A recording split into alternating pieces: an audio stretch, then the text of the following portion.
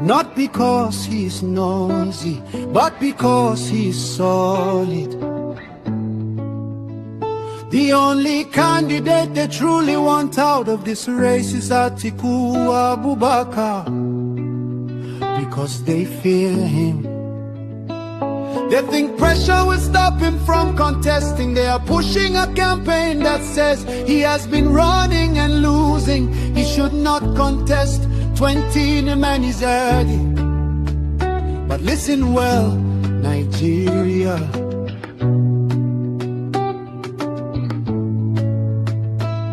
Since when did persistence become a crime? Since when did courage become an insult? Since when did experience become a disqualification? They want Atiku out because they know he can win. Across the north, across the south, across the lines they cannot cross. If he ran before, it means he is ready. If he tried before, it means he is strong. Only cowards quit in silence. Champions return when history calls. So let the people speak, let the millions rise, let the call go forth. Atiku must contest, Atiku must run. Let all Nigerian people lift this call loud and clear, in words and poetry and song, in spirit and in fire. Our demand is simple, our message is united. Atiku must run.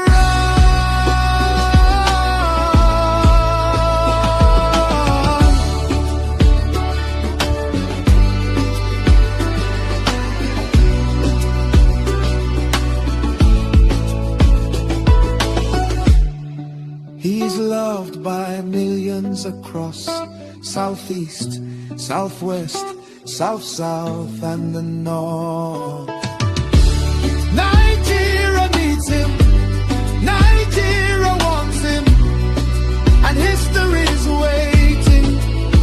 Atiku must run, Atiku must run.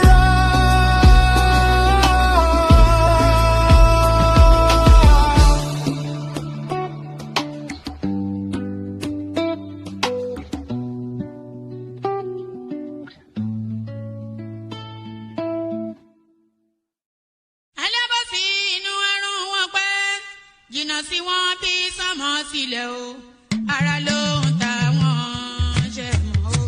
Tán bá sunkún sójú, bẹ̀rẹ̀ má ti fi ìgbín sọ kó fẹ́ yẹ.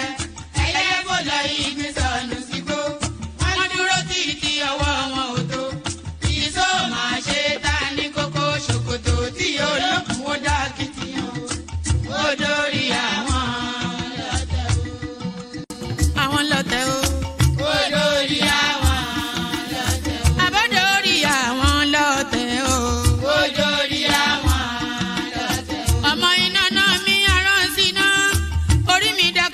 Ṣí mi lọ́nà o, mo tẹríba fàdàgbà o, àgbà ẹ foríjì ni, ojoojúmọ́ ni mo ń pọ́n wọn lé, mo ń ṣèyá sí àwọn àgbà o, mi ò fojú tí ń rìn wọn láyé, ọmọdé ẹ má fàgbà ṣe yẹ̀yẹ́, torí oníkọ́ tó lè ọlá ní, ọmọdé ń bọ̀ wá dàgbà o, màmá ń bọ̀ wá dàgbà o. Máa ń bọ̀ wá dàgbà o. Ọmọdé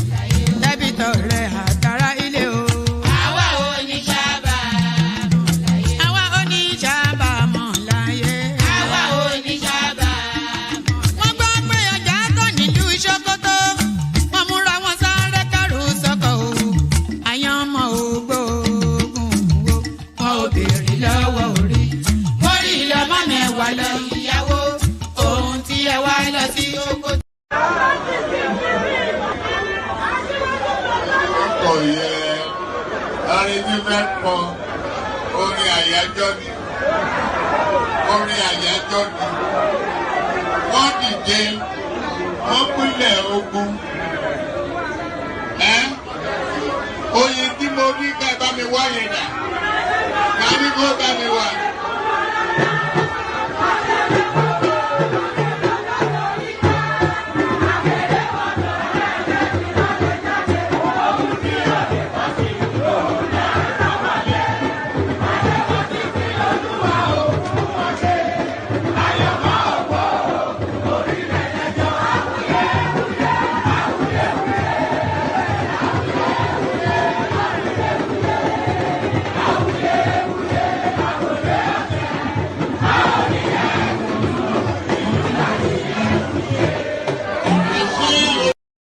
These recent elections. It's unfortunate that because the two things happened, first of all. One party took over the labor movement, which is one of my favorite movements also. And then it became a regional party, more than, whereas it was a marvelous breach into the established two camps. Peter Obi achieved something remarkable there, that he broke that mold. Yes, however, he did not win the election. In a You can only see, but you can never get there. You can only see, but you can never get there. You can only see, but you can never get there. You can only see, but you can never get there. You can only see, but you can never get there. You can only see, but you can never get there. You can only see, but you can never get there. You can only see, but you can never get there. Listen, you can only see, but you will never walk there. You can only see, but you will never get there. You can only see, but you can never get there. You can only see, but you can never get there. Ẹni bàbá ilé, bọ́lá bọ́lá, ọmọ òṣèlú ojú, ìgbàlódé ọjọ́dù, ìgbàlódé ọjọ́dù, báyìí lábì lúbi, báwa lábì lúbi, ìgbàlódé ọjọ́dù, àtẹ̀lù lúbi, àtẹ̀lù létí, àtẹ̀lù lẹ́tà, àtẹ̀lù bẹ́rí, àtẹ̀lù bàrí, àtẹ̀lù gẹ̀dà.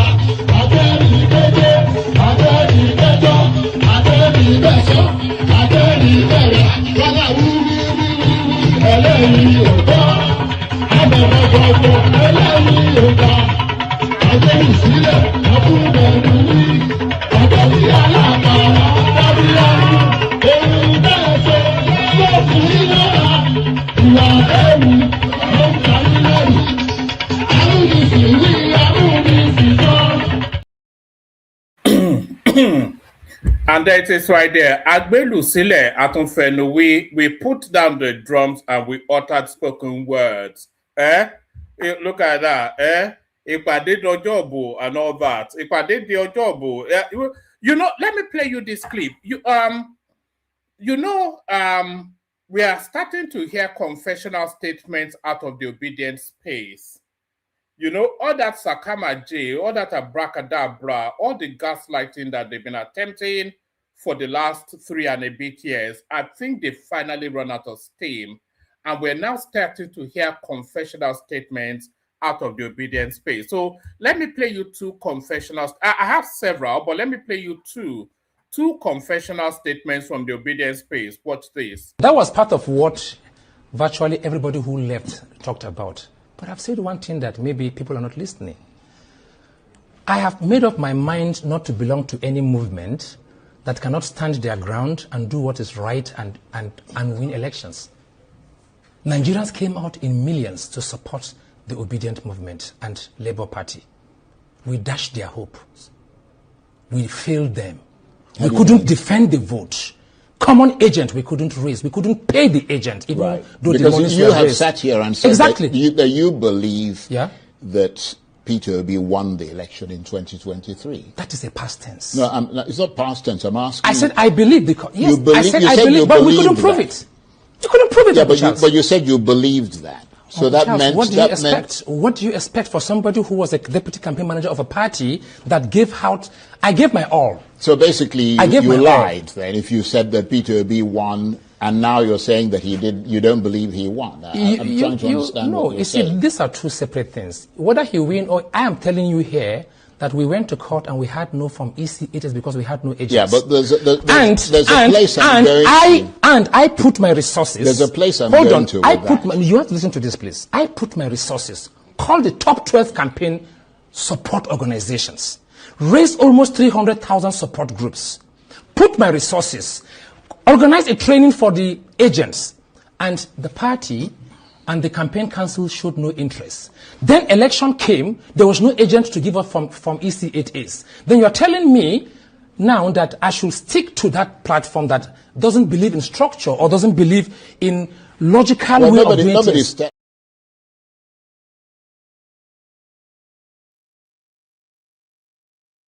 Actually, I want to play it from here. Let me know in the comment section if you can hear it, because I want to interact with what this guy is saying. So let me play it from here. We feel that. Tell me in the comment section if you can hear what this guy is saying, if you can hear the sound, the audio of this clip that I'm playing you, because I want to interact with it, and I can't interact with it in the studio. I have to interact with it by playing it live online. So let me know in the comment section if you can hear it. That was part of what virtually everybody who left talked about. But I've said one thing that maybe people are not listening. I have made up my mind not to belong to any movement that cannot stand their ground and do what is right and win elections. Nigerians came out in millions to support. Can you hear the guy speaking in the comment section? Let me know. Can you hear the guy speaking? You just say yes or no now. There's sufficient enough of you watching. Can somebody let me know if you can hear this clip that I'm playing? Otherwise, it defeats the purpose. Can you hear it? All right, brilliant. Thank you, Bosu. Yes, let's carry on. Support the obedient movement and Labour Party. We dashed their hope. We failed them. We couldn't defend the vote. Common agent we couldn't raise. We couldn't pay the agent. All right, I'm going to pause it there because I'm going to be pausing it to highlight one or two things to you. So he said they failed them and all that. I don't really care about them. But it's telling you now that common agents, they couldn't even pay them. So note that as number one. This was one of the campaign room agents. This is the guy that was coordinating the Peter Obi election results in the last cycle. So listen, he said they couldn't pay party agents. Because you have sat here and said exactly that you believe that Peter Obi won the election in 2023. That is a past tense. No, it's not past tense. I'm asking. I said their ground and do what is right and win elections. Nigerians came out in millions to support the obedient movement and Labour Party. We dashed their hope. We failed them. We couldn't defend the vote. Common agent we couldn't raise. We couldn't pay the agent. Even though the money. So they couldn't raise agents and they couldn't pay agents. So note that. You have sat here and said that you believe that Peter Obi won the election in 2023. That is a past tense. No, it's not past tense. I'm asking. I said I believe because I believe, but we couldn't prove it. You couldn't prove it. Yeah, but you said. So how can they believe it but not be able to prove it? So there's an inherent contradiction in that. You said you believe you won an election. You can believe anything now, but is there evidence to suggest to back up that belief? So without evidence, just out of the sheer will of your mind, you know what they call the sheer will of your mind? They call it wishful thinking. So just out of wishful thinking, you imagine that you won an election without anything substantial to back it up. And that's been the narrative that we've been contending. This is one of the functionaries of the obedient campaign room in the last cycle. You believed that. So that Charles, meant... What do you expect for somebody who was a deputy campaign manager of a party that gave out... I gave my all. So basically, you lied then if you said that Peter Obi won, and now you're saying that you don't believe he won. I'm trying to understand no, what you're you see, saying. these are two separate things. Whether he win or I am telling you here that we went to court and we had no from EC, it is because we had no agents. Yeah, but there's all right, that's the second thing I want you to notice. So it's like they had no polling agents, and they because they couldn't pay them, so they had no agents at the polling booth. And then he said they went to the court and they had no form EC8, EC8, ECA8, or is it ECA? Let's just get the terminology right. He win, or I am telling you here that we went to court and we had no form EC8 is because we had no agent. Right, they had no form EC8 because they had no polling agents. So now the form EC8, as you may know, and if you don't know, the form ECA8 is the form that all party agents sign at the polling booth, at the polling unit, to indicate that what transpired in that polling unit satisfied the electoral rules, that the result from that polling unit is a true reflection, is an accurate reflection of what transpired at that polling unit. So what the deputy director of the Peter Obi campaign organization is telling us is that they had no party agents at the polling unit, and they had no form EC8 to indicate what the numbers that came out of those polling units are. So just suspend your biases, irrespective of who you're for in the elections. Suspend your biases and apply both your logic and education to the conversation going on. So the deputy director of the Obi campaign organization is telling us that they had no polling agents at most of the polling units because they had no funds to pay them. That's one.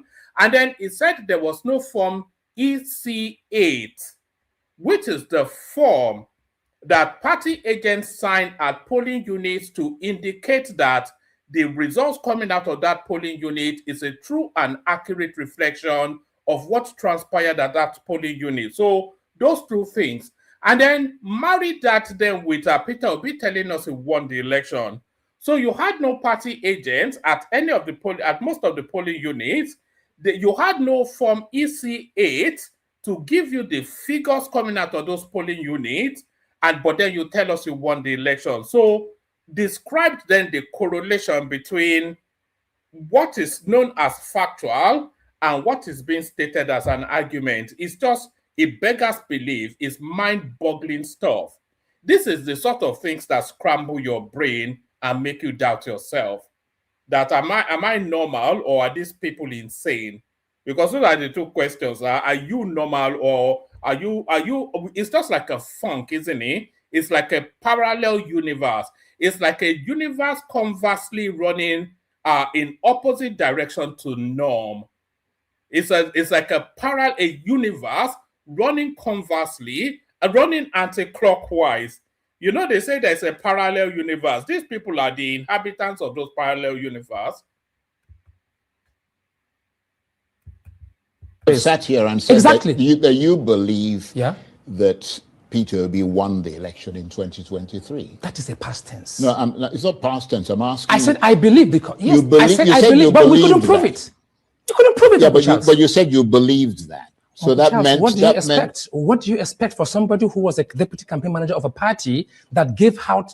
I gave my all. So basically, you lied then if you said that Peter Obi won, and now you're saying that he did. You don't believe he won. I'm trying to understand. No, you see, these are two separate things. Whether he win or I am telling you here that we went to court and we had no from EC, it is because we had no agents. Yeah, but there's a place and I put my resources. There's a place. All right, so you can see that Charles is pushing him there, telling him that there's a place he's going to. So Charles said to him then that he was one of the people pushing the narrative that Peter Obi won that election. So he's now saying that, did you lie then? So it's either you lied then, and if you lied then why are we to believe that you're not lying now? So that's where Charles was trying to push him to. Charles Anyagolo, of course, one of the senior elites from Anambra State, Peter Obi, of course, former governor of Anambra State. So but marry the two together and then conclude where you think his prejudices are. Hold on, you have to listen to this, please. I put my resources, call the top 12 campaign support organizations, raise almost 300,000 support groups, put my resources, organize a training for the agents, and the party and the campaign council showed no interest.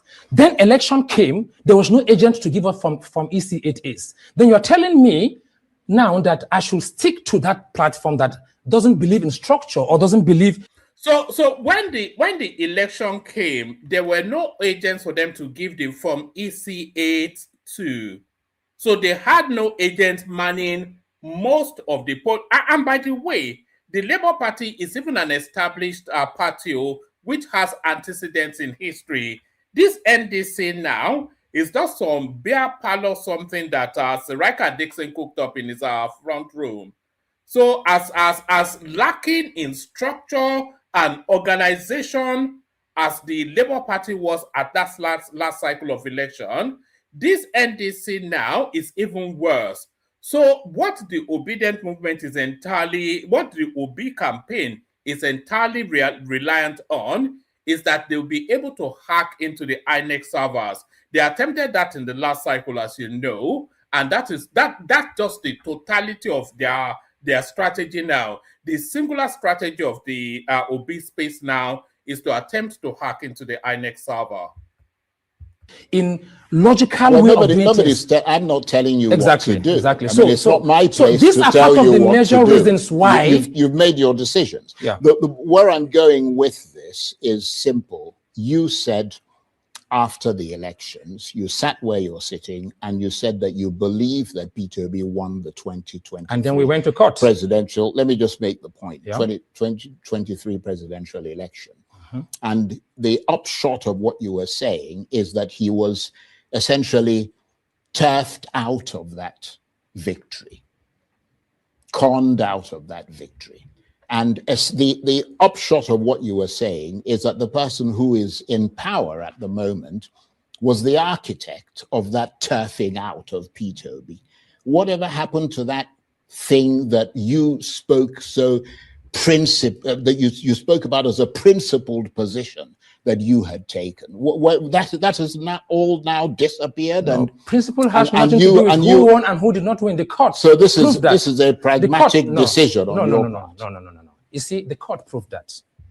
We, after the election, surprisingly, I was the only person who bought 2 cows and went to Unity Fountain here and mobilized 1,000 people.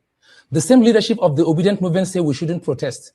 What did you do with the cows? Because we had to feed people to protest. Okay, yeah, right. Yeah. I brought in sound and stage. Makes me hungry to think about the cows. Immediately. So if there was any... Did you hear that? They will lead you to the impression that a lot of these protests that they do is spontaneous. But here, that's the deputy director of the OB campaign right there, telling us that they were bribing people to protest. That's essentially what it's using words like mobilization, but that's actually bribery. If you're inducing them to protest, then you are bribing them. Then they're not doing it out of free will. They're doing it out of the necessity of their want. He bought 2 cows to feed street people and give them placards to make noise, by his own admission. So these are the integrity people of the Nigerian politics. Anybody who was even challenging, he said, no, don't protest, we'll go to court. And I obediently followed him. We went to court. You can see pictures and images of how we were in court. So he failed you, basically, because he didn't provide the sort of structure that you needed. If Labour Party had listened to the advice, that you have if done. the Obedient Campaign Council had listened to the advice of late Dr. Doyin Okupe, and what we did as support groups, we will have known if we won or not by proving from EC8As. Uncle Charles, we had no evidence, we had no proof. And 1 year after that whole election, no evidence of putting that structure in place. So I wanted to make sure you are listening to that. So the obedience space that is telling you they won the election, the deputy director of that campaign, who is this character on your screen right there, is telling you that they have no evidence and they have no proof. And this is what you have been making noise about up and down. Do you remember Joel of Nashville will rush in very quickly soon and insist still that they won the election when there was no from EC8 to show any figures. They had no polling agent, but out of just wishful thinking, out of the imagination and the will of their mind, they won the election. And that is how these people operate. I don't want to go into discussion about what the obedient is doing and the crisis in the obedient. Everybody have their own challenges in life, and including in our families. I'm just here to tell you that I have seen the light and I'm following the light. So I'm just doing this really to show you now that as we get ever closer to the elections, the obedient people, they are jumping ship hand over fist. You know, they cannot continue the scam and the gaslighting anymore because the achievement of the government has been so overwhelming that there is no narrative left to remove Tinubu from power. So a lot of them are jumping ship. Tinubu is doing too much. Nigeria is transforming too visibly and too aggressively for anybody to present a cogent and a coherent argument that removes Tinubu out of power. There is nothing anybody can say now that removes Tinubu out of power. And the politics of the opposition space, the Obi and the Atiku space, their politics is getting increasingly desperate. I will take you to the desperation of their politics, but before I take you to the desperation of their politics, I'm going to play you another example of how these obedient adherents are jumping ship and abandoning the obedient movement. This one that I'm about to play you now, this one will really shock you. Just prepare yourself to be shocked. This one, I hope, yes, this one will really shock you. Listen to. I was mouth agape when I saw this one. Bola Tinubu is declared winner of that election. You saying you won that election? I'm not saying there are no circumstances around that election, which I also point out, but President Tinubu did win that 2023 election. That's fact. And so say all of us. So that's the preeminent number one obedient right there, telling you that President Tinubu won that election. So thank you for telling us that, Rufai Hussaini, but I think we have already all known that. We've known that all along anyway. But as I said, the politics of the opposition space is getting increasingly desperate. And that desperation is once again highlighted, is once again exemplified in this next clip that I'm about to play you now. So I'll play you this clip, and I want you to follow the trajectory of all of the outlandish statements that this guy has been making in recent times. So follow the trajectory of the outlandish statements that this guy has been making in recent times. And this is the latest installment in those, this is latest installment of those outlandish, desperate commentaries that this guy has been making. Listen to this. This one will really shock you. Just yesterday, I was asking somebody, I said, when last did our leaders visit secondary university where our children are going to school? As governor, I visited every secondary school in Anambra State. Every. So now that's Peter Obi right there indicating that he's going to visit every secondary school in Nigeria. And off the back of Peter Obi also telling us that he's only going to govern Nigeria for 4 years. So there are 60,000 secondary schools in Nigeria. Nigeria has about 60,000 secondary schools. 4 years is 1,461 days. Any candidate promising to visit all of them is promising 41 schools in a day, no weekends, no governing, at half an hour a school. It finishes in 2034. That is assuming his presidency has no other duties. As serious Nigerians cannot afford to indulge candidates who have no broken relationships, who have a broken relationship with numbers. Nobody around him said, Oga, this one no go work. I don't think they understand numbers and how things work in that group. Noise and noise only. Sound bereft of even common sense.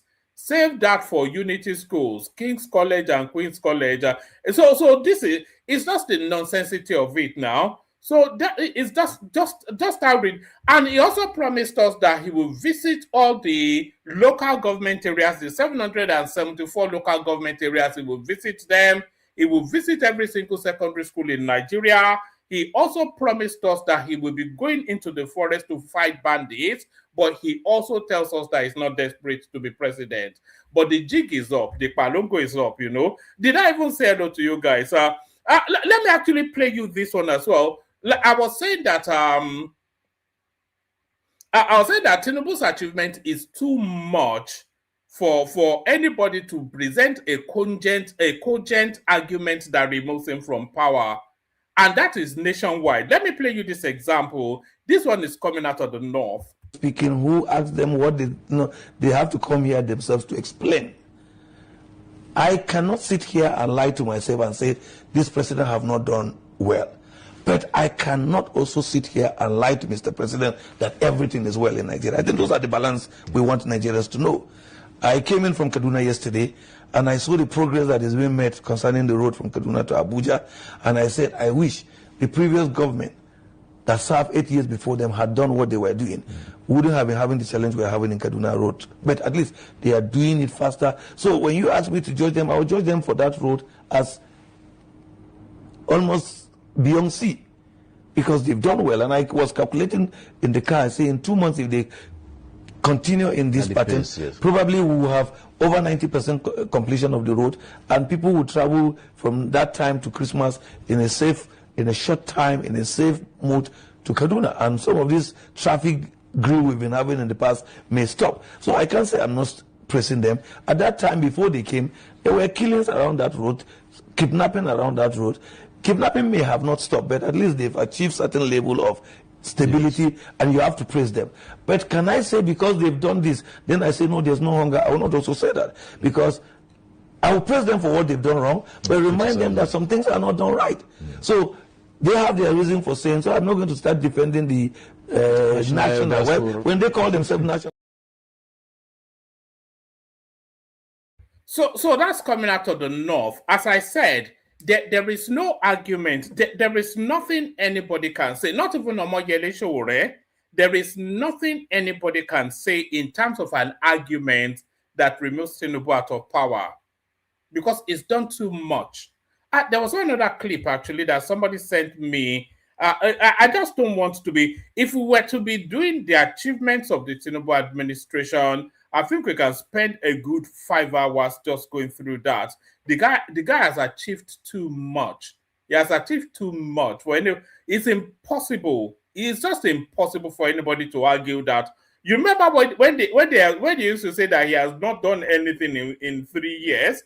Are you still hearing them say that? It's just not. You sound ridiculous, and you mock yourself in your own mind. You know, if you make statement like that, you know when you are making a ludicrous statement and your own mind is arguing against you. If you are still going around saying that Tinubu has not done anything, then your own mind, the inner recesses of your consciousness will argue against you. Let's see.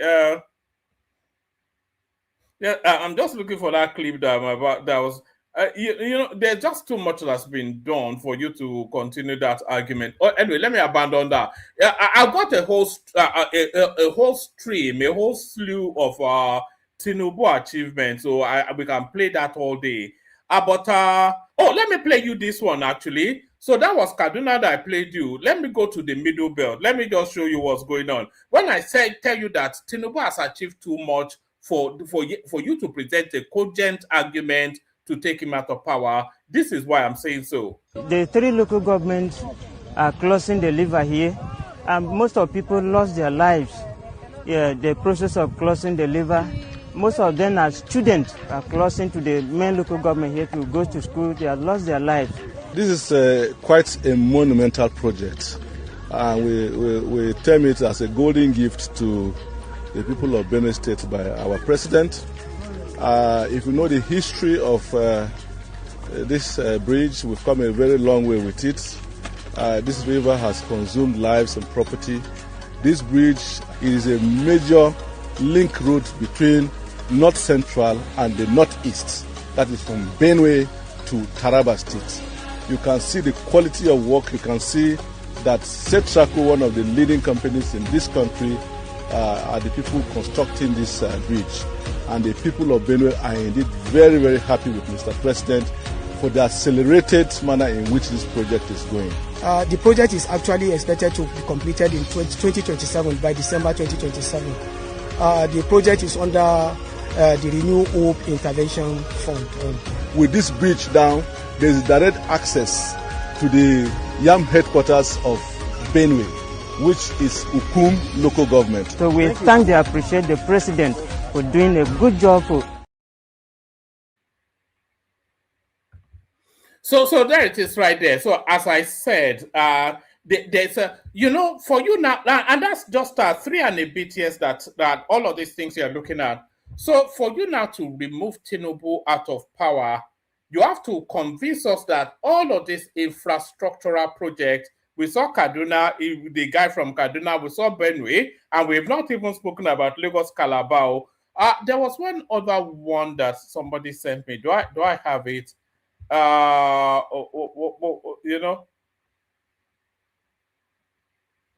Anyway, I'll find it and I'll play it to you. So there's a new airport being built, nearly completed in Murtala Mohammed International Airport. So there's that, So I mean, what argument removes this guy from power? People are hungry, people are starving. Now road we go job. Is that the argument? People are hungry. Tinubu took over. How about was dollar when he took over? That is my even Buhari he better Tinubu. How much be dollar when he better? I don't know now. Come on now. Let's not be idiots now. How much a dollar? How much was a bag of rice? People are hungry. People are starving. Don't worry now. Why people will not be hungry and starving? Not just in the medium term, but forever in Nigeria, is what is going on now. So it's those infrastructural developments, the improvements in electricity, the tackling of insecurity, all of those things that Tinubu is doing now is what will ensure and guarantee that people will never be hungry and starving in Nigeria again. If you don't understand that, then you are beyond help. You simply, then you are retarded in the head.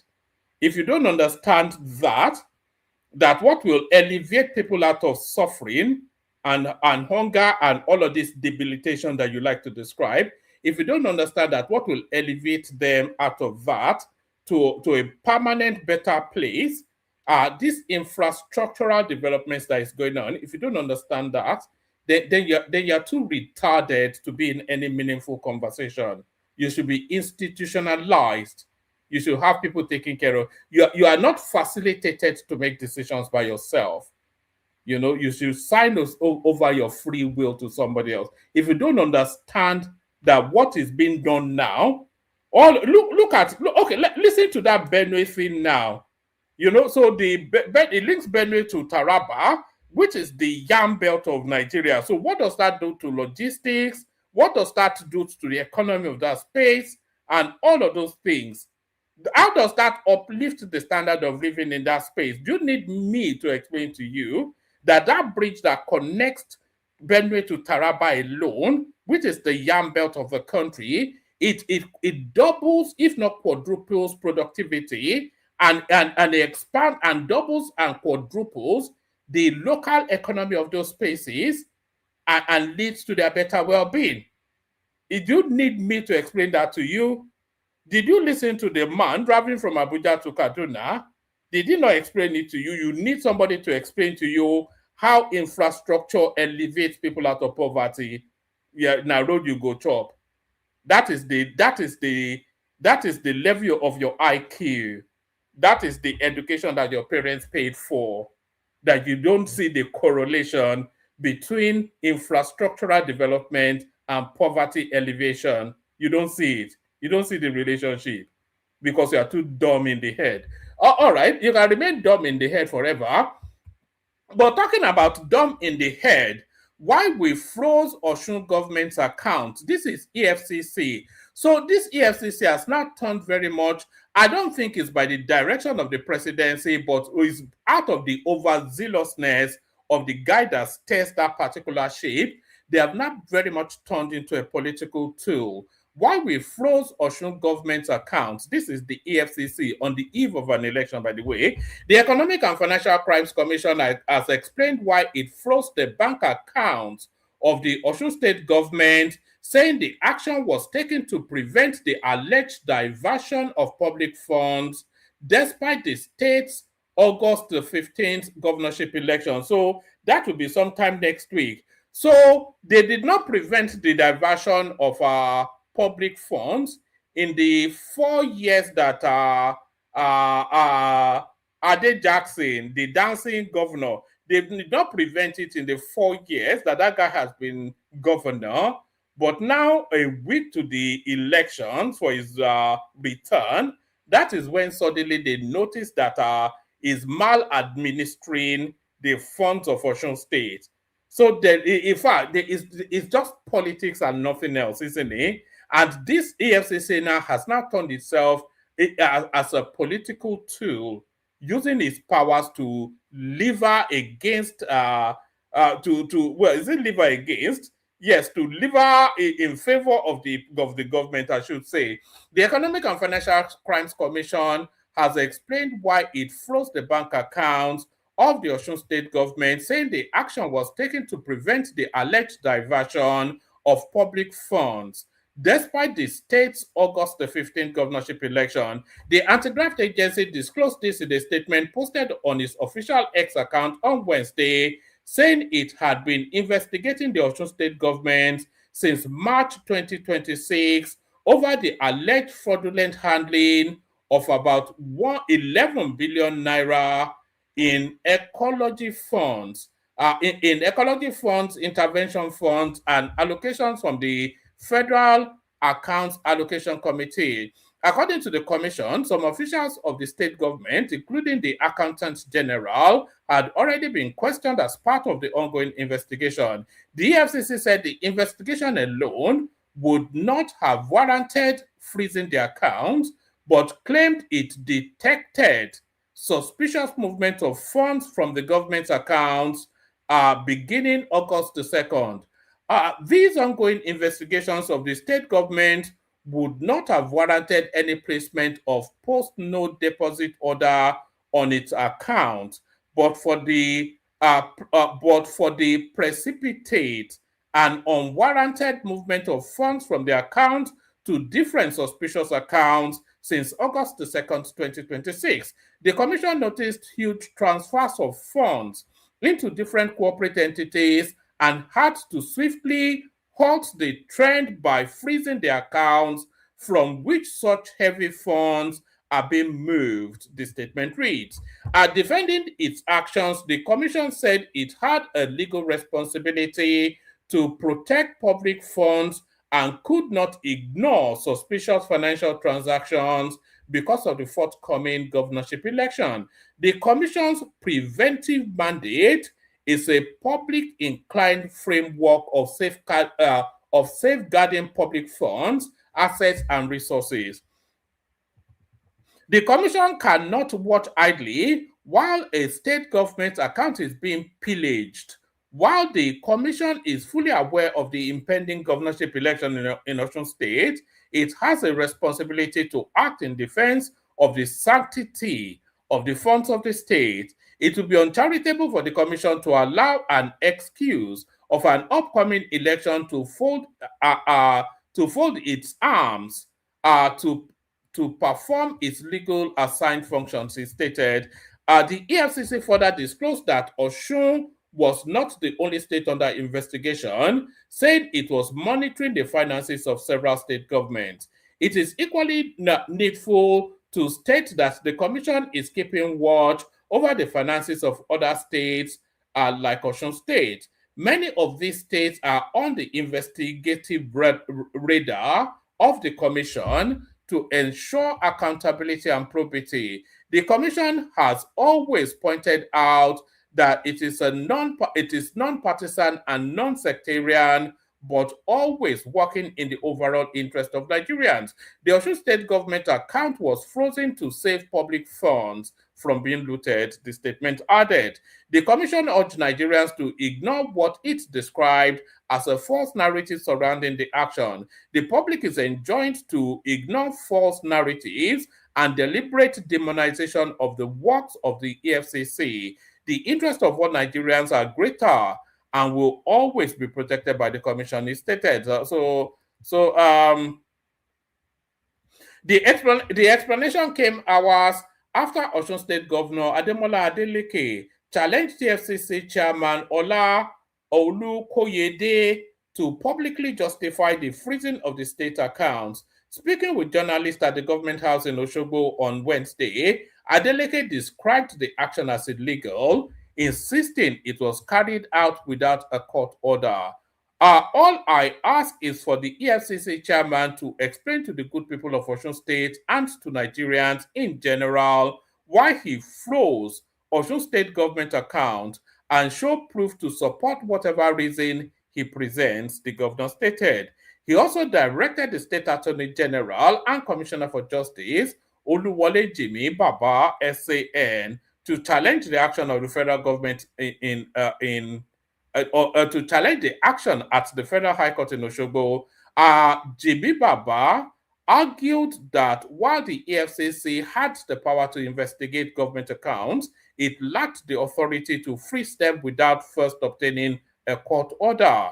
He said the state government will seek judicial redress. So that's an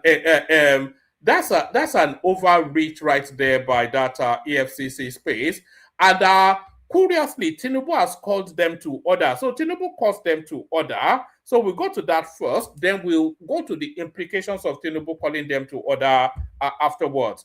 I am embarrassed by the timing of EFCC's action on Osun government account. This is Tinubu. So there's just no getting away from the fact that this is a totally politically motivated move by the EFCC. You cannot, on the eve of an election, suddenly make the decision then that this was exactly the right time for you to take action against a rival participant. And you have to say a rival participant because the EFCC seems to be acting in consonance with the interest of the APC. I am embarrassed by the timing of EFCC action on Osun government account. This is Tinubu. President Bola Tinubu has said he finds the timing of the Economic and Financial Crimes Commission EFCC's action on Osun State Bank accounts embarrassing. According to President Tinubu, he was yet to be fully appraised of the facts that informed the EFCC's action, but I feel compelled to intervene.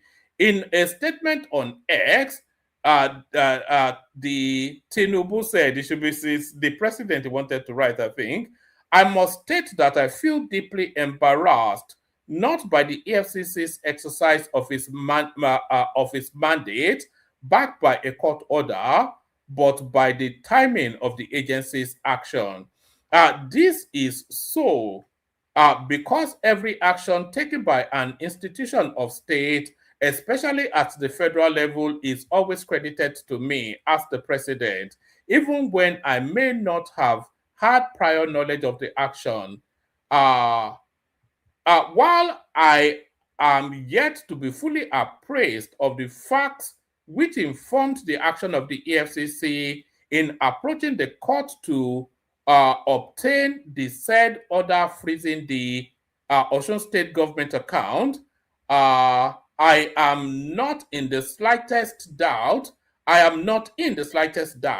That the timing of the action of the EFCC is inauspicious, and therefore I feel compelled to intervene. Since assuming office, I have consistently maintained that anti-corruption and law enforcement agencies must be allowed to discharge their statutory responsibilities independently, professionally, without fear or favor or political interference. I have therefore deliberately refrained from directing or interfering in the operational activities of the EFCC or any other investigative or prosecutorial agency, because I firmly believe that strong democratic institutions operating within the confines of the law are indispensable to democratic good governance and the rule of law. Osun State is only a few days away from its gubernatorial election.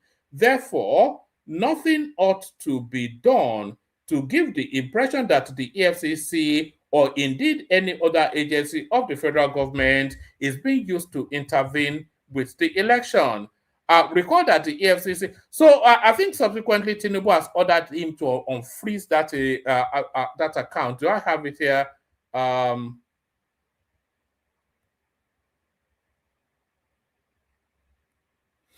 All right, I did have it, but I think I may well have just taken it out. But Tinubu has since ordered him to go back to the court and unfreeze that account. But then it's a little bit too late for Tinubu to be taking this action anyway, because the damage will already have been done. The elections are what? The elections are in on the 15th. Today is the 8th. 9, 10, 11, 12, 13, 14, 15. So we're 7 days from the election. So whatever damage the EFCC was intending to do would already have been done. Defending its actions, EFCC insisted. Hold on. Where were we? So I think this goes on to recount what we've already read.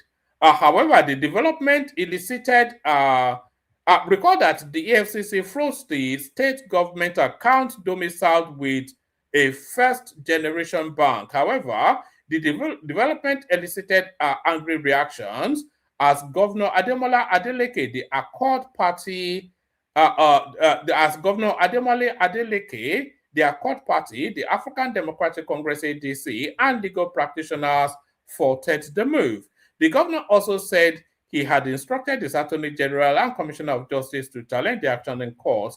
Defending his actions, EFCC insisted the action was aimed at stopping the alleged diversion of about 11 billion naira in public funds under investigation and was not connected to the state's forthcoming governorship election. So no, it's everything to do with the governorship election. But I think there was a news I just saw now. Let me see if I can find that headline where Tinubu told them to reverse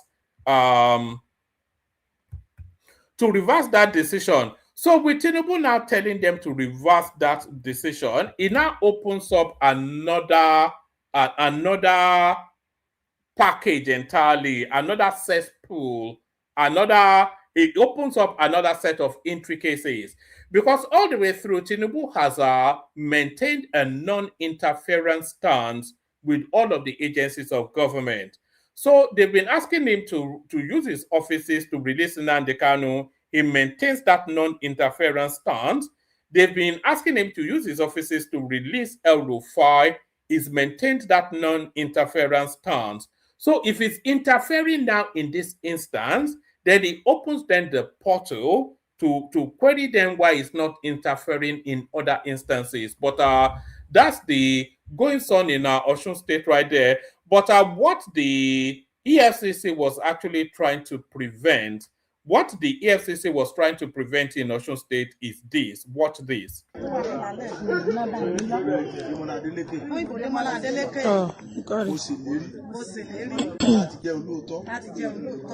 Àti láti ṣe ojú ẹ fẹ́. Ṣé iwájú ọ̀nà lóṣù? Gbogbo tó wà ní bíbélì.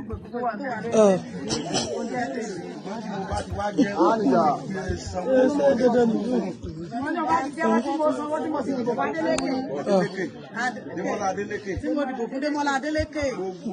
Gbogbo ayọ̀ ìbùkún ire. Àwọn kò rí rẹ̀. Ó jẹ́ tèmi.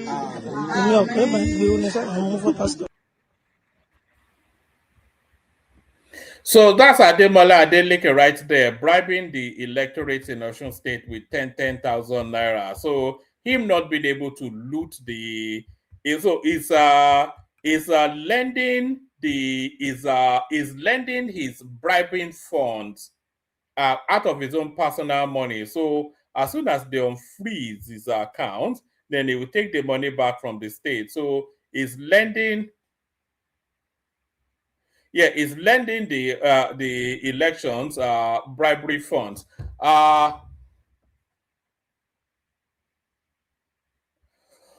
That's up for discussion as well. I just thought that would not have traction.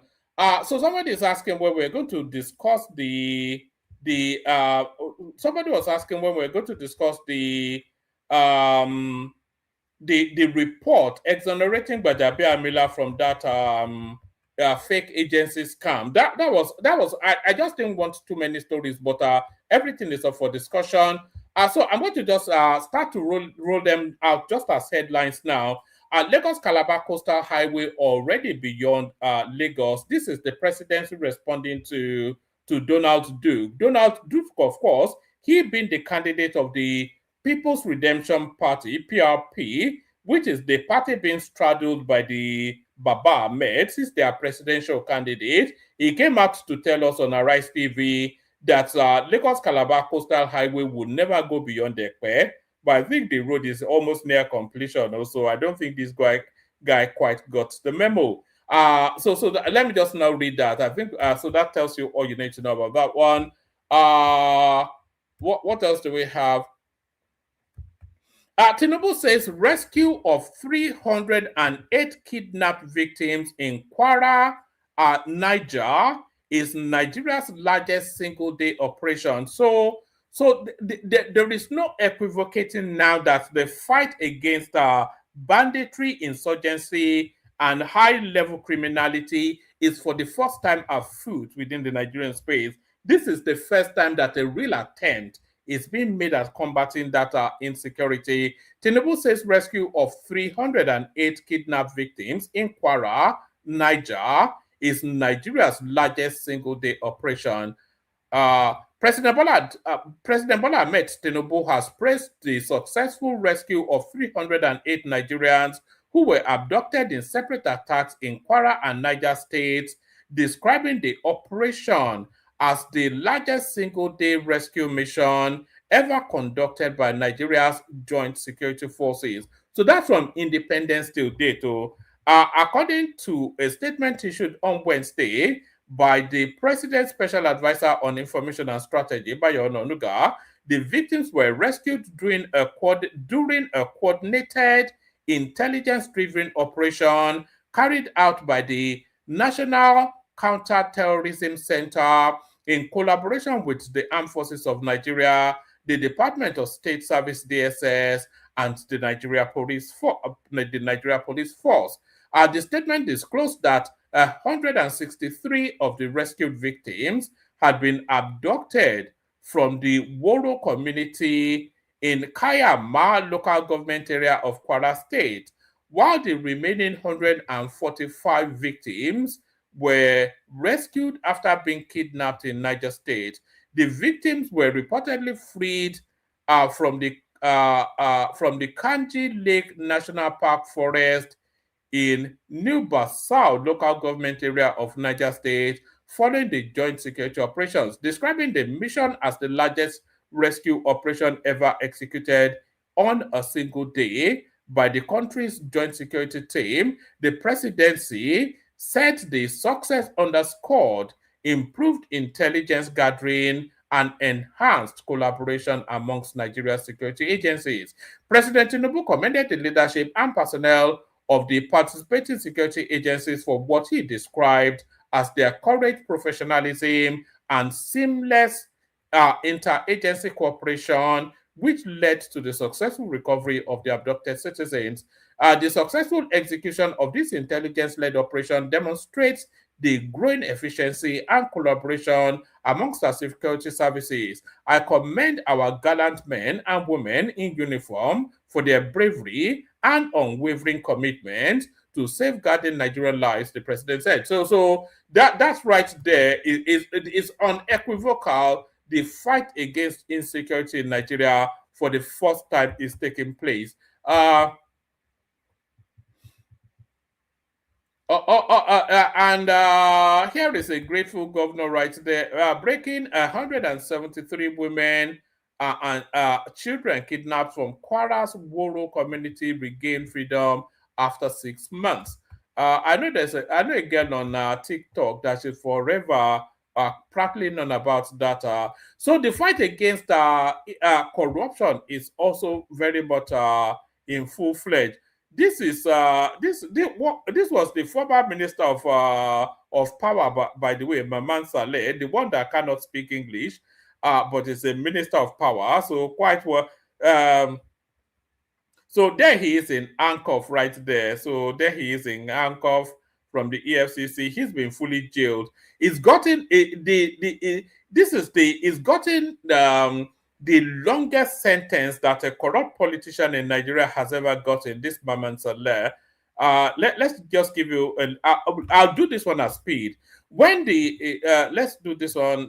We'll do this one at speed. I'll go through this one fairly quickly, rapidly. Inside corruption trial that sent ex-minister Maman to record 75 years in prison. When the Economic and Financial Crimes Commission (EFCC) announced the rearrest of the fleeing former minister of power Saleh Maman in May, the news of capturing him after days of searching became less interesting than his picture accompanying the update. Looking sad, the former minister was pictured in handcuffs whilst his withered hands clamped a booking board. It was a rare sight that sketched his journey to jail. So anyway, it's just it's just the length of the sentence really that I wanted to highlight to you. So they actually did a chart that shows us just the let me see.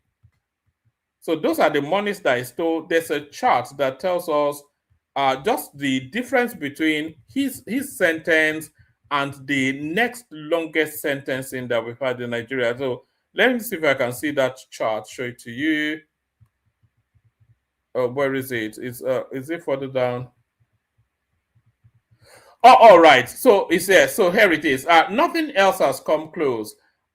Premium Times review shows Mr. Maman's 75 years is the severest punishment any politically exposed person has received for official corruption under Nigeria's democratic dispensation. Bars show the sentence as first handed down, and the notes record what happened afterwards. So this is Maman Saleh, who has had the longest sentencing yet. Saleh Mama, ex-minister of power. So he stole 33.8 billion naira. Is on 12 counts, and the counts are to run concurrently. So he's going to die in prison unless, of course, the next mother that comes in will grant him clemency. So he got 75 years. The nearest closest one is Joshua Dariye, who got 14 years. So Joshua Dariye's sentence could have gone into Maman Saleh's sentence at least 5 times. So and then Jolly in Yame, 14 years as well. Ojuzo Kalu, 12 years. I don't think he spent 12 days in prison, Oje Kalu, before the Senate released him. Robert Oya, he got 10 years. Abdul Rashid Meina, he got 8 years. So etc. So the nearest closest one is 14 years. So that's that one. Abdul Razak receives rescued Woro victims, hails Tinubu's response. So that's the fight against insecurity right there. And this one is a curious one somewhat. Article raises the alarm over suspicious credits to his bank account. So yes, this story now is it's a very short one, so let's read it. Atiku is alleging that somebody credited his account outside of his knowledge.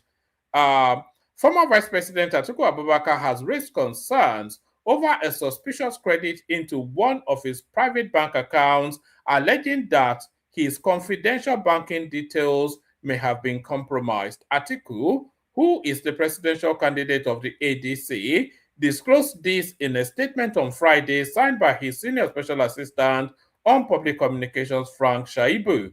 The statement said the transfer was made by an individual unknown to the former vice president with the narration, contribution electioneering campaign.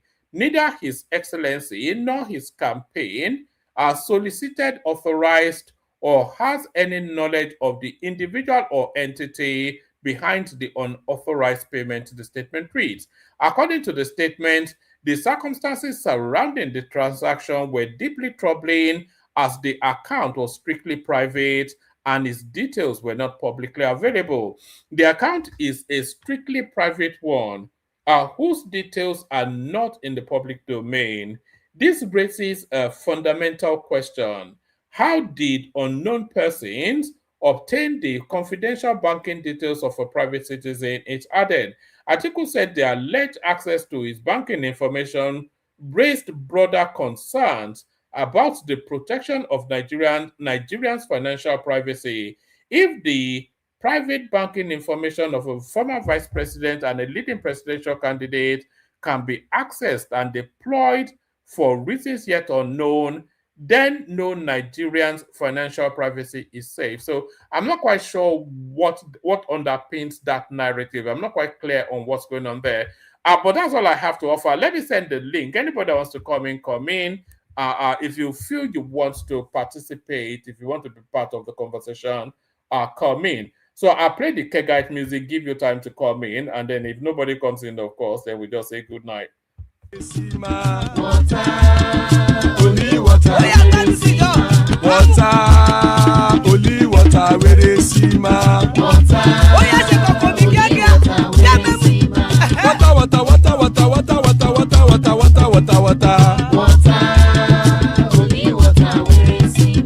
Hapa o naido.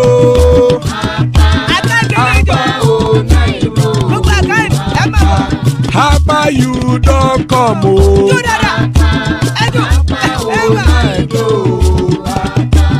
Hapa o naido.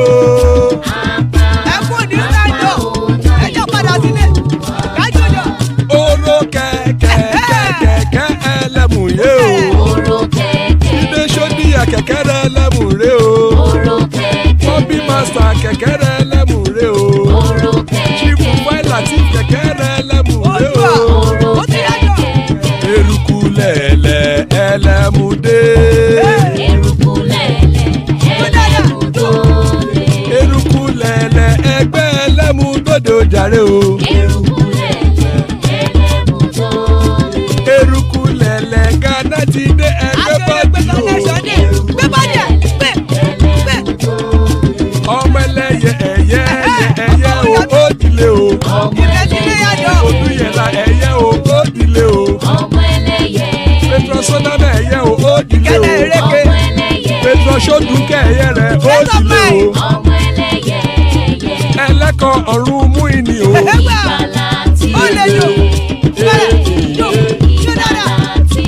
Àkùkọ ọ̀run mẹ́kọ̀.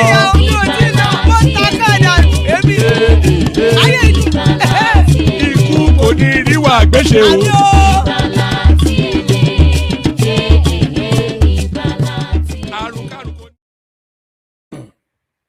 And Ikuko Niru, I will say, so I forgot to show you the headline piece, which is the Sharia Council of Nigeria rallying against state policing. So let me give you a little flavor of that, give people time to come in. The Supreme Council for Sharia in Nigeria, SCSN, has cautioned the federal government and the National Assembly against rushing constitutional amendments to establish state police, saying wider consultations are needed before any final decision is taken. In a statement issued on Sunday and signed by its Secretary General, Nafiu Baba Ahmed, the Council said it had been closely monitoring the national debate and legislative process on state police, describing the proposal as having far-reaching implications for justice, national unity, and the country's future. The council also said although Nigeria's worsening insecurity required urgent action, state police should not be presented as a quick fix to the country's security challenges. Joining us on the show to discuss the Supreme Council for Sharia's disagreement with state police, arguing that it's too hasty, is Ustaz Abubakar Siddiq Mohammed, Assistant Secretary General, Supreme Council for Sharia in Nigeria. Good morning, and you're most welcome to the morning show. Good morning, and thank you for having me. Okay, thank you for joining us. But, okay, before you joined us, we had the Secretary of the National Police Working Bureau joining us from the presidency. And the whole objective of that group is to ensure that, yes, justice is ensured and that every Nigerian's interest is represented, and we have a framework that promotes national unity. But where you are speaking for the Supreme Council of Sharia in Nigeria, does your group have any specific objections to the idea of state police beyond, the protest that it should not be rushed? What are your specific grievances? More so when you consider the fact that some of the states, have said, okay, whether it's Sharia police or Motekun or whatever group should also be, considered in designing the framework. What are your specific grievances? We are not against state police. We are not opposed to it. We are opposed to, as you have said in your introduction, rushed, unguarded, and unaffordable state police. We are opposed to a constitutional amendment that is rushed, that alters, changes the Nigeria security architecture.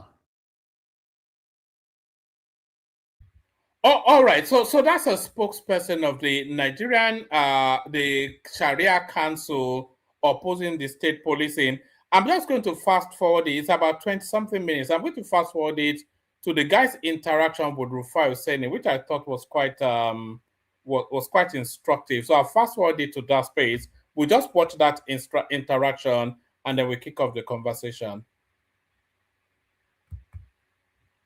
There has to be the process of having people come, make presentations, and say their minds to whatever committee is said. Not only a written document, but there has to be public hearing to that effect. Okay. But with due respect, sir, yes, I support you on the timeline thing. But people are also making the argument that shouldn't we also do this quickly, to be able to get some lives saved? I mean, that's some argument. And in as much as I support you, it's not... No, hang on a minute, sir. Let me finish my line of thought. Let me, in as much as I support you, I don't understand your argument. Because what you're asking for and your argument, honestly, between you and I, sir, seems very impractical. Because if you are waiting for the fundamental problems in the police force to be solved before this bill is passed, the problem of culture, the antecedent risk that it will bring, it will never come. Those are problems that will take us many more years of retraining and reorientation. It's never just going to be solved. That's why I say the argument looks very impractical. I mean, you could give a rebuttal, but to me, to my mind, the argument looks impractical. Make me see it another way. Why? Okay. Go ahead, sir. Can you make me see it in another way? Yeah, I'm missing you. Can you hear me, sir? Okay, please go ahead, because I missed you. I said about 3 or the so argument seconds, of trying to fix the problems in the police force before the timeline of the bill, to my mind, is very impractical, because these are cultural problems that have happened. You see, the objection of this Sharia Council is interwoven with the objection of the North. You know, the system that we have in Nigeria right now is well and good suited for the Northern hegemony, because it puts the whole country under their central command. You know, so this federal might, power concentrated just in the hands of Aso Rock. So that system suits the northern way of thinking, because then they control all of the guns just from a central portal, and then with the guns they control the country. But with this devolution we're seeing under Tinubu now, is a real threat to these people, because if there's one thing that the North, holds as a weapon over the South, is the threat of violence, and that violence concentrated in the guns controlled centrally by them. So if that is devolved, then it blunts their potency, and that is essentially what this Sharia Council is arguing against. Happen over a period of time. Solving them is going to be a stretch. So, but make me see otherwise. Make me see the practicality of solving these problems before the bill is passed.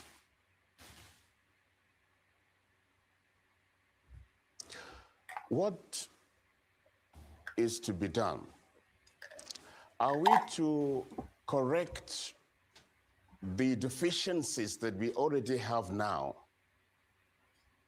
within the force, or to take them to 36 states? We have to solve these problems that we have now. The personnel itself. So that's the argument being presented by the Sharia Council. They are insisting that the problems in policing in Nigeria, the problems we've been having for 60, 70 years, so that those problems have to be resolved first before we can introduce state policing, which is to tell you then that the state policing should never happen, because of course they don't want the southern regions empowered in terms of having oversight over. Look at what we suffered under the Buhari administration, when the Fulanis were running amok in the forest all over the south. And when you go to the presidency for protection, they will say you have to go and look after yourself. There is nothing to do with him. So if you had your own security structures, then you can combat them directly in that forest without recourse to the federal space. But then, of course, they don't want that. That's essentially what's being said. But we've got people coming in now. We've got Zita already. We've got Hassan here as well. Rational Mind joins us as well, so we might as well just kick off the conversation. We started off, kick it off with Hassan, just for in deference to him being in Nigeria. Salam alaikum, Al-Haji. Al-Haji, ó ti lọ sùn nìyẹn o. Kí ló ṣẹlẹ̀? Ọmọ Yorùbá, ọmọ Manchester ní Kent nígbà yìí. Hassan, I'm hearing myself back from you. I mute one device. I think you may have two devices running concurrently. I was about to accuse you of drinking Burukutu. Okay, let Madam Zita go first. Let me finish it out. All right. Yes. Because I think you may well have YouTube on one screen and then the studio in the other. So that's what usually does that. So mute the YouTube. Don't come out of it because we need the view. Is Zita with us? Zita usually likes a slow build up. Zita, wagwa, I told you. When is it going to be my turn? One man. Oh, all right, of course, ever ready, Irrational Mind. So Rational Mind, the goings on in Nigeria, I suspect you've especially coming for this Osun State space, that even Tinubu is now telling us that this is too much. Are you following the freezing of the Osun State account by the EFCC? just on the eve of an election, claiming they've identified corruption there. So this is yet another example of using federal might to interfere with elections. Yeah, Woman, thanks a lot for having me again today. Yeah, I've been following it just to answer your question. I just don't know why the oppositions cannot come together and stand their ground against this state capture that this guy has already set in motion. Because if Oshun goes, well, I don't know how they're going to defeat Tinubu in this election, because all the elections they've done, this off season or what they call it, the election that they do, APC has been clearing every one of them. Which begs a lot of questions, like what's going on? Is it that Tinubu is that performing that all these governors are being returned? But we know the answer to that question. Nobody needs to tell us what has happened. We see a pattern here. Every election that they've had, is it the Ondo one? Is it the one in Imo State? Is it the one in Ekiti State? Is it the one in Edo State? That when they have an election, they will mobilize all their might, all their party might and everything. Governors who have no business being in the states, like Okwebolo, Olodo of what's it called, of Kogi State, and then we see Uzodima himself go. So we see this pattern that when they want to do this, their shenanigans, this is their rigging, this is their intimidation. We saw what happened in Ekiti State, and then despite the performance of this guy, what's the name of this Ekiti State governor? Olagundoye, what's his name? What's that guy's name? I forgot his name. He has the same name. I don't know if it's the same guy that worked in NTA years back. That used to do sports spectacular. I think they have the same name. What's that name again, woman? Remind me that name again. What's that name? The Ekiti State governor. I'm trying to remember it myself. The one that succeeded. Toye, I don't know. I think Toye, I don't know. Oyedele. Is it Oyedele? No, Oyedele now. No. Oyedele. I'm talking about Ekiti State governor. I mean, despite its lackluster performance in that state, the state is just still backward. We didn't hear that this idiot from what's it called, EFCC. He didn't go and freeze the account. So we saw all the Oyebanji. There's Akinloye Oyebanji. You remember Akinloye Oyebanji? Yes. But this one is Biodo Oyebanji. Is this one? So I don't know, maybe they are related, but I used to remember that sports guy that back then in the 80s. Anyways, so my point is just what I'm driving at here with this point is just that we didn't see EFCC go and freeze Oyebanji's account, their state account, because we see all the robbery, all the corruption that was going on in Ekiti State. How they turned Ekiti people to beggars. They were throwing them breads. They were giving them money. I mean, giving them. We know what they do, because that's what they do. When they see all these their governors, all their party people, they just move all their might to one state. I don't know what it is about APC. What is it that are they afraid of a free and well, already we heard what the Alga said, the Asuwaju himself, when he said it's in politics, everything is fair in politics. So that's what it meant. So if you carry all your might to go and intimidate the opposition, so as to force out some kind of results for you guys. We saw that pattern. We saw it with Edo State, where all of them, of Ogun State and all of them, they went there. And we saw the outcome of that election. So that's the pattern we've seen with APC. So I'm scared. Let me just say I'm scared. I just fear for the This David But also. even Tinubu said he's embarrassed by I beg you, go. He's embarrassed. Does it? No. It's not the same. But that's what he's gameplay. telling us now, that a lot of these agencies sometimes they don't come through him because he keeps a distance from them. And it's ordered them to unfreeze their accounts anyway. No, I beg you. So who are the people using his name to be doing all this? All these things they're doing in his name. Is he not benefiting from it? I bet let's forget those things that Tinubu likes to pretend like as if he doesn't know what he's doing. I mean, this somebody that was telling you that what's it called? Before because this is the same guy that was saying that Nigeria is going to shake corner. Their economy has shake corner. He has turned the corner. And this is the same one brother is telling us that we know that hunger has always been there even before I was born. So what is he admitting there? That he is aware that Nigerians are hungry. Nigerians are going through problems. My point is just that, I mean, I just hope somebody will just come to the head of Nigerians. Because if Tinubu completes his state capture, I mean, like, I don't know how we're going to rescue that. The only thing that would take him is just death. Because that guy, and I don't know why some of these governors are so blind to see what Tinubu is trying to achieve. I mean, why would you have all the state governors, even the ones that are in your party? How have they transformed their states? So what's the point of you having all the state governors in APC? What is the point? Even right now that you have most of them, tell me which of them is performing, that we can say that his performance is just, oh my goodness, this guy performed very well. No.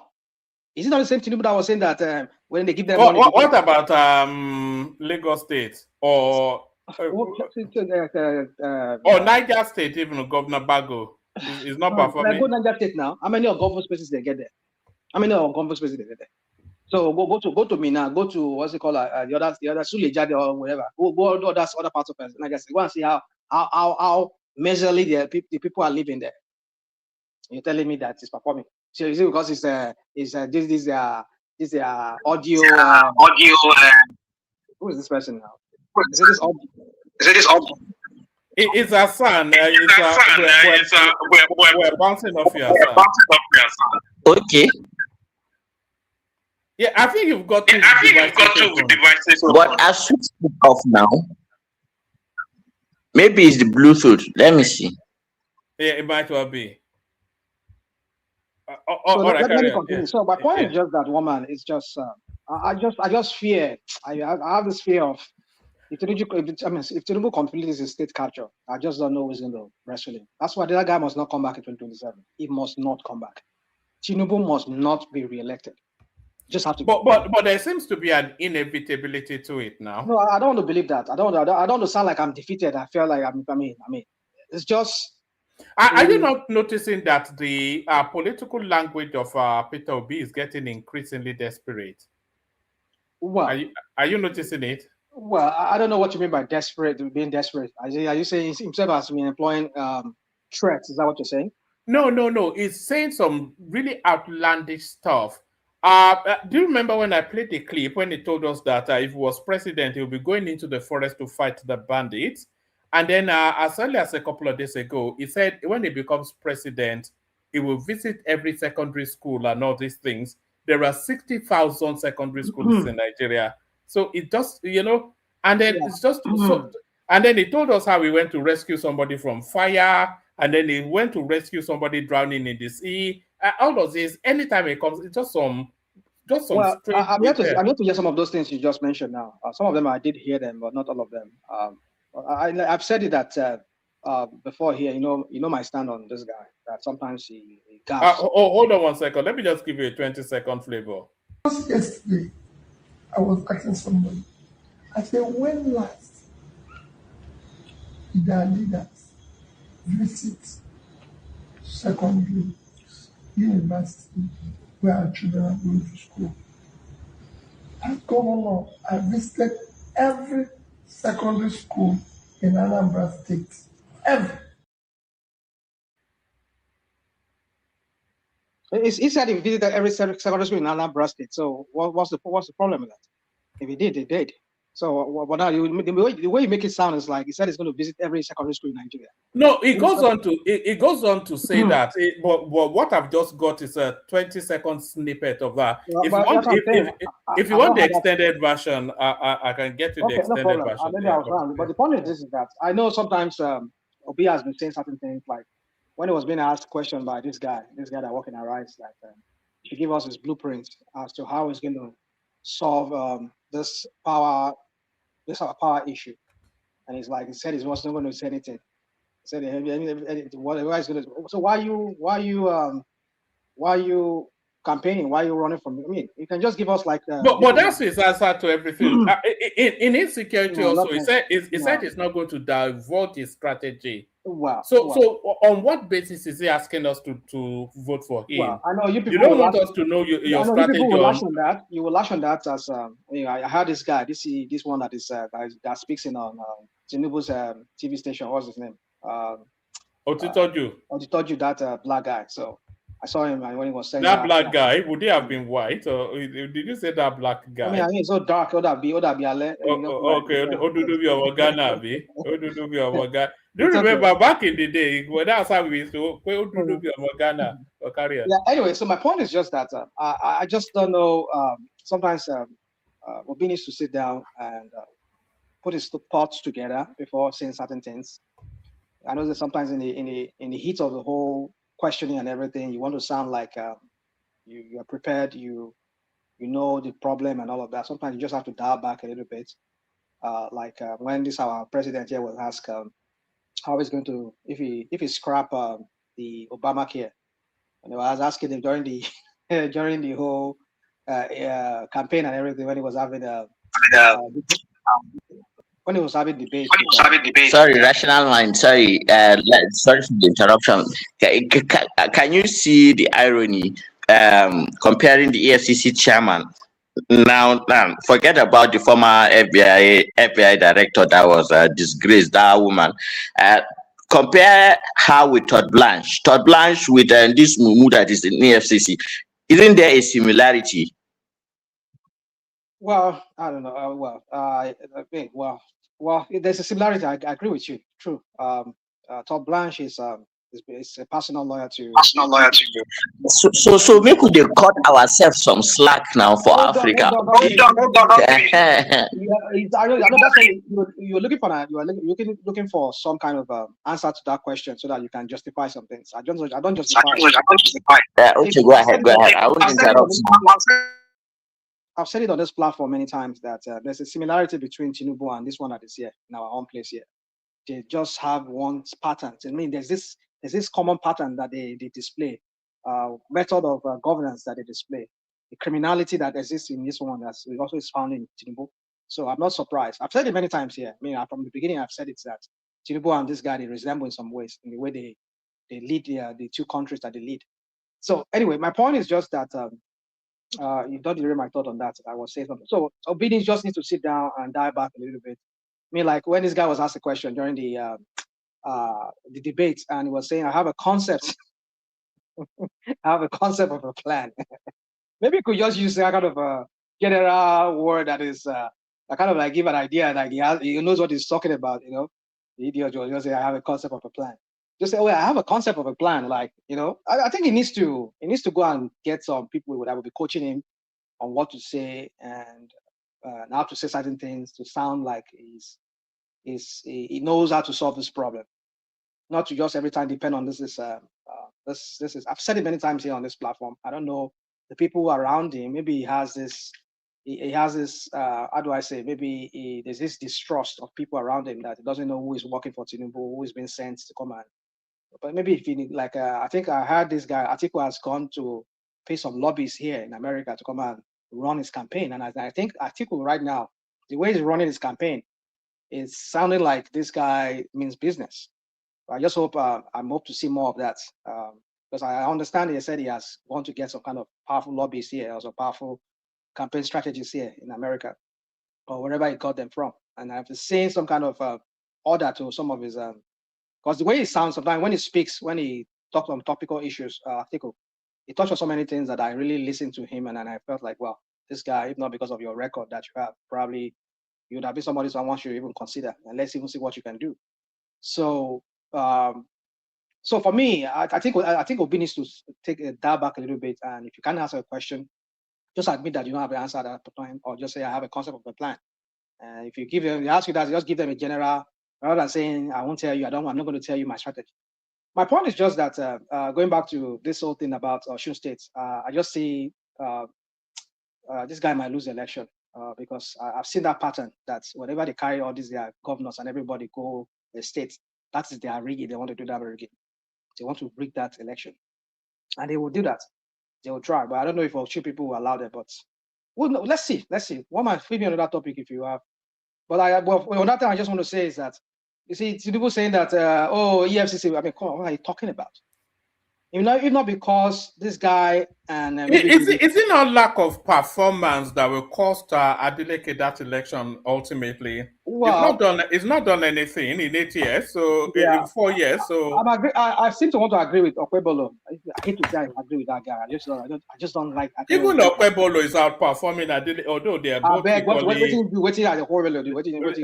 He's commissioning some roads now. You see him flyover, butter, and that what he's doing. You see him going around kicking cement, inspecting projects. When have you ever seen Adeleke? The only thing we see him do is dance. Well, you need to understand how they stifle him in that state too. I'm not saying entirely everything rests on Tinubu. You can blame Tinubu for everything, but Tinubu is part of the politics of the APC, the toxic politics of Tinubu. They starve him of funds, at least local governments that were supposed to come to him. They didn't give it to him. They didn't give it to them because all the other states, despite all the crap that we said this guy went to do in the Supreme Court, still the state government still controls the money that goes to this to local governments. Even the APC government, APC governors, they still control their money. Even they give this illusion of the state is getting the local government are getting their something directly. So what's the impact?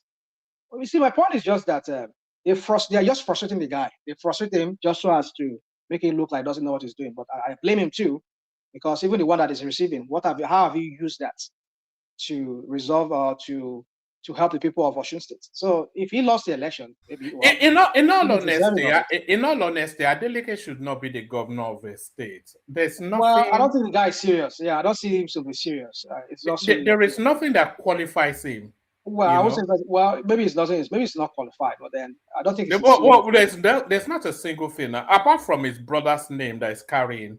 He's an unserious person. He has no antecedents in anything. He lacks education. He's no intelligence. There's nothing at all. There's nothing at all that. I hate to say I agree with you on that, but I agree. I would say I agree. I hate to say I agree with you on that, but I agree. Because I don't know why somebody like that. Well, I mean, who comes to America here? Who probably even has some kind of a green card or he has a citizenship of the United States. You come here, you go to Atlanta, one of the most very developed city here in America. You go there, you see how people you turn around a city, can't even learn from that. So you go and replicate the same thing or replicate something similar to that there. But then if you go talk now, you go say that Tinubu is stifle and you don't give her money we're supposed to give her for development all of that. But then my point is just that, maybe if you lose the election, maybe it's deserving of that. It's deserving to lose that election. But the point is, if APC gets there too, Kilomashi, it's not the same. Apart from being Oyedele being Tinubu, I think it's Tinubu's cousin, even the guy that is likely to replace Adeleke. He performed. I think they said he performed somewhat in his first term. But no. I think it's Ambo now. It's not Ambo. They call him the Ambo. It's not that guy that is contesting. Is it his cousin that is contesting? No. Yeah, is it not the one that is minister of Blue Oceans? Blue economy at the yeah. So no, I don't think so. I think they call this guy Ambo. That's what they call him. Not Oyetola. Not Oyetola now. It's Ambo. They call him. I don't know if you hear him. Ambo. That's what they say. I think it's a different guy, not Oyetola. Oyetola is just like Baba Saleh, just like the godfather to the guy. That's what I think the guys. It's a different person. My book Ekiti is coming, Abi. Agbewasi is coming. Well, my brother, the point is that what I'm trying to say here is this is just that without sounding comical on this matter, it's just that APC is not going to do anything. Oyetola was there. Kiloshe, when Oyetola was there. Baba Kabiru, what's his name? Lamporukwe, that is in ADC now. Man, I did. So, Zita, we called you now. We called you, but you didn't respond. But your say something. It looks as though your connection may not be great. Say something, Zita. Can you hear me now? Yeah, we can hear you now. Can you hear me? Yeah, you were the first to be called, but you were not ready then. So we're with Regional Mind, but there are only 4 of us here, so I think we can free flow. We've got no myself. problem. We've got myself, we've got Rational Mind, and we've got Hassan and yourself as well. So, Rational Mind, let me take you to this space. This is the former Minister of Power, Maman Saleh, or Saleh Maman, whatever his name is. So the verdict comes in, he gets 75 years imprisonment, which is a record for Nigerian corruption cases. The nearest closest one is 14 years, which is the Rie. But this guy was just stealing everything hand over fist. So what are you making there? Look, so that's the chart right there. Salema Man, he got 75 years. And then Joshua Rie, 14 years. Jolly Inyame, and 14 years. All the time.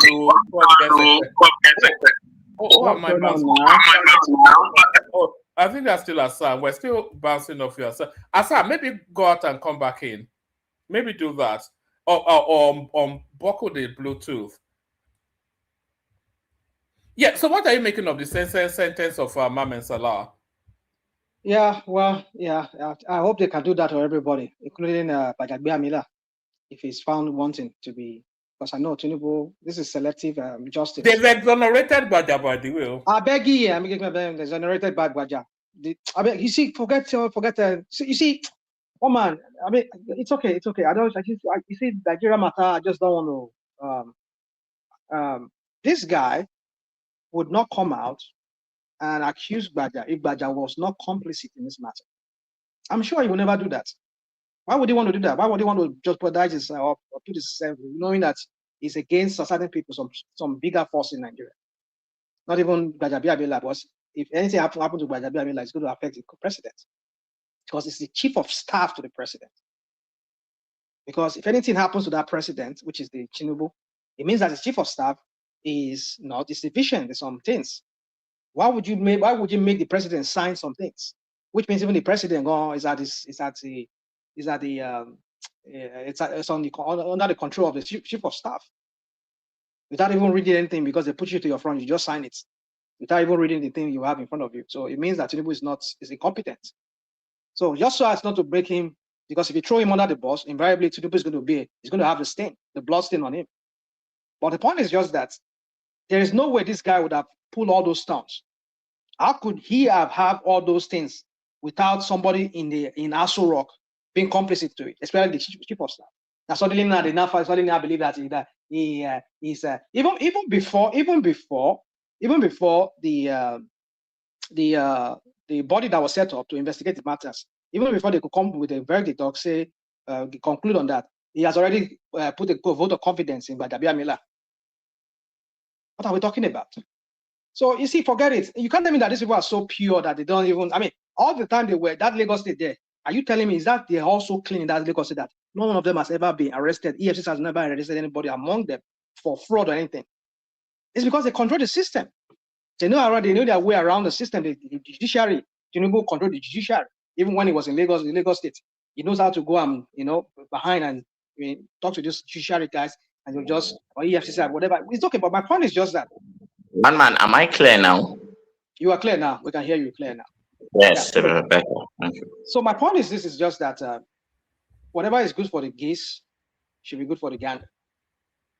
So if you use that's what I'm trying to say. If you use the same thing, I mean, look at all the other cases that APC people are complicit. APC members are complicit. Like a white Olugbo of what's it called of Kogi State, that calls himself White Lion. Where is this case today? Rational mind, let me help you today. Let me give you facts too. You see the Joshua Dare and the Jolly Nyami, guess who released them from prison? It's actually Free. is it not Tinubu or is it No. Bubu? No. It's Buhari. Buhari. Buhari that ran on anti-corruption. He actually released them from prison. Imagine. Yeah. So there you go. Even that guy that collected money, was it that guy that collected money from that oil money? What's his name of that guy? That House of Rep guy. I think they said they pardoned him too, or was it that he went to jail? Anyway, I can't remember that one too well. But my point I is, think the worst for this guy is a next government. It maybe after 2031, he gets a new government and he gets out. well, that is if Tinubu no die with that now. If no die before then, if not, make it prepare for the third time of the coming. You are still waiting for the death of this intro de Puma ye. Well, I didn't mention him. I just talk about Tinubu. That's what I'm saying. I mean, he's an old man. I mean, how many more years is he going to be? No, I said intro de Puma. But rational mind, let me play you this clip and then give me a reaction to it. And then I want to bring Wake Up into the conversation because I think this may well be his first time here as well. Let me play you this clip. This one really shocked me, but I watched this. Hello, sir. I want to call your attention to this. This is the bridge that was constructed all the way from Alakija to link inside the First Start. These scavengers have started removing iron from the pillar that support the bridge. You can see it, sir.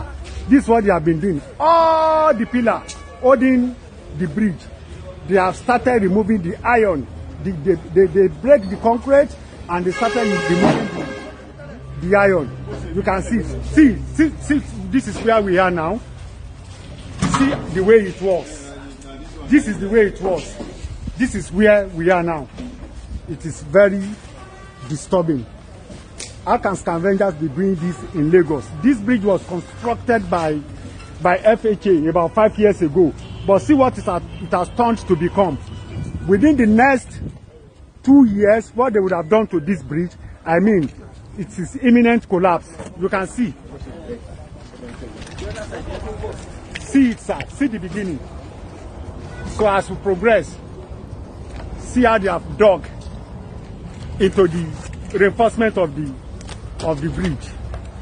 Okay, you need to call attention of your authority to this. It is extremely bad. They use billions of naira to construct this, and see what scavengers have done. And this is what we are doing on a daily basis to make sure that this does not happen in Lagos. This is it. I think we can hear the audio, woman. Can you believe that, rational mind? So, you know, of course. You see, when you have the government that's you see, woman, what has been crooked cannot be possibly be made straight. Nigeria is it's a very crooked society, crooked country. I'm not going to blame everything on Tinubu, but Tinubu is part of the whole system that really brought about all this crap. Because if you impoverish people, you set people backward, thousands, even hundreds of years back. Because one thing that we humans don't really give thoughts to is that our actions or inactions affect certain people. Because my point is that if Tinubu, with all the way that with all the thing that people have said about you, people keep saying about him that he's a master of strategies, he's a technocrat, he brought people that knows how to govern spaces. If truly that's what he is, Lagos should not be at that level where it is. The other day I was having this conversation with somebody here, and it was like, go and bring it. I hope you got that link I sent to you, woman, about Lagos being one of the most dirtiest places, or maybe Nigeria. I saw it in one place. It said second most dirtiest place on earth. Then I saw other ones. They said fourth. Even some of that doesn't appear among first 10. That was why I sent that one to you. I don't know if you want. People can play it for us. On Earth, on Earth, na India. I know. Like I said, it depends on who is doing the ranking. Online, you will find different rankings. Even some of them, they will tell you that what's it called? Congo DR is the most dirtiest. Some of them will tell you that Japan is the most cleanest. Some people say, no, it's Denmark, it's Sweden, it's whatever. So my point is just that it depends on who is ranking it. Maybe the one I saw said second. That was why I sent you that one that says even fourth. Lagos is the most fourth dirtiest place on earth. But let's leave all of that. My point is just that if truly Tinubu is a god, is a manager of a space. Are you blaming Tinubu for scavengers? Digging up bridges. You see, I don't know why some of you don't show insight into matters. Right. When you show insight, you might understand what I'm not. Again, like I said, I'm not blaming Tinubu entirely, but it's part of the blame. It's part of the whole thing. Rational mind. There is a positive correlation between poverty and crime. So don't apologize. Yeah, that's what I'm saying. When you impoverish people, people will resort to. I mean, woman, do you know what our people are going through back home? Apparently, because maybe you were born. I mean, I don't know, not to put you on the blast, woman. Maybe apparently because you were born with a silver spoon. Probably. Sorry. Are you saying that whatever people are going through at home, are you saying that it's a unique experience? Nigeria is a unique experience. In Nigeria. Nigeria situation is unique. Yeah, Nigeria's situation is unique. So what they are going through what they are going through, under the Tinubu administration is a unique experience. Oh, my goodness.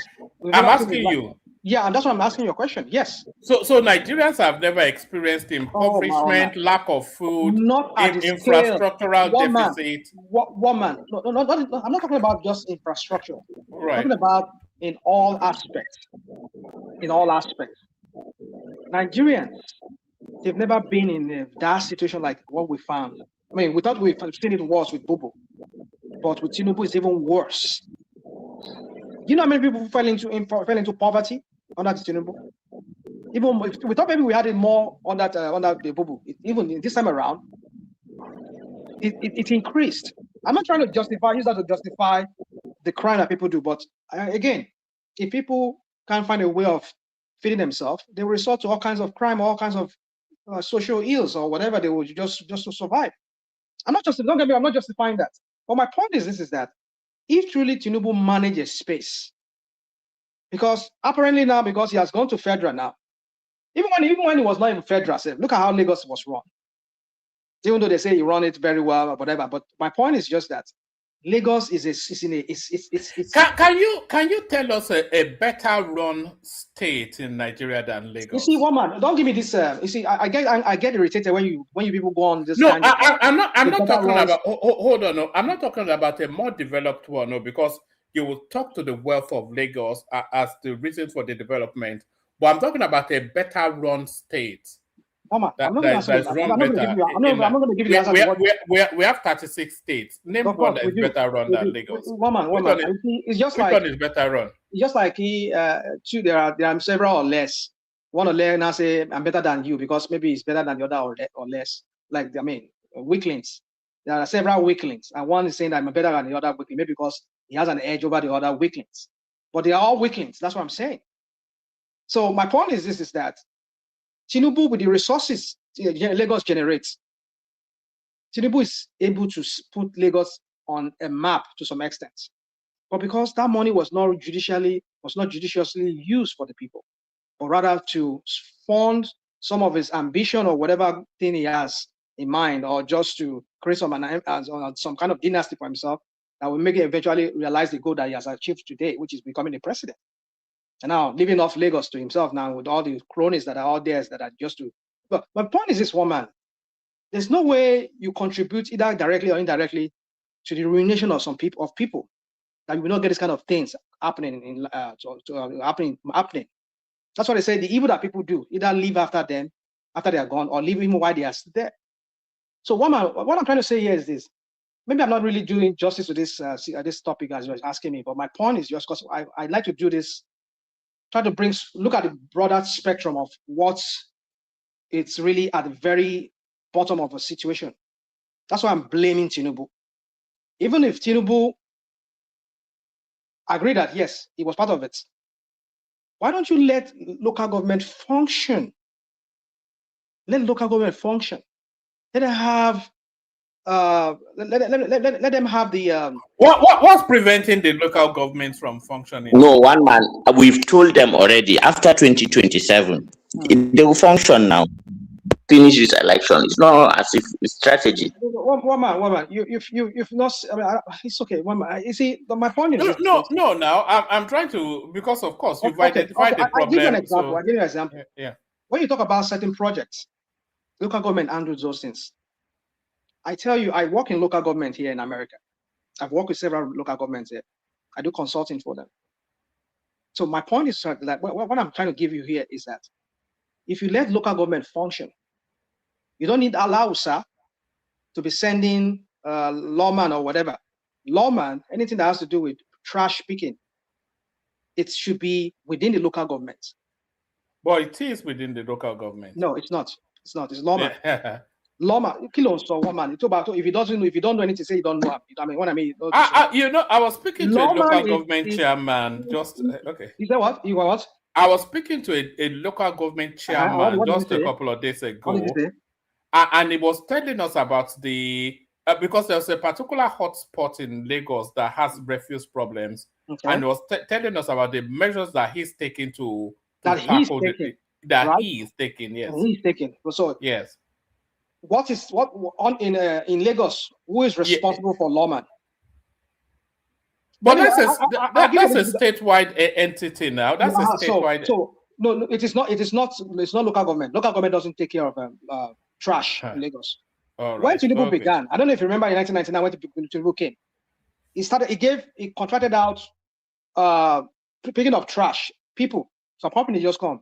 But I remember that time, a buddy of mine went to Germany and brought some of this, like 5 of these trucks that picks trash.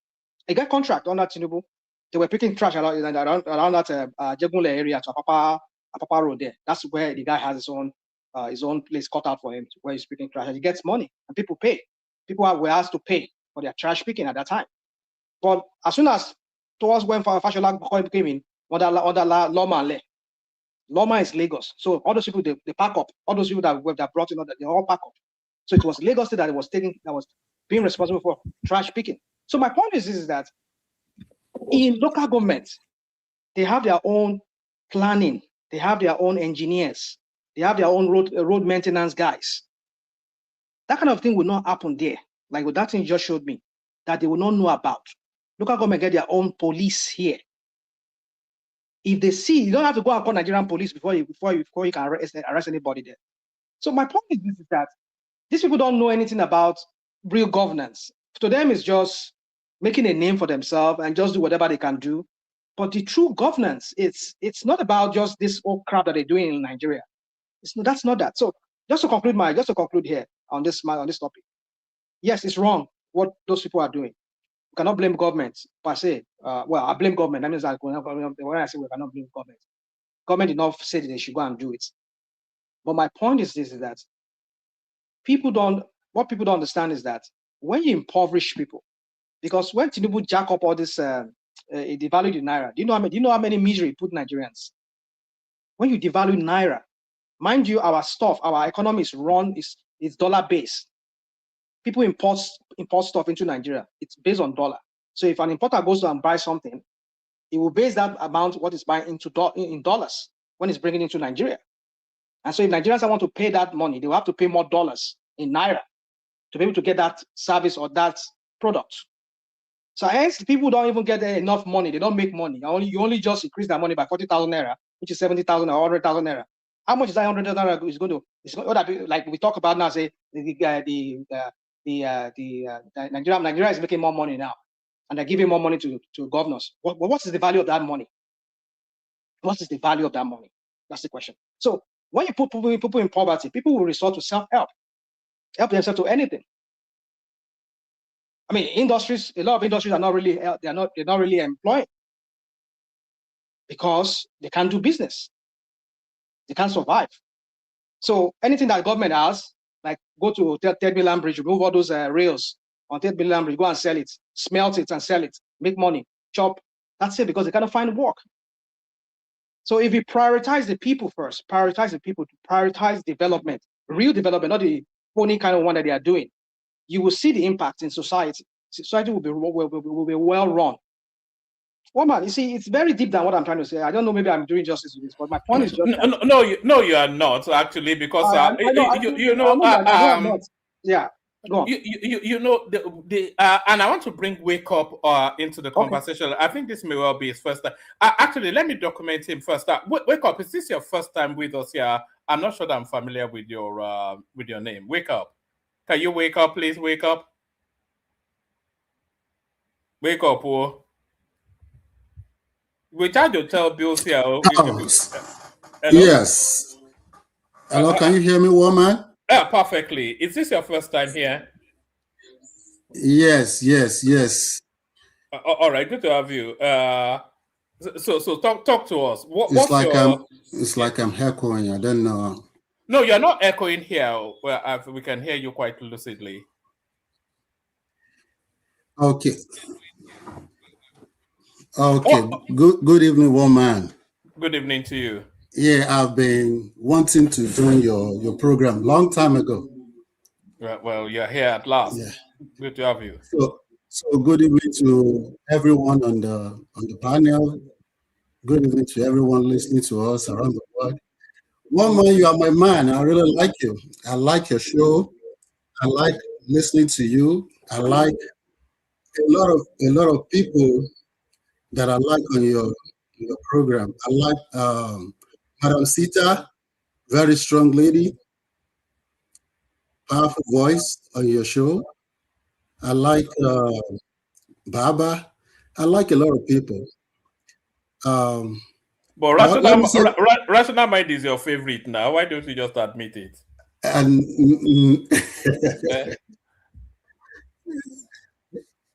I don't want to say anything about that. I don't want to comment about that. All right, good of you to join us. So I mean, where are you joining us from? What are you making of the conversation? And more to it, what are you making of the politics? So do you know that we're in August now, September, October, November, December, January. Do you know we're 5 months more or less away from the elections, and there is no sense of something imminent?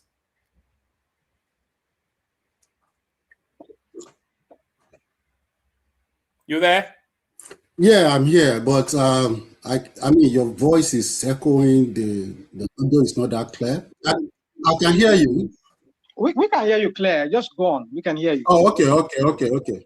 What about me? Can you hear me clearly? Rational mind. I think Wake Up is saying he can't hear me. Very clear. There's no echo. We can hear you. We can hear you now. Okay. I can hear you clear. Well, I'm actually joining you from the States. I based in the United States. Yeah, most of our audience at this time of the morning where I am, I'm assuming 80% are joining us from the United States. But take us through your politics. Give us about 3 minutes of your politics. I suspect you might well be a Tinubu guy. What are you making of the politics? What are you making of Tinubu's performance? What are you making of the criticism? And what are the prospects of Carry on. Well, yeah. To me, Tinubu is not doing badly. If you have a one is there, you know, I know a lot of people. Put it off. Hello. Can you guys hear me? I think Madam Zita is talking. We can hear both of you. Okay, if you have electronics with you, put it off. That's why you are hearing the echo.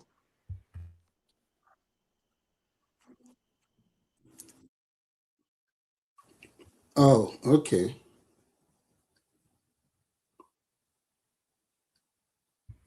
All right. I don't have anything for, so I can continue to talk. Just carry on, just so we don't have a fallow period in the broadcast. Yes, carry on. Give us about 3 minutes of your politics. So we all know that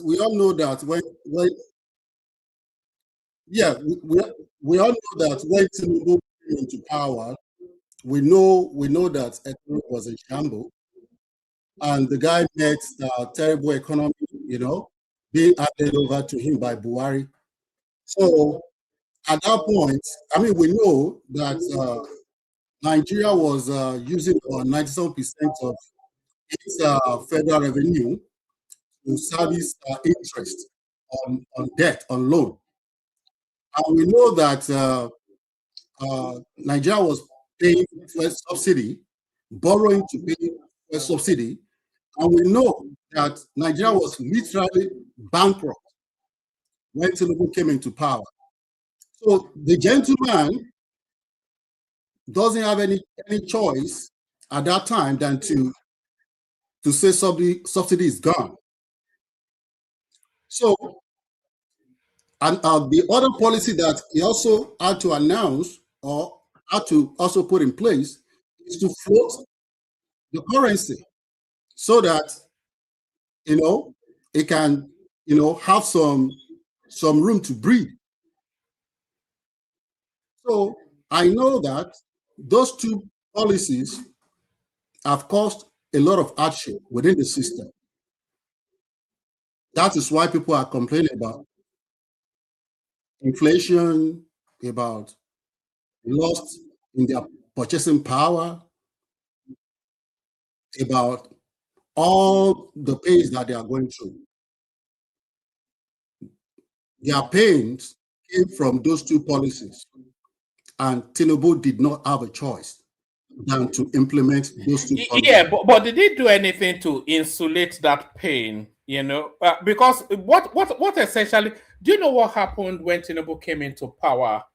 The government then invoiced corruption to the citizenry. So all of what got us to where Buhari took us to was corruption under the Buhari administration, Shagari, etc., etc. Those people looted the country, and then the penalty for that looting was then vested on the people. One man. You can't blame the corruption that took place in the era of Buhari on Tinubu. Yeah, I'm not blaming it on Tinubu. So hold on. Let me make this point.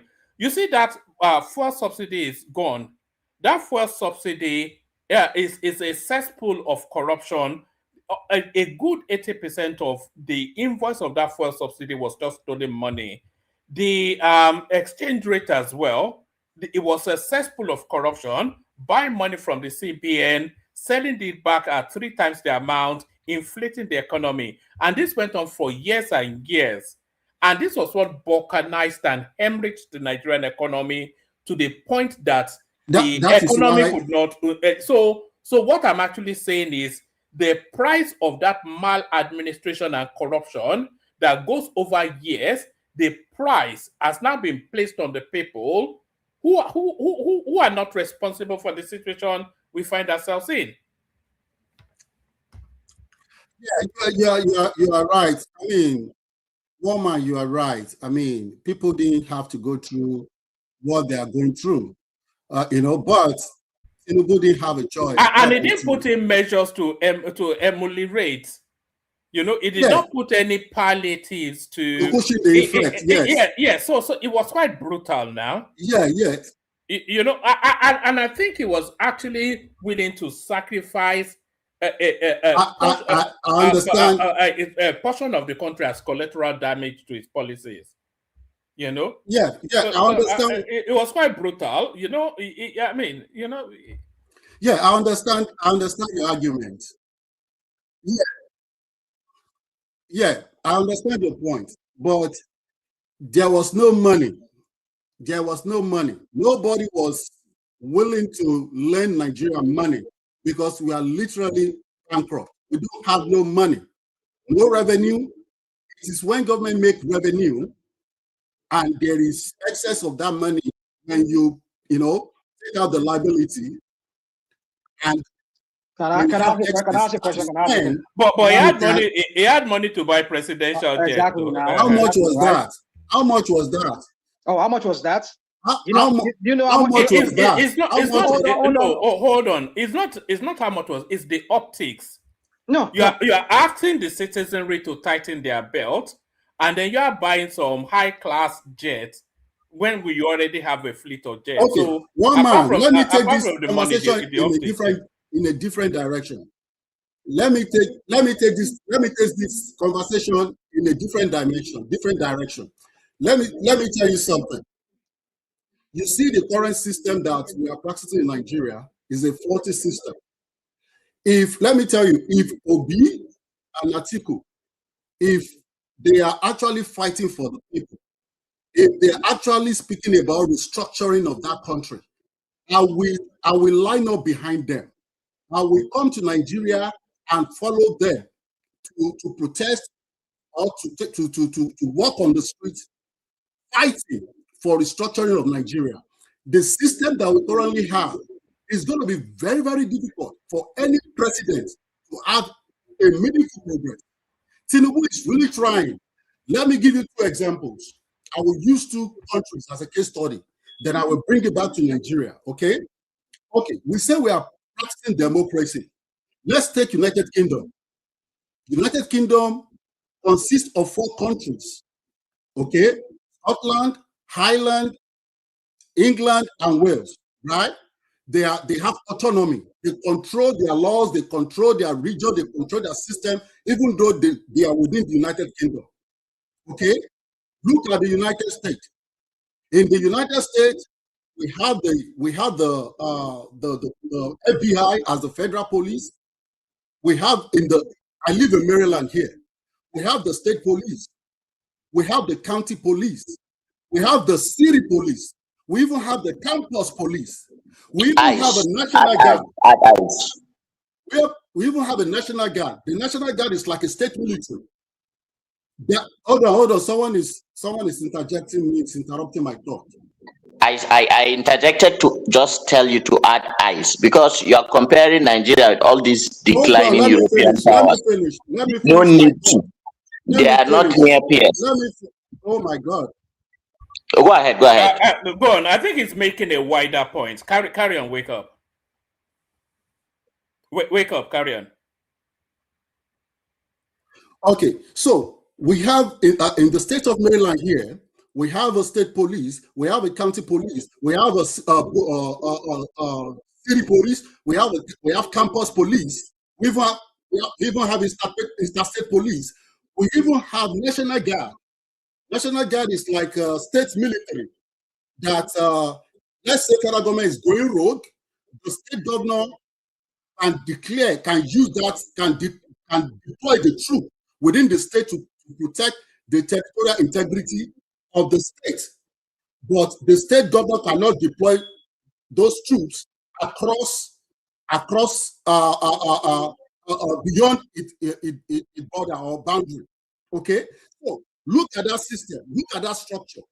Okay, let's take it back to Nigeria. What we are blaming Tinubu for is this fault of the system, because you have a centralized police that is inefficient, ineffective. How can you be running a system like that? You centralize power. You take power from all the states and you put it in one man, and you are expecting miracle to happen. That system needs to be dismantled. They need to break that system down. They need to send power to the state or to the regions. If you don't do that, people will continue to cry. People will continue to live in agony. People will continue to live in abject poverty. You need to break this system. You need to bring the constitution down. That stupid constitution. You need to break it. You need to bring it down. You need to bring people together. Let everybody come together and say, this is how we want to be governed. We need to come up with our own constitution, people's constitution. So if you want, you might be saying, you can say, for all I care, that we are practicing democracy. We are not practicing democracy. What we are practicing in Nigeria is a civil rule. We have civil rule. And Tinubu is the only one. Let me ask you a question. Wake up. If they bring down the constitution, then what will the state run on? What will the Nigerian state run on? What will they use to run Nigeria if they bring down the constitution?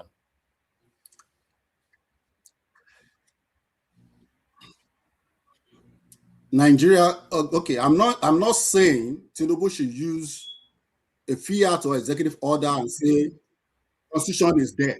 I'm not saying that. What I'm saying is that through the act of maybe legislation, act of Congress, they can bring everybody together from all the regions and say, how do you want to be governed? But we've already done that now. We've done that 3 times. We did that under Obasanjo, under Jonathan, the only person that can do that under now, Buhari.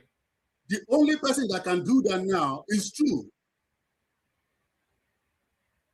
The only person that can do that I believe has the political will. You see, wake up. You see, rather than say bring down the constitution, what you might want to say is to amend the constitution, because if we bring down the constitution, then there's no government. The country does not stand on anything. So then we revert to a state of bestiality. But so you can say amend the constitution, but then constitutional amendment is already ongoing, as the Sharia Council is fighting against it now.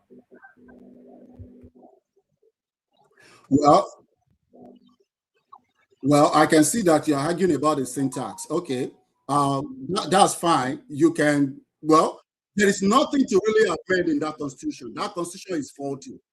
I'm not saying you should bring it down or just cancel it, because, like you said, then there will be anarchy, because there will be no system to rely on. There will be no law to reference. There will be no constitution to reference, right? So what I'm saying is that this man has the political will. I believe has the political will, and I believe maybe he's waiting for a second time. You keep saying he has a political will. I mean, what are you talking about? You can see from. You hold on. Let me serve you this before you go any further. You know how many times this former Commonwealth General Emeka Anyakoa and this Yoruba man that worked, what's his name? This Yoruba man, and they call them something. What was it that they called themselves? But Emeka Anyakoha and some other people, they went to talk to Tinubu. They went to Aso Rock to talk to him that they need to do some kind of things around this constitution. He said he has heard them. Whatever they even presented to him, he took it from them. But what has he done since then? So is it this piecemeal amendment that they are doing that doesn't even serves no purpose? Is that what we're calling? Is that what you're saying, that Tinubu has the national mind? That is exactly what I'm saying. Well, you said something like no. I'm saying you said if Atiku need to be amending it. Yeah, Well, so I'm with you on that. But my point is that you said if Atiku and Obi champions the cause of a new constitution, let's bring down the system. Let's create a new constitution for ourselves. You will go and join them. But your Tinubu that you are supporting now, that you sound to me like you're supporting, what has he done? Has he shown that political will that he wants to bring about a new Nigeria? Well, what you are saying is that you are now being partisan. You are now being partisan. No. I'm going by what you said. One man. You said that earlier. That's why I'm pushing that to you now. I want you to speak on that, so that we understand. Tinubu is the man. Rational mind. You've been talking since this program started. Can you allow some people speak? What is the problem, Mr. Wake Up, a rational mind. Sorry for interjecting. Hold your mouth, baby. Hold on, Madam. Sorry. Hold on. Sorry. Everybody, hold on. Let Hassan have that interjection as well, and then Wake Up. Round it up in about 2-3 minutes. We'll come to you, Hassan. We'll do about 3-4 minutes with you. We go to Dorothy and Zita. So just so that everybody gets in quickly. So put that position to Wake Up. Yeah. So Nami will come to last. Okay. We'll come to you next. No, continue. No vex now. No vex now. Let me just say one thing. Zita, anytime you are here, The first name I always call is you, and we never get any response. Go scroll back, you'll see we called you several times. But Hassan. Okay, so you see, the thing I don't like with the way we argue about politicians, is this absolutes, and everybody goes to the extremes. Like, okay, Mr. Wake Up is defending Tinubu so much, too much, that he doesn't even want to, acknowledge some of his pitfalls. He's just human at the end of the day. And Rational Mind is criticizing him, and he doesn't want to see anything good, from him. And what tends to usually happen with human beings is that they have, their good sides and their bad sides. So now the balance of having more good than bad, at that point, then you say, yeah, that's a good person. But when the bad is more than the good, yeah, you're fine to say it's a bad person. But this is my fundamental interjection here, right? I don't really care about what people think about the goodness and the badness of politicians. I think for me and you that are not politicians, where they are playing a totally different ball game, and we may not understand because it is in the nature of power. Now, there is a concept that they call the cat's claw. One man, you understand that concept and what it means, right? Carry on for the benefit of our audience. Yeah, explain it and then. Yeah. Okay. So this is essentially what it means, right? Say for example, tomorrow one man you become president of Nigeria. Whether you like it or not, there is going to be innocent lives, innocent blood, on your name and on your desk, and that forever will stain your name. Some actions you took knowingly, some you did not take knowingly, but it all the box, stays at your table, as they say.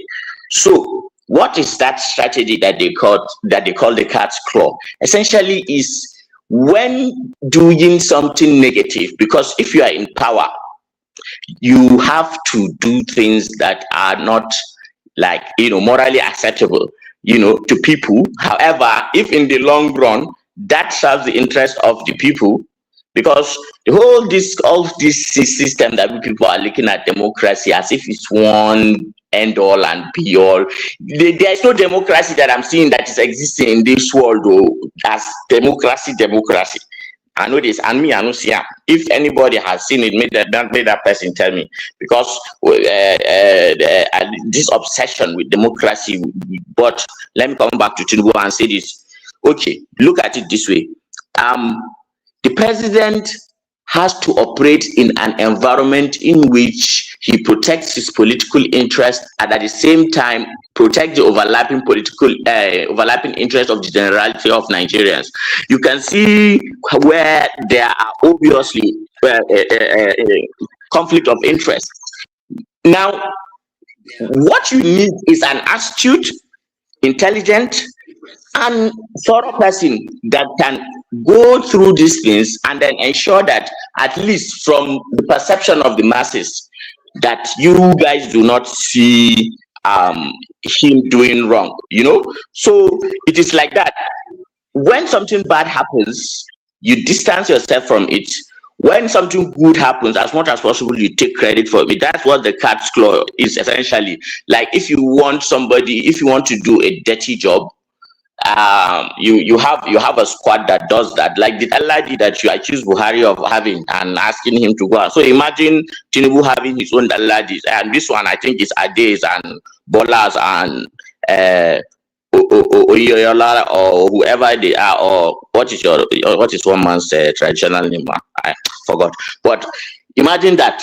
So they do that, and it's just human nature, and it's politics, and he's finding his way. So let's not just get too carried away about all these Oyinbo ways of thinking, to think that is something that's superior. Left to me, I don't think there is even any purpose us using this American system, because it's just too wasteful.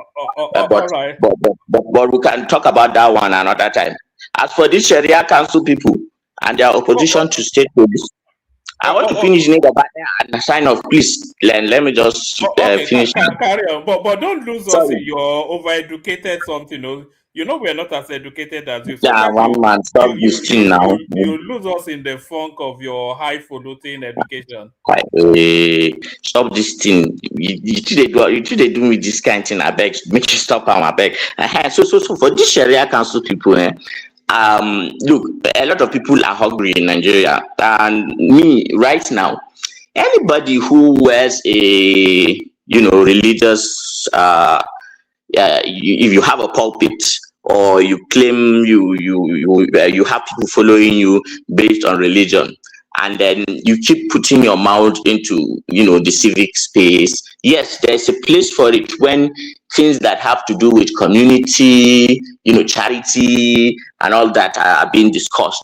As for policy, who the hell wants to hear about what you've got to say? Like, I mean, if you know of the subdivisions of the subdivisions of the subdivisions within the Islamic community, I mean the sects, roughly in Nigeria alone, I think we have nothing less than 18 to 19 different sects. And those sects, each of them, some of them, there are also other sects behind them. So it amazes me when people like this come online and say things like this and give the impression, and especially you, the southern media, and consume it hook, line, and sinker as the voice of the North. These guys are just political players, and that is why I don't, I liked it when the president, how he addressed those bishops last time. And I wish this time, because I'm hearing now that they are planning for the imams to go and visit the president in Aso Rock. Those ones, Dama, but I know Northerners now. Northerners, they know how to deal with, talk to power, how to navigate their way. But because essentially, Namoni go carry them, go make you see as they go do their own. It will be flashy, it will be welcoming, it will be different.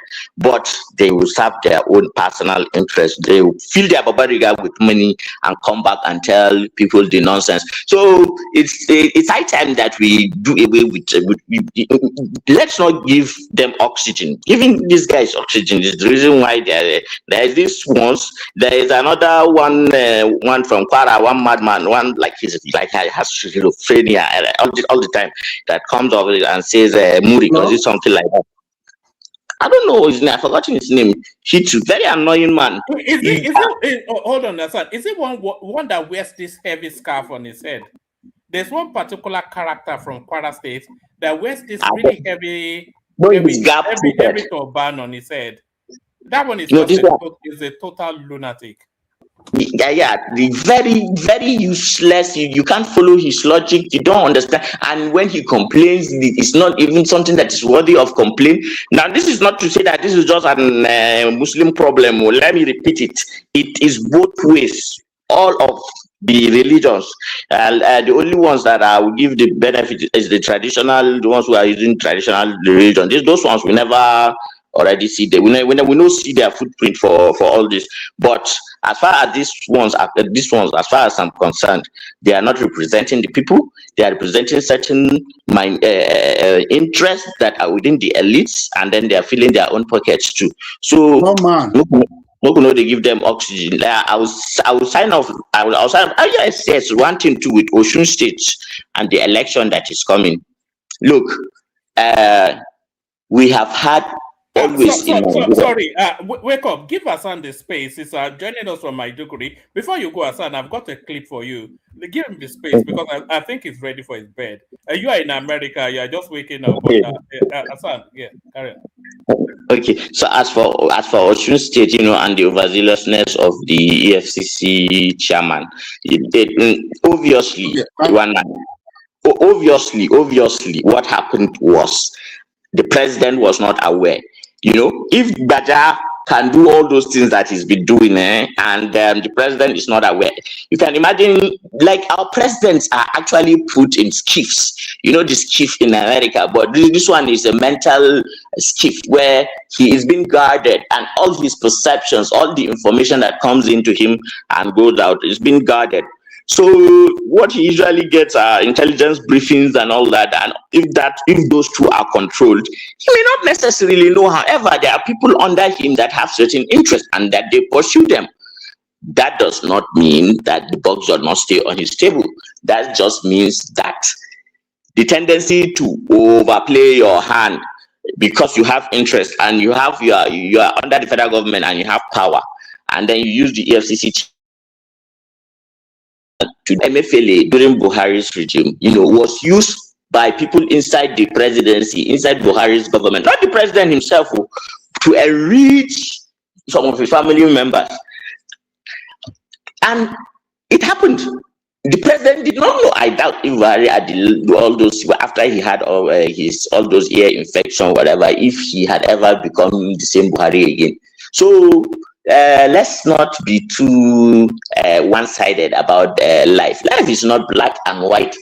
There are different colors and other shades of gray. As for Tinubu and 2027 and local governments, there's a reason Tinubu is giving governors to have leeway now. When he comes back for the second term, at that time, he will not need any governor's approval and all that. And my prognostication is that it is then that local government will actually get their freedom. And then after that, it will be so institutionalized that when the next batch of governors come in 2031, it will be almost impossible to reverse that trend. Sorry for taking your time. I've got to go. Thank you very much for listening to my rambles. Before you go, Hassan, you've been keeping a secret from this platform, which has just been exposed. What is it? Okay, watch this.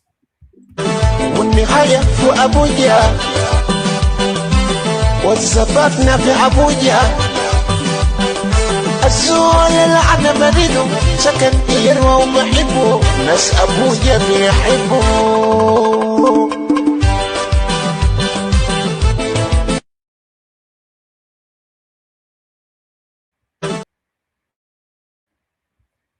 So where was that? Where was that clip from? Hassan. Sorry, that is Maiduguri now. So why have you been telling us that Maiduguri is just some backwater savage space? Tell you that? No, why have you been lying to us that Maiduguri is some backwater Who told you that? Look, the thing is, let me just say it again. I've said it before, maybe you never understood me. Borno is the second largest state in Nigeria in land mass after only Niger states. You have to imagine Borno. If you can imagine how Niger state is, the Niger state, I think, is just a little bit above Borno. But Yobe used to be in Borno, Taraba used to be in Borno, Bauchi used to be under Borno, but that aside, Maiduguri, is one of the most secured. In fact, I feel more peaceful in Maiduguri than I feel in Abuja. Whether you believe this or not is left to you, but I swear to you, to God, because if I'm walking on the streets of Abuja and Lagos, I am hyper aware. But when I'm in Maiduguri, I am calm. I am in my elements. There's nothing that will threaten me. Absolutely nothing. However, if you go to the bush, if you go to the extremities, the theater, the domain of war, then those places are what they are. And, there are places where completely it's in the hands of terrorists. And there are places where, it's active. Like, we are vying to control, they are vying to control. So they attack, we defend, they attack, we defend, like that. So those kind of places too, I go to those kind of places, but I don't go to the absolute war zones. So understand the difference. And Borno has 27 local governments. Okay, of the 27 local governments, only three, have serious problems. And in those three, one is completely off. You can't go, nobody can go, not even the Nigerian, nobody can go to that place. That's one. But the other two is still contested. However, you have to still understand that there is an asymmetry in the way the war with terrorists is fought. It's not really about the numbers and all that. They can slip through, just drop an IED or do a sneak attack. You know, their methods are very, very unorthodox, if I may say, in that way. So looking at it from the outside, you may not necessarily understand it, but it's a completely different type of ball game. Even the Fulani herdsmen, they know Sabi job now. If Fulani herdsmen Sabi tactics, 10% of waiting Boko Haram Sabi the hair. But they don't finish Nigeria finish the way they plenty like this. But that's the story for another day. But know that Meduguri, you struggle to find another city that is as good as Meduguri in the southwest, apart from probably Lagos. All right. I was surprised when I saw that clip. I was having the expectation that I was surprised that there were third roads in Maiduguri. I thought they all went around on No. You have third roads and electricity. I was surprised when I saw that. Touche. But look, there is a school that was lit up, and it was at night. If you notice, there was a colorful school with air-conditioned rooms. So the way Zulum is fighting this is because fundamentally what these guys are saying is that Boko is haram. So it's about it's a fight for the mind and the access to knowledge for the next generation. So Zulum is investing heavily in education, heavily with some. So it's presenting the counter narrative that Boko is not haram. Of course, man is a professor, so he takes it personally, like very personal, and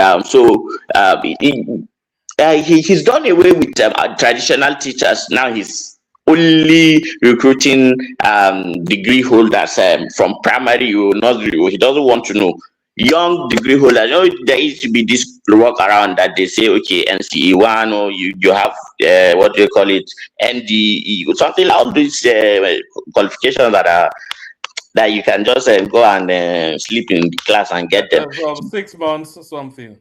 Yes, no, and because he's a professor, you know, he doesn't like that.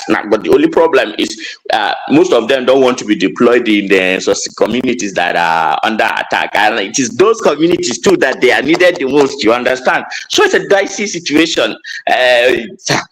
Well, if you are there, you have to be vigilant, and there are always soldiers there. So if something bad is about to happen, you may get prior information up until it gets.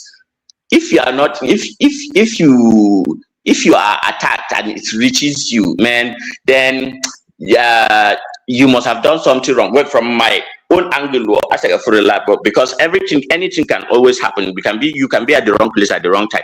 I'm not saying it's people's fault, but there are places where you go that at least you'll have intelligence of what is going on around, and that gives you some time, you know, because I personally experienced something like that, but. Alhamdulillah, and but we are making progress. Inshallah, at some point we will get there. So Tinubu no be angel, Tinubu no be devil, Tinubu na politician. And as far as I see him, as the thing they play for the chessboard, he's playing his cards right. So and I have no qualms against him. If he can, if any of them were to be there, that's how they play it. But I just don't want. I don't like it when people go into their emotions all the time. But it is what it is. Thank you very much for listening to me, man. I have to go. Thank you. All right, brilliant, excellent. Thank you, Hassan. We'll come to you soon. Next time you come, I know you're joining us from the northeast, and it's what it's 4:30 a.m. where you are now. So. Ungodly hours, but thank you for that. That's Hassan, of course, the excellent Hassan. Thank you, Hassan. We've gone from Hassan to Zita. So Zita, floor is yours. We're just going to, because we've got Darati here as well. It's not we've not heard from him in a while. So Zita, the floor is yours. Let Dorothy talk now. You don't already judge the judgment. Well, who they judge? I No, don't man. judgment. I know I was interjected and it yeah. finished my Yeah. Sorry. Round off your thoughts. We had to make that space for Hassan because It's actually in Maiduguri as we speak now, so that's where it's joining us from. But I'll round up your thoughts and then we move it around. Okay, so as I was saying, that Nigeria need to be restructured for the system to work. I don't know, maybe the obedient people, I don't know if they have ever thought about what would happen under the system if Peter Obi wins the election. How would he govern?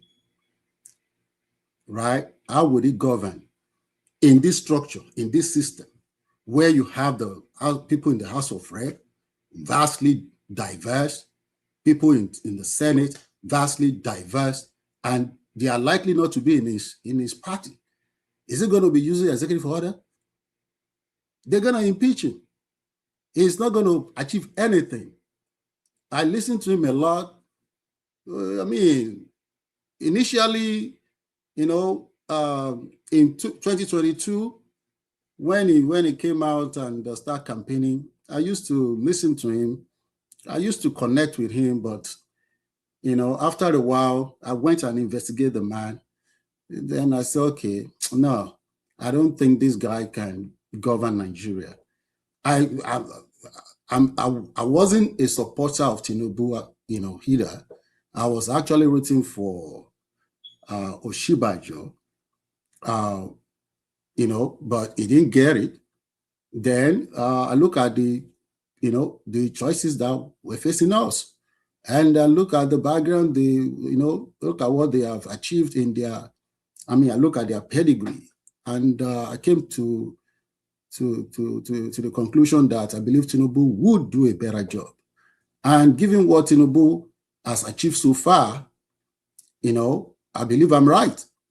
Under this faulty system, that you have to pander to a lot of people. You have the northern, people that you have to pander, northern hegemony, the northern power block that you have to pander to oligarchs. Oligarchs that you have to appease them. You can't just do certain things. They're gonna come down on you, scream blue murder, or start causing problem for you. You have people in the south too that they are highly civilized. They just want to criticize the government for anything. You see Rufai Oseni always criticize Tinubu for anything. He doesn't like him. So I like the fact that people in the West, they are highly civilized. They are not. They don't just put all their heads in one basket and just line up and start following just one. No, they will criticize you. It is okay. But as anyone among the obedience, have they even talked about it, that how is Obi going to govern under the structure? So that's why I was advocating for a total restructure of the system. You need to restructure that system, break it down. You need to take power from the federal. Tinubu doesn't have to be that powerful. A president that can just call EFCC, can you stop what you're doing? Stop it, and EFCC will comply. That's too much power in one person. And Atiku will have done the same. Peter Obi will have done the same because they have that system. That system is faulty. Anybody, even if you put Jesus Christ on that system, Jesus Christ will overuse his power. Come on. Just because. Sorry. I'm still you cannot say people will do something when you don't know if their family will be there. They will do it. Let me finish. Yeah? We saw what Peter Obi did in Anambra. So what did he do? Peter Obi did not conduct local government election for 8 years. It's because of the faulty system. Oh, my goodness. There you go again. people, hospitals were shut down for more than 8 months. It's because of the faulty system, right? A lot of things went wrong. So 13 months. 13 months. 13 months. So he deliberately shut it down, right? He deliberately shut it down. Is that what happened? Hold on, let me finish. No, you don't say hold on. You start something and then you don't want somebody challenging you on that. You will challenge me, but let me run through. Oh, come on. Who wakes up in the morning and shut down a hospital? There must be a reason now. But the point is that why, if you call yourself a governor of a state, anyway, Bros talk finish when you reach my turn. There is something I'm waiting for to. You have someone, Peter Obi, who has money in Cayman Island. Cayman Island, he doesn't pay taxes to Nigerian government. Is that a crime? Is that a crime? Let me finish. Come on, dude, don't do this here. Don't let me finish. We are asking you questions. Can you answer that question? If you don't have the answer, don't say anything there. Don't bring up things you are not ready to speak to. Okay, I will let you interject me. Then I will. So tell us, is it a crime to have to put money in an offshore account? Yes. So it's a crime because it's tax haven. Is trying to evade tax, not paying tax. It's tax evasion. Yes, it's a crime. It's tax evasion. It is not a crime. It's not a crime. It is not a crime. Tell me why it's a crime. Why is it? Tax evasion is not a crime. Hold on. In America, you don't pay your taxes. Hold on. You go to jail. So did the UK government, did they send him to jail? He's a Nigerian too. Hold on, wake up. Saying that it's not a crime. Can you do that in the US? Without getting a lot of people do it here. They do it here. What are you talking about? Rational mind. When Wake Up said anybody that is in that position would abuse that power, he's actually right. And when he said Peter Obi, if he was in that position, he would abuse that power, is actually right. Because we've got instances of Peter Obi being in power and abusing the authority of that power. There was a time in 2000. Hold on. There was a time in 2013 when Peter Obi rigged his re-election, and the people in Anambra State, they were on the street protesting that he rigged himself in with INEC, and Peter Obi just ordered the security forces to go on the streets and shoot them. Where are you getting all this from, woman? Peter Obi government now. Who are you? Where are you getting all these stories from? Your APC people are supplying all this information. All right, hold on. No, wait, hold on, wake up. Hold on, rational mind. 'People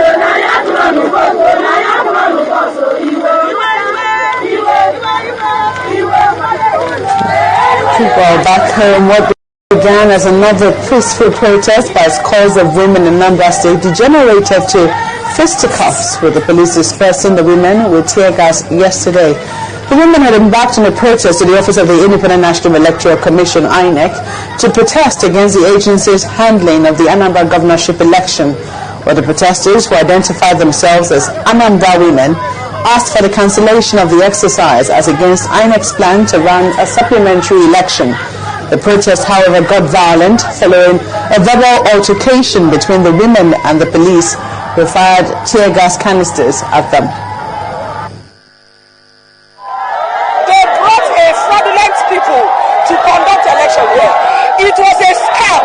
It was a destruction of a generation, destruction of the Igbo land. 2015 is going to be sick. And in Anambra, he has created a situation where brothers will fear brothers now. It's a dangerous situation because he has divided us into bits and has put us against ourselves. And I am calling on the entire Anambra populace to know that this thing will divide them continually if they don't recognize it, if they don't realize it. So I am calling for peace. Let them go and sit down and work out this matter.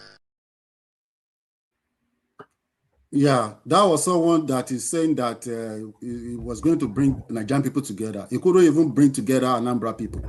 What are you people talking about? Let me continue what I'm saying. Hold on. Oh, one man. Can we discuss? Can we talk about this video you just played? One man.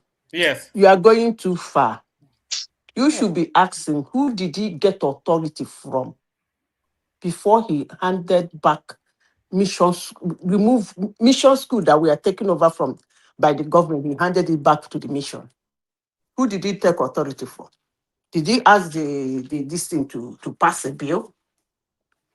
He did it with microphone.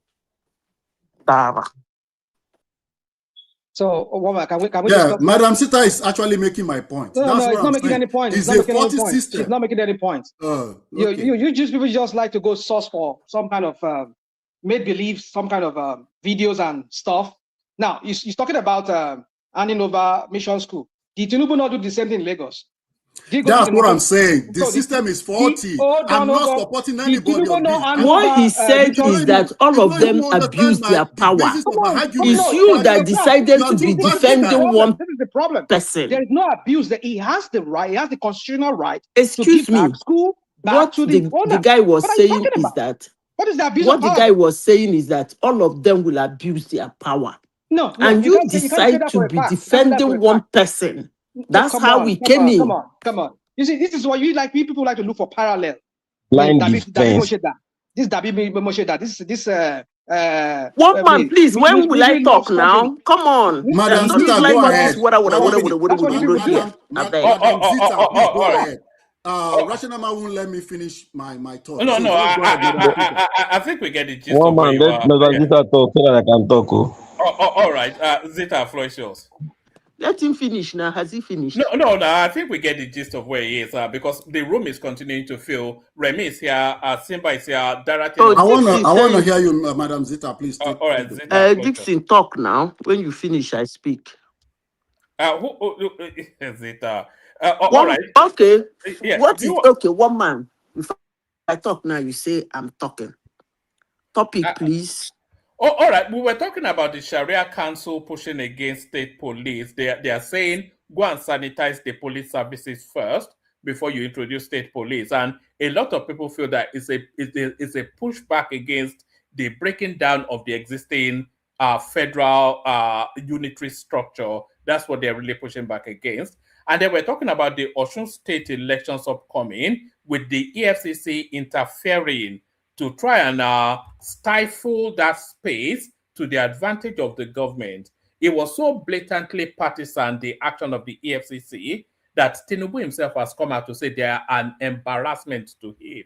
So we're talking about that. And then we're talking about Maman Saleh, the former Minister of Power, who has been found guilty of corrupt practices to the gravity that they've imposed, convicted a 75-year jail, a 75-year jail term for him. And the nearest closest person was Dariye, who got 14 years. So now, at last, is the crime fitting the punishment, or is it a bit excessive? We're talking about that. And then, of course, your friend and mine, Peter Obi, he has come out to tell us that he will visit every school in Nigeria to speak with them if he becomes president. And then somebody has gone to do the mathematics. There are 60,000 schools in Nigeria, secondary schools. So if Peter Obi is to visit them, and then it will take him probably more than his 4-year term to visit every single one. But that's Peter Obi, of course, and his desperate politics. So those spaces, give us about 5 minutes, and then we'll go to Darati. There is a video you showed about one guy talking rubbish. I will come to that because that's the only topic I watch you present. The Sharia pushing state police. A woman, I told you here that I'm not a fan of state police. You see, when you call something a name and you use the name for a change, then you are not making sense. You call Nigerian police federal police. And then your anger is that it is federal police. Now you want to change it to state police. I think those people are on my side. It's not whether they are federal or they are state. You have to keep that police to a particular standard. Because before you know whether you are going to move it to police, state, or to federal. Because whether you are giving it to the state or you are giving it to the federal, it's still the same human beings. I don't know how you're gonna get something different, but hey, one man, don't get me wrong, you know I speak a lot of gibberish. I have told you here that I will live to see the outcome of this state police. And it is one thing that I will dance in you people's front in this platform, because I am the only one with this my head slammer Sharia people. We are the only one pushing against it. Just as I have said before, the person that put these humans in Nigeria together and call them Nigeria is a genius, because he brought the same humans who behave the same, pack all of them, gather them together, put them in one basket and call it Nigeria. So the next topic, Osun State. Woman, that's over Ziliok. So I don't even know why EFCC went that way. What were they?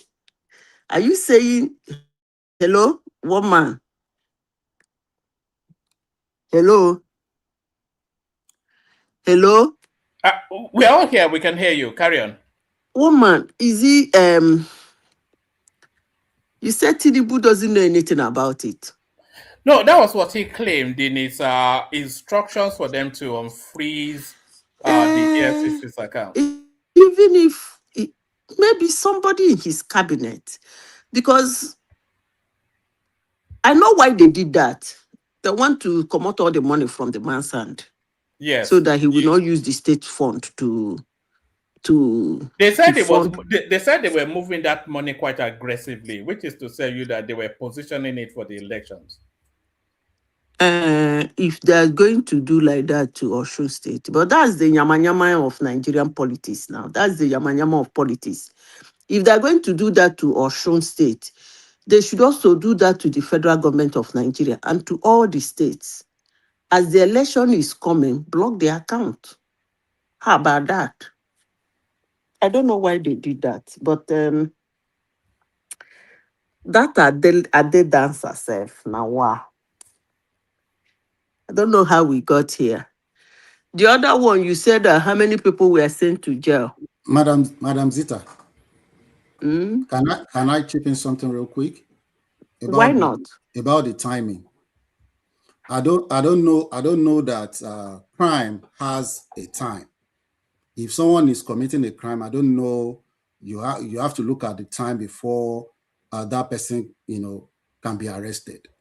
If EFCC identified that Osun State government was trying to move money illegally from one account to another, and they have the constitutional right to intervene and freeze the account, it does not matter whether it's a day to the election, 2 days to the election, a week from the election, it does not matter.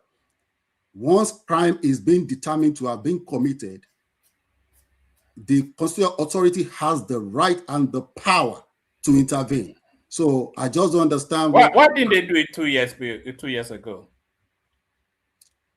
What man? You just said that he was moving the money so fast. If there was no crime 2 years ago, would they freeze the account 2 years ago? We are talking. I don't know why people always. So this is the first time that Adeleke is trying to loot Osun State. Nobody cares about that. You need to listen to what EFCC says. They said some money were being moved, right?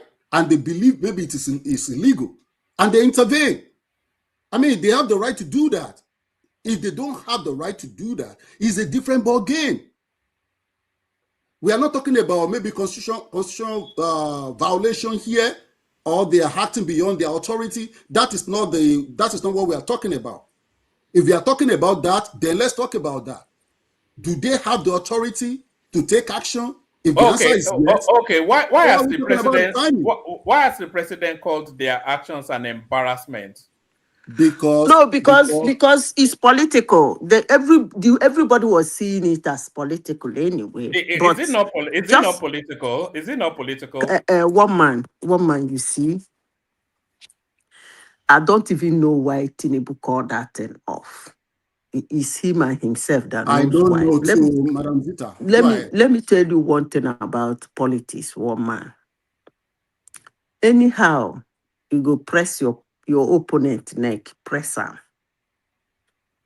I keep telling Nigerians that are new in politics this. Politics is all about winning. Period. If they come to speak all those their beautiful, how they are going to every year, every political season, affordability. Next season, human beings, their stomach na drum. One man, look, politics and election is all about winning. So if you have any way to cramp the neck of your opponent and win the election, you win. But if you think this person is telling you what you want to hear, and therefore you want to vote for him, that is it. But if the opponent has a way to clamp his wings and really clip it from him flying, they're going to do that. So I don't even know why Tinubu called that thing out. Because he too, Tinubu, is doing it around Nigeria. One man, from all indication, I don't even know, unless people from diaspora, like Rational Mind, will be donating into Obi's account. Look at what Tinubu has done. He took all the, well, he would say he did his own smartly. He took all the governors. Who is going to sponsor presidential opponents? None. So the opposition in Oshu did the same thing. So why did he stop it? That one use the FCC. So why did he stop it? I don't know why he stopped it. He shouldn't have stopped it. Madam Zita, I think I checked some few things about the Constitution. The FCC actually had the right to do that. No debt, no post no order or something like that for 72 hours. Anything more than that is illegal. They can do it for 3 days. Anything after 3 days is illegal. If they want to do it beyond 72 hours, what they should have done, like they normally do before, is to quickly go to the courts. Or the reason why they normally do that, give them the Constitution give them that power, is to actually, if in a real case, the reason why we are speaking about this was because it's political. We know it's political, just like you said. The ruling party will always want to test the opposition to break their neck, whether you like it or not. So we know if it's criminal, you need to first of all stop the flow of money from a particular account, then move straight to the court to go and get an injunction to extend it indefinitely as far as the case is Let me ask you a question. Does that guy look like somebody who will win that election in November? The guy is to me, don't forget that the Alele case have deep pockets. That's the state of my mom. So I know, at least I know some of the politics and I have some contacts there. That guy still has some grassroots support. So the game is still almost like 50-50. If you look at the last, let me tell you, go and check the last Osun governorship. I mean, the last three, the last three elections. You see that it's always a close call since 2015. After Aregbe, it has always been a close call. But is he doing some few things for the local people? He's not doing anything. Madam Zita. He has not done a single thing. Do you know that his nephew Davido, he has said if they don't let him win, that he'll get Donald Trump to remove Tinubu. That one is not. He's being charged. That one is being charged. That's what he will not use his music influence. You know that Davido wants to spray money.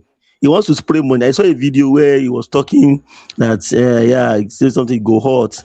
So he wants to dip his hand into the pocket to spray money, but he quickly withdrew his hand. If he spray the money, he'll be arrested now because he'll be arrested. I was very shocked. It's gonna be all right. Make that point. Make that point. Then let Zita land, and then we'll come to you. Zita can continue. Madam Zita, continue, please. One man, you said they put who in the prison? Who do you mean? You said who and who that was jailed. Oh, I was talking about the former Minister of Power, Maman Saleh, who has been jailed for 75 years for corruption, and which is by far and a clear distance the harshest sentence yet in corruption cases in Nigeria. The nearest closest one was 14 years. So we're talking about does the crime fit the punishment or etc. Actually, personally, putting politicians in jail, it doesn't really make me happy.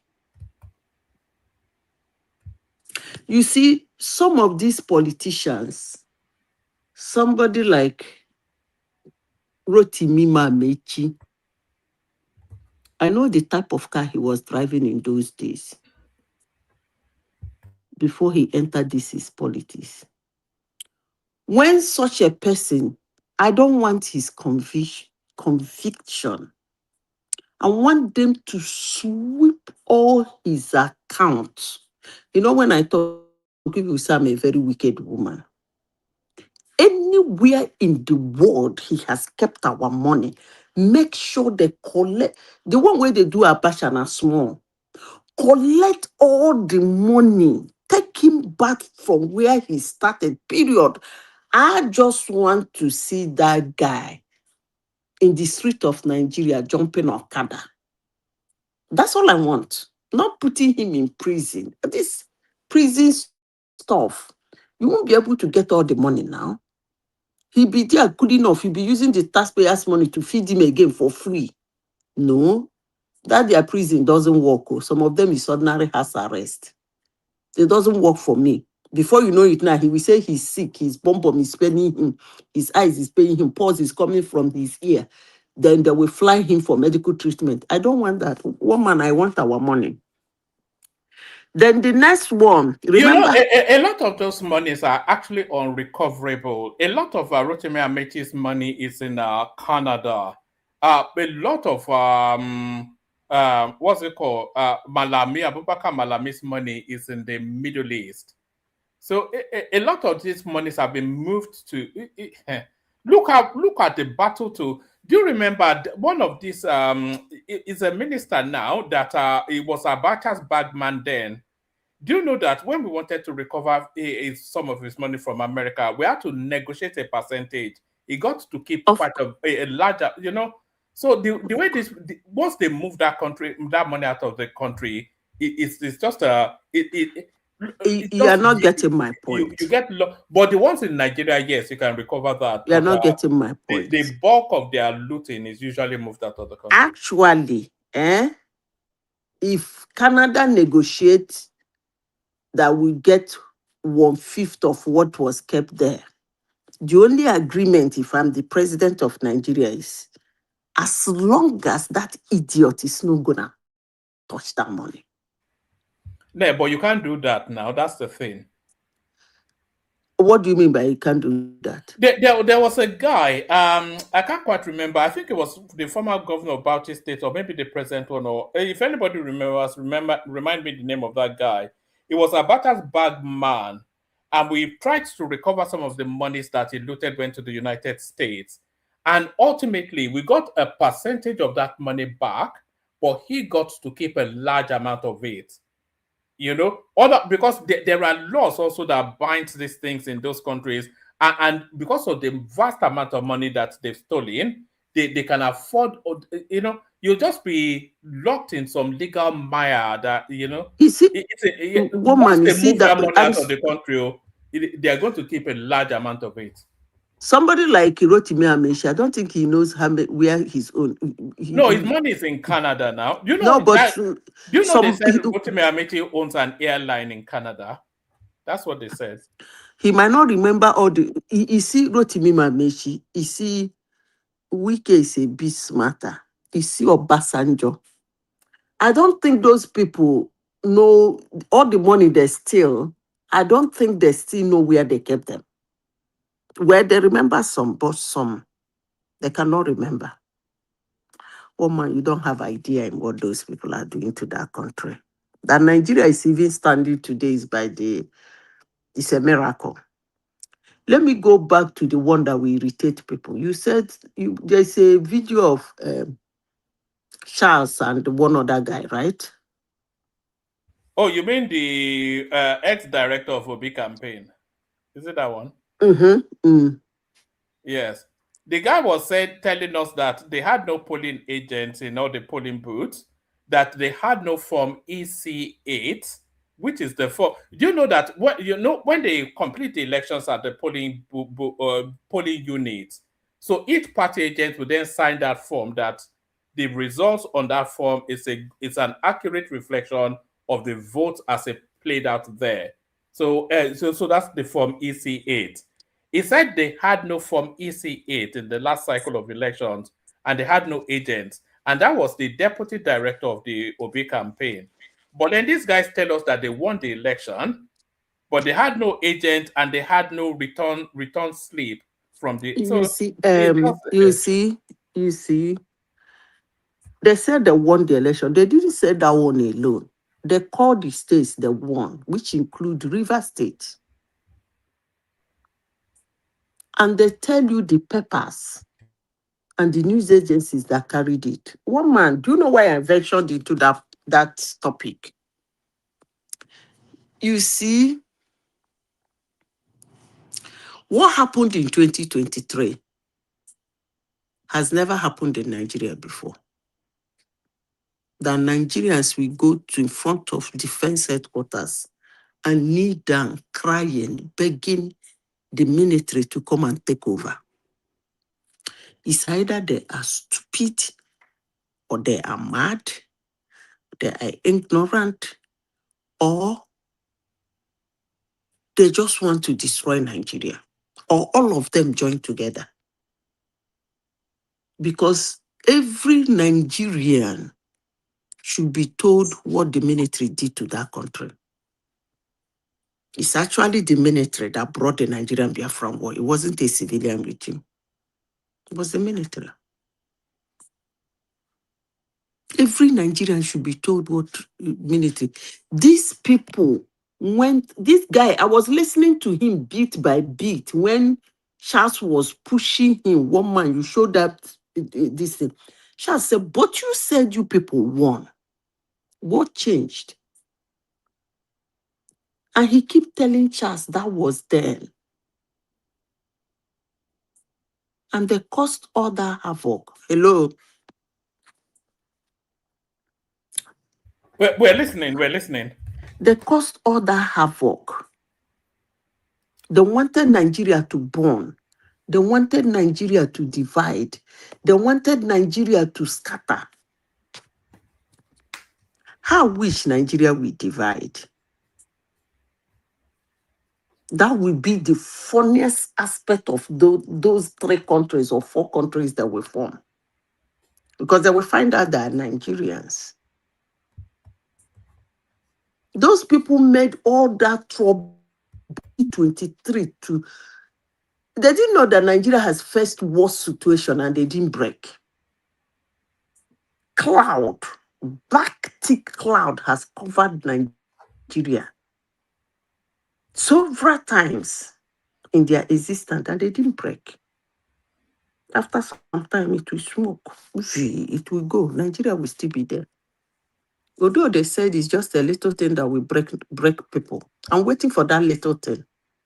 Because little, big, small, little has happened in Nigeria. Understand? If it's not your person today, tomorrow it will be your person. No worry. When Tinubu finish ruling, the next day another person go rule. If he be your man. P2B, who is going to sponsor him? One man, I'm asking. It's GoFundMe now. It's the usual, And they will put it in Dixon's account. It will be the Americans it was the Americans that sponsored him not the American government or Nigerians in America. And they will put it in Dixon's account. But they put it in Aisha Yusufu's account the last time now, and she's living like a princess now. You know, that's what Nixon insisted, that no more, any donation to that party must come to him. You know, so we are waiting for that fight anyway. When the money starts coming, I can't wait for January. How many months now?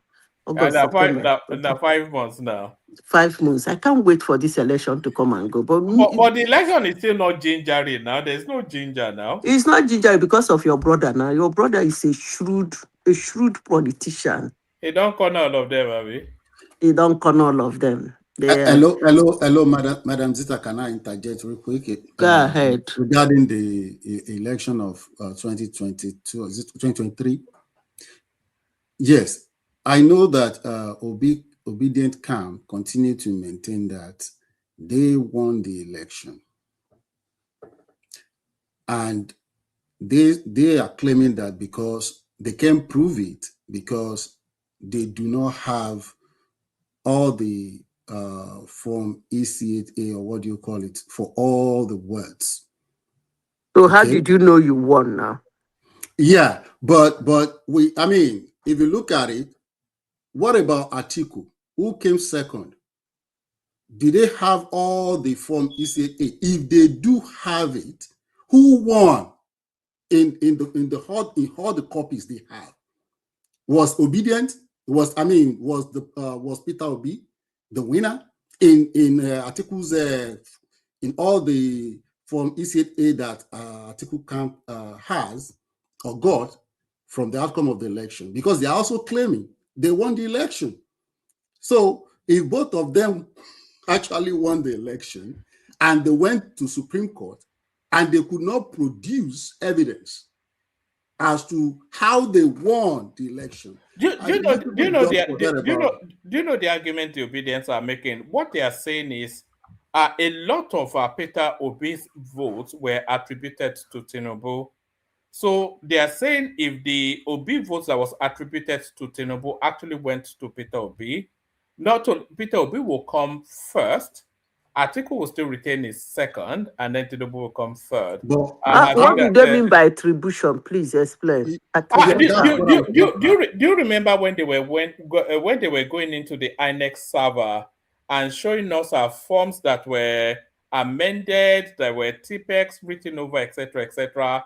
So they've come up with this sort of convoluted mathematical abracadabra, you know. Woman, where are they, Seth? Where are you obedient they can't speak anymore because the guy is embarrassing them too much. You know, anytime Obi speaks, then there was this clip that was circulating that these people are saying Obi should not speak anymore. The Obedience. They should come back here and apologize to me. I demand an apology from every Obedient. Those people nearly killed me here in 2022. There is nothing they did not do to me here in 2022. All of them should come back to this platform and apologize because they are seeing what I saw in 2022. Now people come here to defend Obi. The guy really do have guts. Honestly, sincerely speaking, when I sit down in my corner, I look, I say, so Obikwa won't be president. It is what it is. To the extent of people abusing me because I didn't support Obi. Oh man, it's ridiculous. So, I told you in 2023 that he will come out again. You say he will not. Here we are. If he's alive in 2031, he will come out again. You know that one surprised me because I thought it would have I didn't know that much about it. I do remember you saying that. I thought it would have just faded away quietly because traditionally in Nigerian politics, after the elections, at least for the first 2 years, everybody will just go and re-energize and retool. But that guy never stopped. He's not stopped campaigning for 1 minute. No, you people, he because he thought he has 6 million votes. And you people support him and abuse me in this platform that he has 6 million votes. He doesn't have it. Madam Zita, you know why Obi is making all these mistakes that he's been making? Obi is not a politician. If you look at his antecedent in Anambra, Obi was, I believe, Obi came from the UK, and he faced primary. Someone defeated him, and I believe they said maybe they did abracadabra, and became the candidate in that Do you know election. what you just said now? The moment you say Obi is not a politician, do you know what you just did? You confirmed what I said, that he is a daft idiot. I don't think you can. I don't think you can say that. Or somebody that's been a 2-term governor of one of the wait. big states. Yeah, I'm coming. I always said that Obi is dumb, and he's stupidly stubborn, and you just confirmed it. Because if you come here and tell me that somebody who run around Abacha was in PDP, from PDP went to ABGA, became governor, 2-term governor in ABGA, came out to be a vice president, presidential candidate, run around, contest for presidency, and you stand here and tell me that he's not a politician, then let me say daft. They say the most stupid idiot. Because that's just what you said. That he's an idiot. Yes, indirectly. So what has he been doing? That's not politics. Because he's been making a lot of mistakes. Look at, after the 2023 election, one would think that it was going to unite people in his party, Labour Party, show leadership. One would have thought it was going to do that. Instead of doing that, he left the party, disintegrated.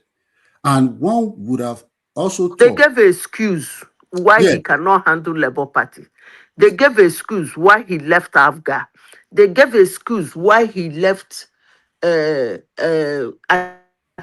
in 2023 to go and become presidential candidate.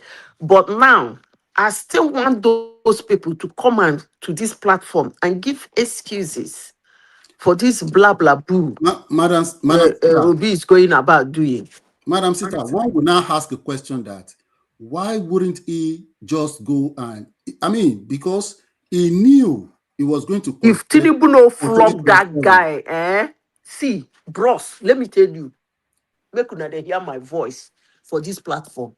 There are two things Tinubu did one thing he did that I'm very angry with him is leaving Nnamdi Kalu to be breathing. I am extremely angry with him. Now, come January, if Tinubu no flog the living devil out of Peter Obi, then he will be getting double anger from me. Madam Sita, I even think you will give Tinubu some credit for even putting him in jail, because they gaslighted him. I thought he was going to, kind of back out from, prosecuting him and put him in jail. We should still give him some credit for even having the spine, to do that. A lot of people, some people might all right. Zita, land your thoughts, and then we're going to Dorothy. I think we've held Dorothy in abeyance for long enough. My final thought, landing my point is that if Tinubu no flow P2P and Kwankwanzo, Dambro Bachege come January, he's going to get another anger from me, from the one from what's his name, Nnamdi Kalu, still wagging his tail, breathing. All right, brilliant, excellent. Just on that, Nnamdi Kalu, do you know that Simon Ekpa's trial in Finland started, I think, yesterday? But Dorothy, floor is yours. Sorry for the long wait. So floor is yours. As you speak, I'll leave. Simba will bring it home. Thank you, everyone. See you tomorrow. I'll be listening to you in the background. Dorothy, good to see you. Thank you, everyone. See you tomorrow. And I think somebody... Thank you, sorry, and I think somebody signed up. Someone signed up as a member of the platform, Cyber Secure So thank you for doing that. Other people can join him as well. There's a join button on the platform. That's me. Oh, was that you? All right, brilliant, Yeah. excellent, well done. So other people can join Wake Up as well and become a member. Thank you, everyone. See you tomorrow. That floor is yours. Yeah, thank you, woman. Yeah, you see what I just thank you and Ms. Madam Zita as well for your excellent Thank you, my submission. brother. You know, a lot of issues that crop up in that country. Sometimes just look at it sometimes and you will laugh. The issue of the state police, to me, you know, we are just. I'm just of the opinion that probably we should not just allow our fears to us to just take the best of us. Of course, our governors and they are what they have been one of the weapon fashioned against us for a long time too. Because whether you like it or not, the president always kind of pander to them one way or the other because of the way the country is structured. For elections, you have to pander to them. But I think Tinubu himself will begin to see that if he doesn't do these things, he himself will have some issues. And I think he's already using that opportunity. Now, he himself did not probably think he would be doing this. I say this with all sense of decorum. What really happened? I think the North actually pushed him probably to do it more because if you look at what is happening in terms of insecurity, these guys were pressing his neck and he was trying to tell them, "Come, your brothers were the ones that are heading the security architecture of the country." From NSC to the Ministry of Defense. So I expect you guys to be able to call these guys to order and talk to them. But nothing is happening. And the opposition is holding my neck and my scrotal sack. Like I'm not going nowhere here. So it's like look at what happened. This week he's already in the US. Alake is in the US negotiating with the Americans on how to come in. The Chinese have been dominating the space in mineral mining and stuff. Now, that's their own what do you call it? But I mean, what do you call it? How do I put it? Self? Their own gift for coming to Nigeria. That's people just need to quit this politics of bitterness. See, the politicians know how to play their games. So Tinubu just feel like, okay, if I can do this thing once and for all, then I'll get Trump off my neck. I'll negotiate with him to come pick some minerals, and we also gain some few things from it. And for the very first time, they have been sealed up for a long time. Nigeria is not open. Probably we don't know. In Africa, Nigeria has one of the toughest visa rules in Africa.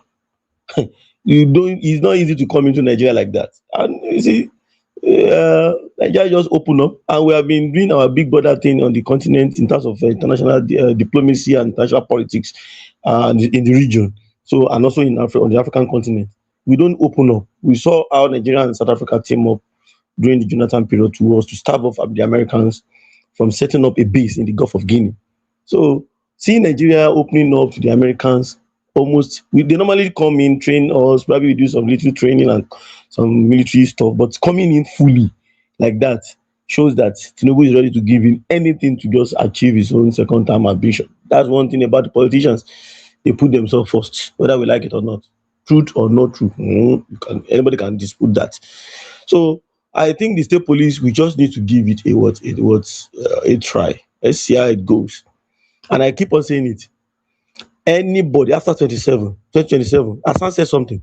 Anybody that will be coming into the Nigerian political space at the state level, your head, your cerebrum, which is the seat of intelligence, will have to be working at the highest level, because you are going to spoil your name, smear your own or picture. I mean, your own integrity if you are not careful, you are not smart, and you are not prepared.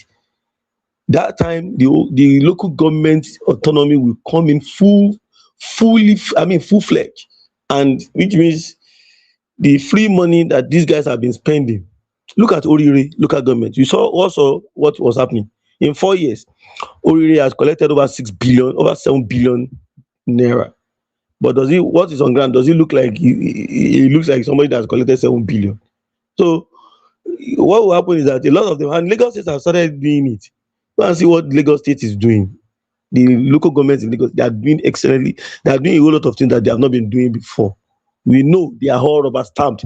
We all know how it happens. The local governments in Lagos State, they are all rubber stamped to the what, to the Lagos State government, and they know how to do, and the whole political machinery in that state. But we saw them now giving some level of laxity to them to be able to do things, So, and some of the projects that they are even taking up right now can even compete with the project that some governors are doing in other states in Nigeria. Fine, we know that Lagos they have that financial war chest, but the kind of project that these guys do. So what happens is that the next second, after 27, a lot of these local government guys will be doing a lot of things, and the state governors will not have that opportunity to leak money, to enjoy money that they are not working for, or to use their money for any other rubbish that they have been doing. So everybody go and sit tight. And that's what I normally tell some of my friends that live in the West, I mean, UK, US. I told them, come, you are saying we should leave the governors. These guys collect almost 26% of our money, of the money that comes out from FAC. So why should we leave them? And they also spend that of a local government, making almost 48%. And if they change, they are also still pushing for a change in the formula. If they change the formula, that means they will be taking more than half. The federal government takes 52 right now. They will be taking over 50 No, also. So the Dorothy, federal they have government will likely go to 40 something. they have So reversed it we should now. not talk to them. Can you hear me? Dorothy, can you hear me? Yes. Yeah, I'm The listening. federal I'm government, listening. they Yes. have reversed it already now. The federal government is taking 48 now. They are the one taking 52. State and local government.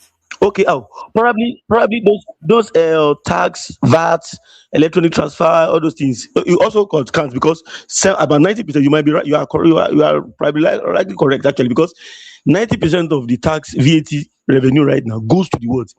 Goes to the state government and the local government. So even oil derivative alone in this year 2025, the oil derivative was roughly about 300 and something billion for just 10 states. For just 10 states, just to top up whatever they have collected from the government. I mean, can you imagine that kind of money? I mean, in a month, so probably in a month or so. So it means these guys are, and they're sharing over something, 1 trillion to the state. And you are saying, and sometimes, I normally look at some of our people that are living in the West. Apologies to them, but I felt they don't like that country.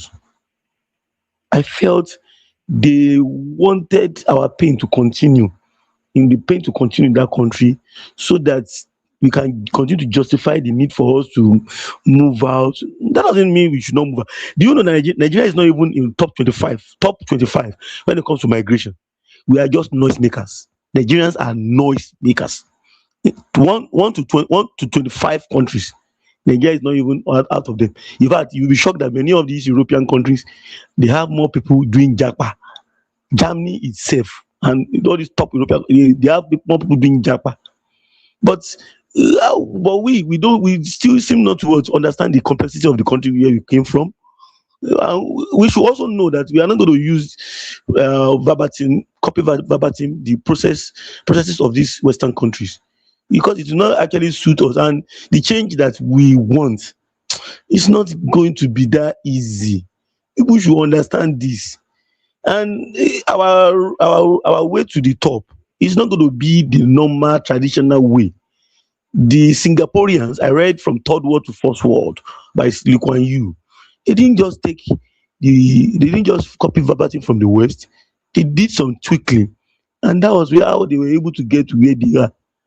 China also did not follow verbatim. They had an hybrid economy that does not factor in only capitalism. They brought in some level of socialism and communism into it, so that the state has towards above every other person. And if you want to try and do rubbish, they will kill you. They will throw you in jail. So we are not going to actually follow that system. People should understand that we will follow some filters and we cut corners and get to the top. one way or the other. Yes, I'm listening. Can I interject? Can I ask you a question? Yes, yes. Yeah, I actually like the direction you are taking the discussions to. So, what tweaking do you want us to introduce into our system that will make it better? Because this current system that Nigeria is operating, I believe, is defective. It should be totally restructured. But what kind of tweaking do you think Nigeria should introduce to make this system more efficient and effective? Yeah, thank you for that question, that submission. Madam Zita has already said it. The military did us a lot of disservice. So, correcting that, Tinubu, do you know what really baffled me? Nigerians themselves don't know what they want. And you see, a lot of people went to school, whether they school abroad or they school at home, they don't even know what they want. The same people that are complaining about Nigeria is not working, and they are living in a working country, a working system, they are still the same persons blaming the president for giving the opportunity to the state government and local government to breathe, so that um, development of democracy can go to the grassroots. We will still have to go back to that regionalism. I mean, that's regionalism to some extent. And look at it. Some of these things that we are talking about, or that were even in confab, have been have been tampered with what? With Tinubu himself. Look at it. When he was in Lagos, he was the one that challenged the federal government, and he got something out of them. He was the only state government in Nigeria that was able to lead the way when it comes to setting up what do you call it? I mean, a seaport, where the consortium that brought the money in had 70% or so, 75%. Lagos State had 20%, and the FG had 5%. So the same thing they did in Osun. No state government was able to set up anything that has to do with, because according to the constitution, all the minerals belongs to what? To the country. According to the constitution, they were able to through Oyetola, and that was why people don't know the reason why they took Oyetola to that maritime marine and blue economy. And I heard Rational Mind speaking some very funny things there, saying some very funny things. He doesn't know that blue economy. So what happened is this: we have to bring in. Sorry. Before you go, you mentioned something about mineral resources that maybe Osun State has or something like that. That it belongs to the nation, to the federal government. Is that not part of the problem that states in Nigeria should be able to control their resources and pay certain the revenue to the federal 25-20%? Exactly. Federal government, but at least they should own it. There is their resources. Okay. We will have to what? We have to take those tweaking those things. I mean, tweak those parts of the constitution. Let me say this. Let me say this. Nigerians, we always we have this mentality that once some people started talking about something, we have this bad wagon effect that we always think that okay, that would be the best way to go. Because I've been hearing people talking about resource control and because we think that because states are not controlling their resources or the regions are not controlling their resources, that's why we are not making headway. You people should remember that we have tried that system before, and that system was actually what culminated in the problem that we have in 1966 up to date. The major problem of Nigeria is because the attitude of the citizen, whether the leaders or the followers, if you don't have attitudinal change, the same thing that is affecting us today will even be worse under regional governments. Will be worse. So if you are thinking that, so if everybody is controlling their resources, so it will change the corruption, the attitudinal problem that we have. We think that that's control of resources that will solve it. Can I interject and say something about the point Hello? you just? Can I interject and say something? Okay. Yeah, so you claim that you are saying that people have to change their attitude. Can you hear me? Can you hear me? Can you hear me? Yeah, we can hear you. We can hear you. Okay, you saying that people have to change their attitude. I agree with you to some extent, but I think government needs to change its attitude, and government needs to introduce policies and programs and laws that will force people to change the attitude. Let me give you an example. In the United States, is the reason why people, I mean, they still commit a lot of crimes here, right? But the reason, Wake up. Sorry, hold on, sorry. hold on, I will allow you let to me, talk. Just let me say this. No, no, just wait.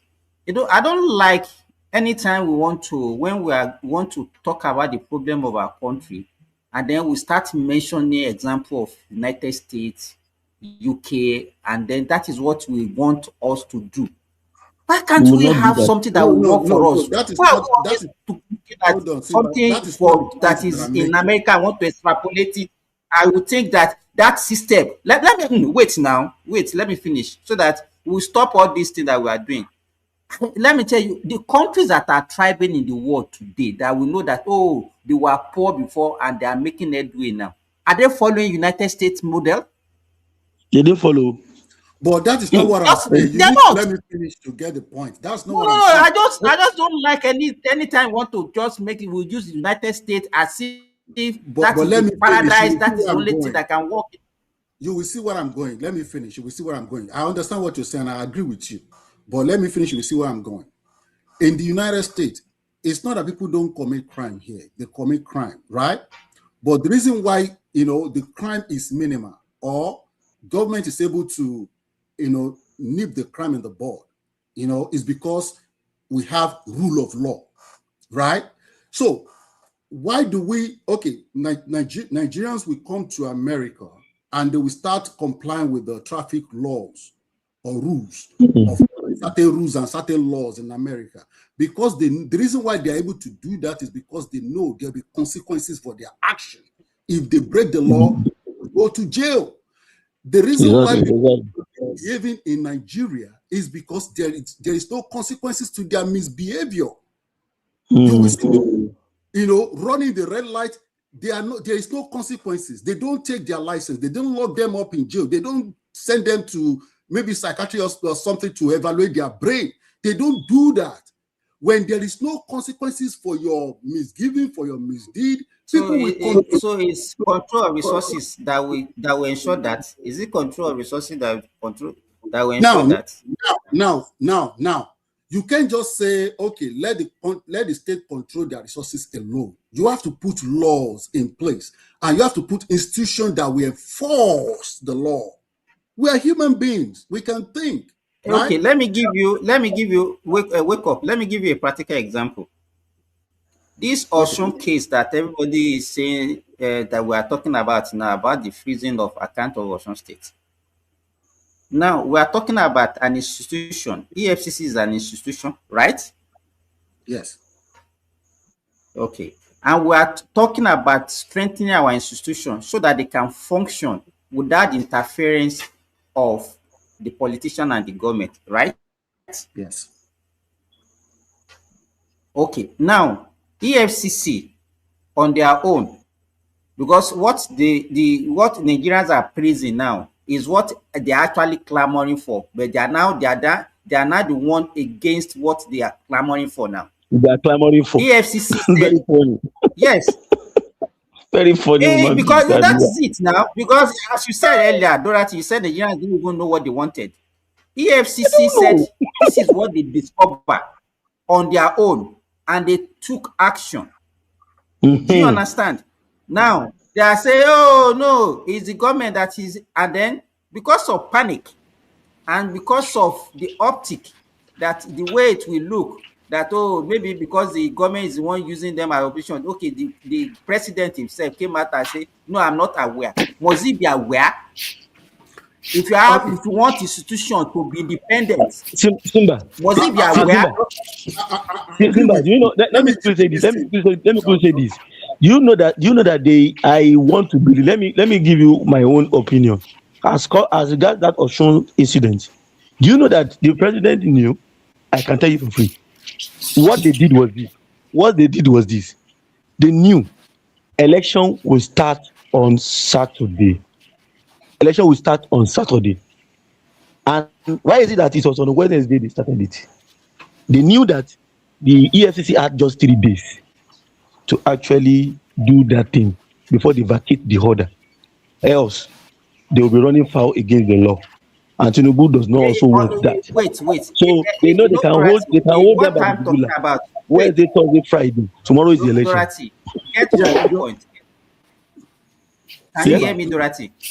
Okay. Yes. What I'm saying is not what you are saying. What I'm saying is that we are the one giving it that interpretation. EFCC Mm. want to work independently of the government, and that is what we say we We wanted want it. as a nation. Mhm. We wanted our Institution institution to be functional to be working. without the instrument of government. Do you understand? Yeah. So why are we now saying okay? Whether if they do it, what is wrong? Even if it is 3 days, is that 3 days? What is it going to cost to people of Osun State? Is it going? It's not even they are paid salary. They have done whatever they want to do. So if they freeze the account of Osun State for 3 days, is Osun State going to collapse?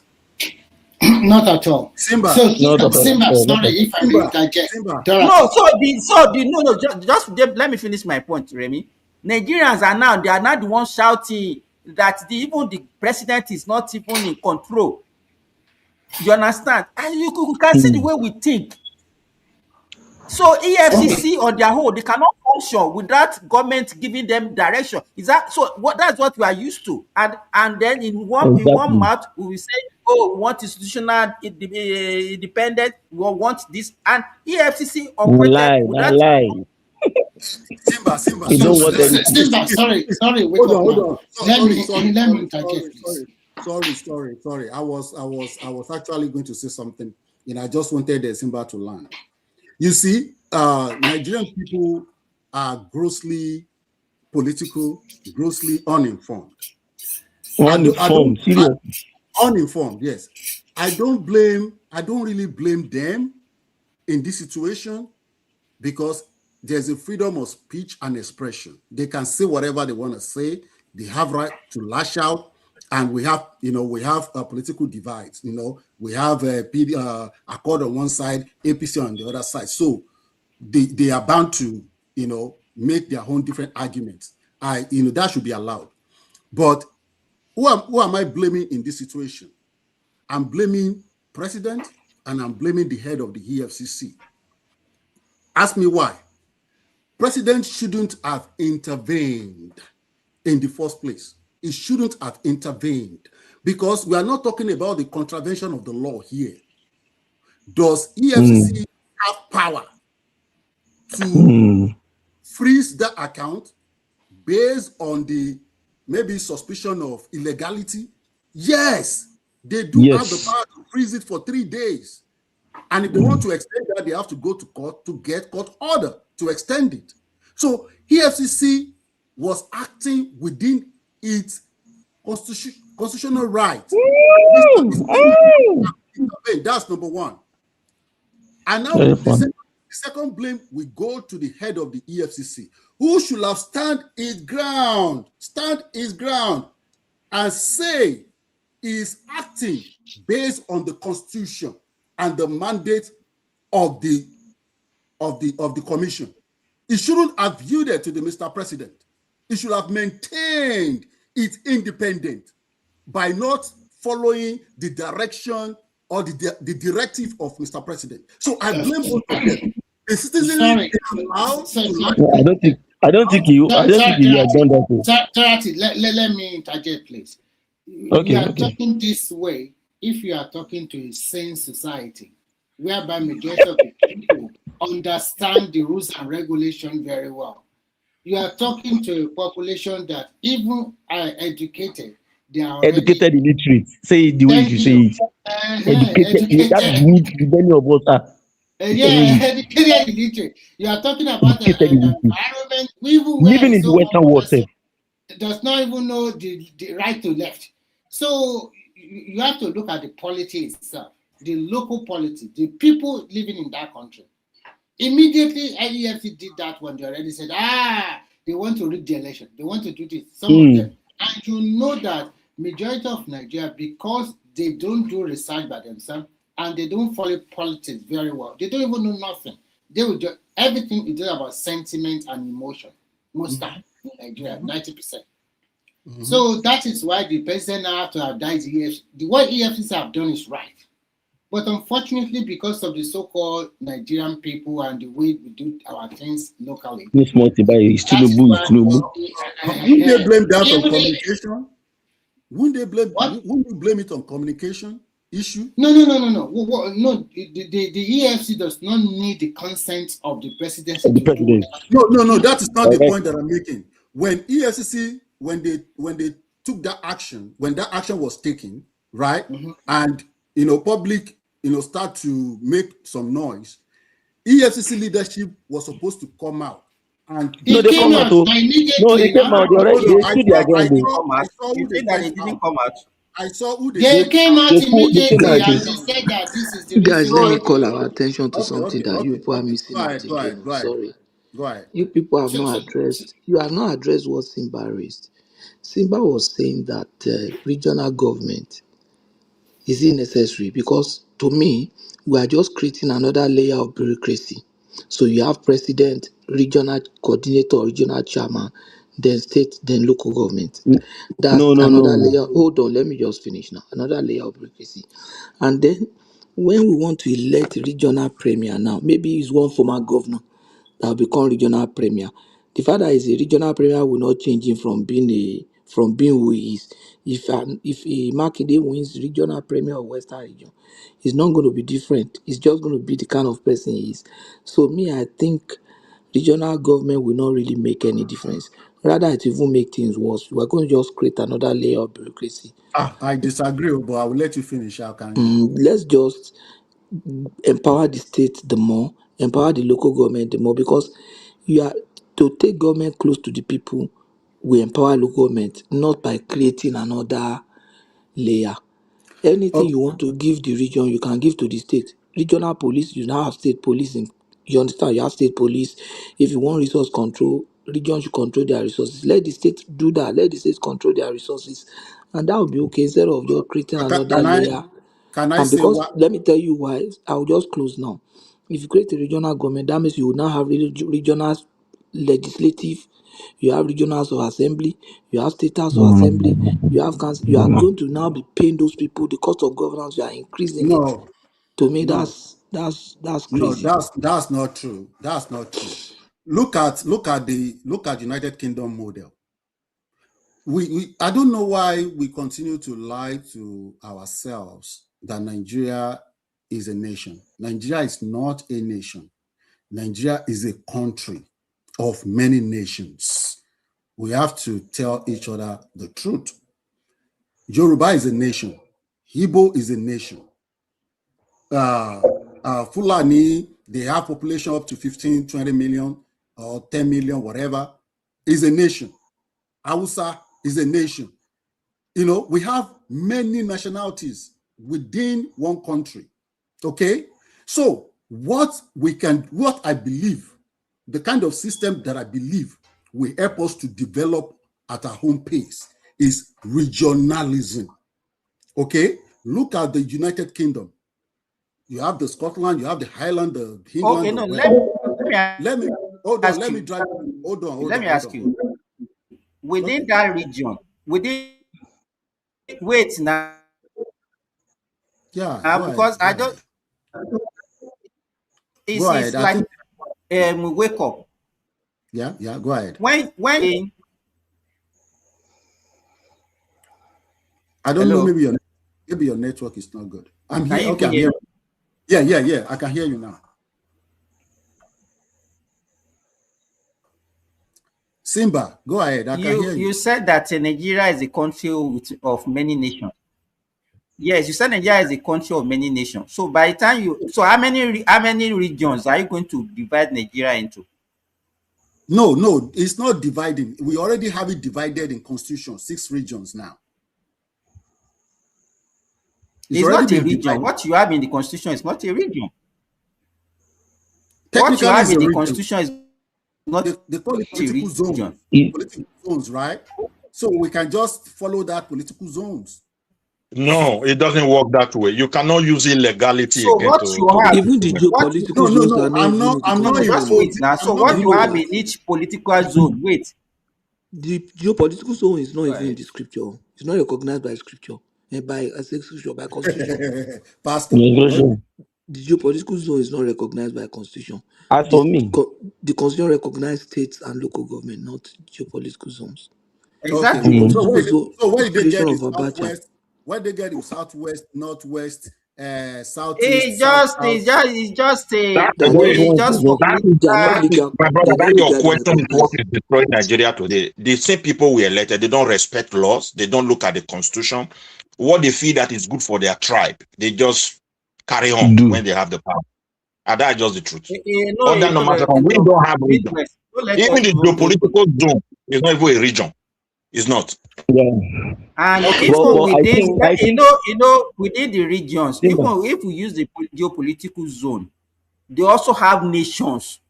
Because if it, let's say Midwest, I mean, North Central now. How many nations do you have within the North Central zone? We have the Yorubas, we have the Hausas, we have the Nupes, we have the Baris, we have, in fact, so how can they? I don't. Nigerians, I don't even know. No. There's a solution to that. No, hold on. There's a solution to that. Where you have the majority, if in that North Central or Northeast, or where did you mention now? If it is North Central, who is the majority in the North Central? If outside the majority, There's no majority. There's no majority in the North Central. There's no You can't say majority there's in majority. if there is no, if there's no single ethnic that is the majority, put all of them in local government and give them power. Okay, put them in local government and give them power. Who are you putting in the local government? I mean, they will have their local government. You put all the please. You put all the Nupes in one local government. Is that what you are saying? Whoever is dominant, You put all the chief in one local government. You put all the Igalas, the Yorubas. Simba, you let this guy, let him land his point. At least we have a lot of questions for him. Let him land that point. Okay, this is what I'm saying. This is what I'm saying. Let's say out of 20 people, okay, in a particular region, out of 20 people there in that region, you have one ethnic group that is, the population is 10. And let's say you have about 40 ethnic groups there, but one ethnic group has 10, 10 to itself as in population, right? So the rest, the remaining 10 is divided among the other 39, right? What I'm saying in that aspect is that whoever is the majority, even among the 39, we clearly have the, maybe leadership or whatever in the local government. That's what I'm saying. And in the general local government, the one with the 10, they also have the leadership power. Let me now ask you a question. What is the difference between what you are submitting in Nigeria? Then you silence the remaining ethnic nationality. Wait. What is the difference? Yeah, the only we have similarity, but the difference is that we will have regions, right? And within that regions, hold on, let me finish. You just ask me a question, let me answer it. So we have regions in Nigeria, right? But we don't actually, you just mentioned that it is not written in the constitution, so it is not legally binded. It is not legal, okay? We just use it as, okay, we know Yoruba people live in the Southwest, we know Igbo people dominate the Southeast, we just use it as geography, right? But if we put it in true regionalism, right, in true regional government, we still have some people in the Southwest that are not Yorubas, but sometimes you see them dominant in certain area, in certain local government. I can use Lagos State, for example. I don't know, there's a particular local government that you see a lot of Igbos. Okay, let them control that area. That's what I'm saying. Let them control the local government. Put them in that local government. Okay, can you also allow me to come in there? Listen, my brother. Your recommendations sound like the way when we got independent, the mindset of Igbo that majority, they feel they were majority and they're going to take possession of the entire country. And now they fail. You are also making that same recommendation that when we go to region, the majority will not rule. What is the difference between that and Nigeria? Let me tell you, if you want to run regional government, I agree with your first submission. We are very diverse people. What you have to do is to go to regional government and recognize every ethnic nationality that is there, give them their province, make law that really empower them to take their destiny in their hand, while in the central, you weaken it to some certain degree where it will not become so contested. Then we can develop the land. Like Nigeria's situation today, we are living under what I call distrust because of the past experience. That is why the Northerners, not that they don't know what they're doing, there's a level they don't want to fall into. The Yoruba, there are levels that sometimes when they weigh it, no, we don't want to fall here. You as an Igbo or maybe an Igbo side, there's a position they want to regain. You get other tribes that are minority are also seeing it like, okay, we are being marginalized. So you cannot recommend a regional government where you feel you are already majority and you will not dominate the region like what you were not able to achieve in Nigeria. That is greediness. It doesn't work that way. Sorry, Wakeman, let me contribute, please. Let me contribute. I think when you talk about regional government, this government, the present government have indirectly gave you regional government by giving you 6 regional development commission. Thank you. And they voted over 150 billion naira to each of the commission. So that is already give you that one. I think what we should do, I totally agree with Patuski. Let's leave the state and the local government as they were. Now we cannot think about let state now control their resources. That means you are now giving more power to the state and the local government, while you continue to reduce the power of the central government.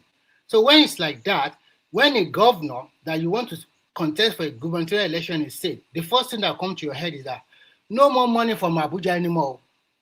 So how am I going to get that money to pay salary to develop the state? That is when you now started seeing right-thinking people. You don't need the godfather, but you have to have your money to contest the election, because politics is not a small game, to tell you the truth, anywhere in the world. How do you get resources? How do you get money? And how do you get the idea to make that state prosper? That is when you now see the local people get involved in that state politics. But as it were now, everybody just sat down, and at the end of the day, they collect their money from Abuja. But that, if you are talking about regional government, this government indirectly already solved that problem. Okay. Let me ask you this question, Remy. Right. Give me one example of this model that we are proposing, a developing nation that has this model and they are practicing it and is working for them. Just give me one country. Which model are you talking? Region or state? Let me answer his question. Is this state or region you're talking about, Simba? Unfortunately, this model. I'm talking. You should give me a country, a developing country. I'm not talking about US. Because that's why I said. No, I'm just saying based on state or based on region. Your question, is it based on state or based on region? That's what I'm trying to ask. Based on all these things that we are talking about, that the state the one we did in Nigeria, the one they did in Nigeria presently now, that Tinubu giving money to 6 development commission in Nigeria, there is no country that is practicing it. And that is why you have to look at the local problem to find local solution to that problem. And I think that guy have done wonderfully well. So we should just read the case of regional government as it was. Remy, just I disagree with that. I disagree with that system because it's going to be too expensive.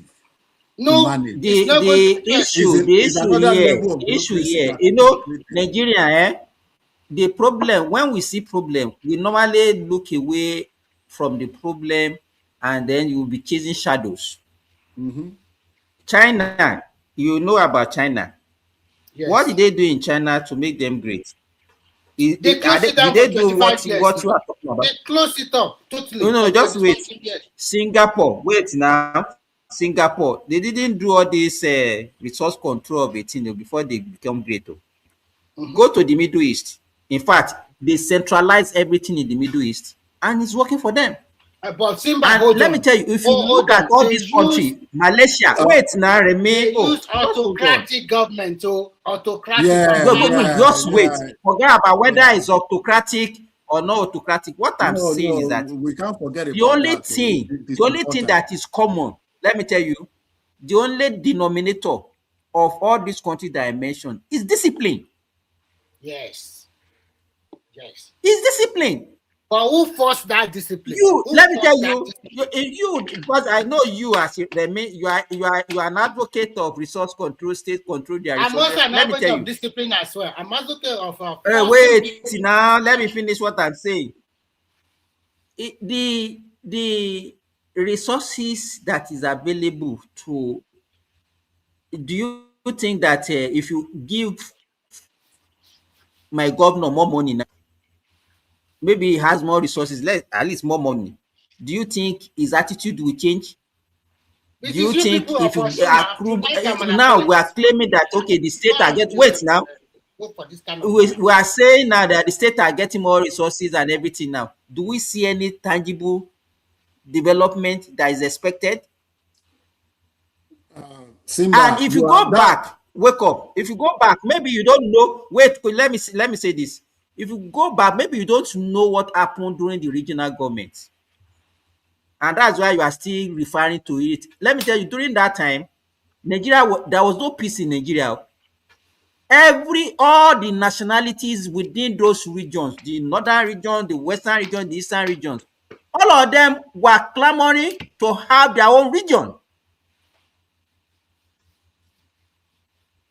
You understand? They were not comfortable because I said that the dominant tribe should just take what.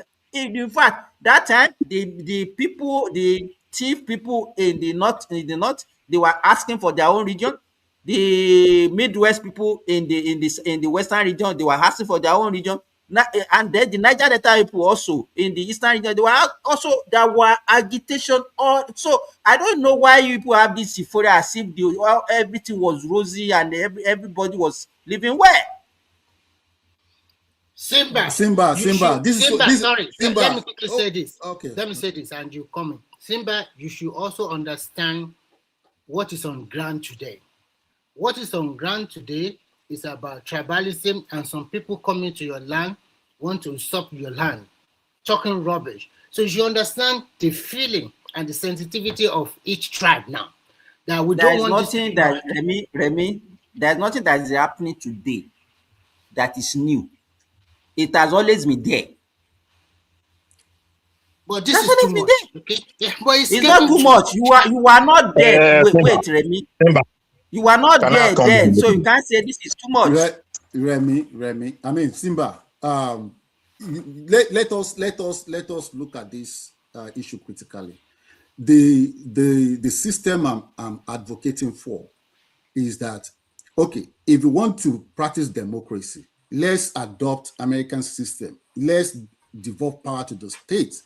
Let them have state police, local government police, city police, campus police. Let them have some degree of power, autonomy to control their territory.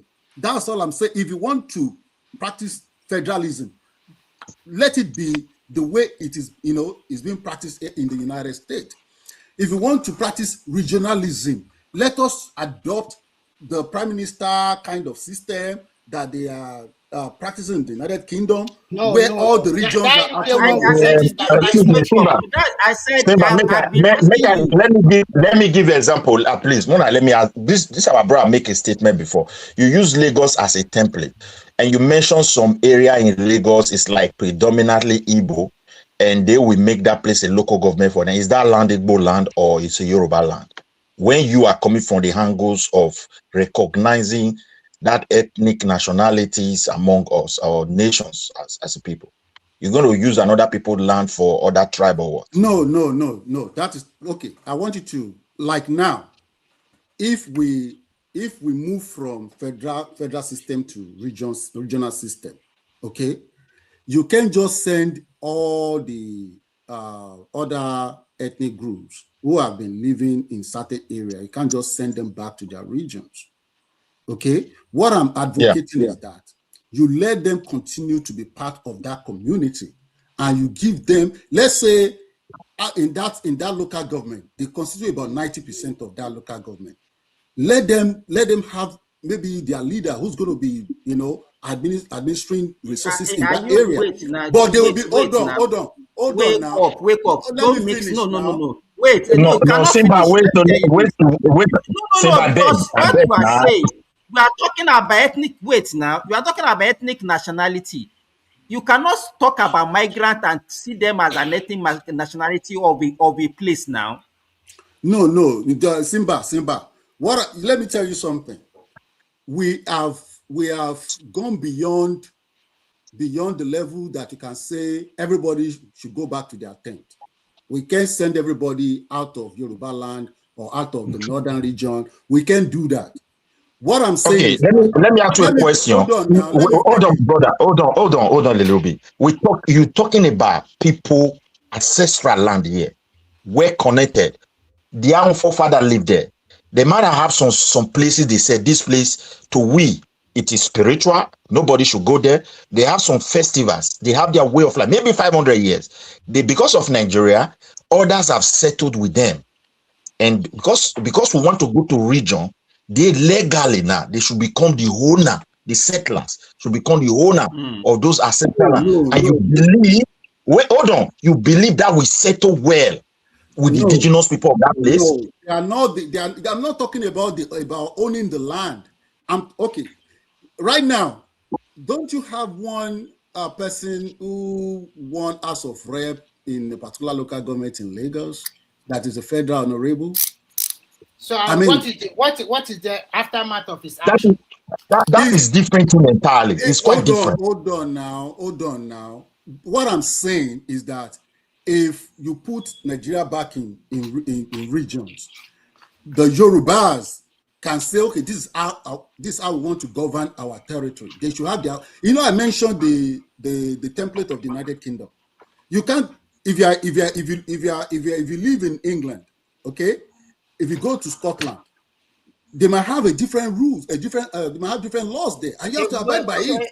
No, wake up, please. Spare us with this United States or England template. It has never worked for any developing country. It can never work for us. No, and it's not. We are practicing. It didn't work for us. So forget about it. Let us develop what can work for us. Forget about this. Your United States people. Tell me what country outside United or UK that is practicing that. Even United States, tell me where that kind of it's like in UK now. Let me give you an example.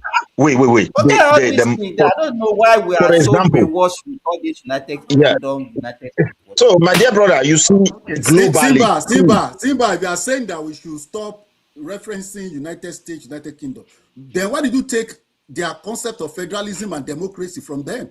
It's not working for us, so we should have our own template. You have to modify it to work for us. It's not working because you have to modify it to work for us. Look, my brother, let me just reply you. Wait. Take for example now, if you look globally, I will tell you, even in democracy, we are having one single party. Far right is growing. Why do you think it's growing? The demography of those land that once hosted all of us is changing, and it is not settling well with the people, and that's why you see.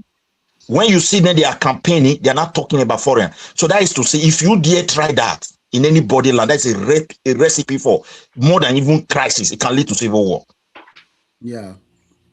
I'm just telling you the truth. Don't ever dream of, because you have settled with the people. The best thing, just go and learn the people language, go and back to their king, go and do what they are doing so they can even trust you, and by themselves give you some degrees to operate that will be in line with them. If you think anybody can come and impose that, it's not going to work anywhere. Don't dream of it. You can. I'm just telling you the truth. That is exactly what I'm saying.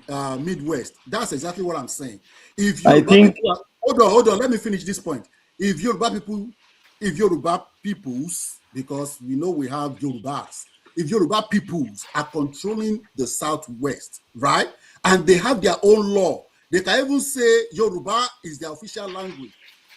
Igbo, Hausa, or other ethnic groups that are living there, they have to learn how to speak Yoruba. It's just like you're in the United States.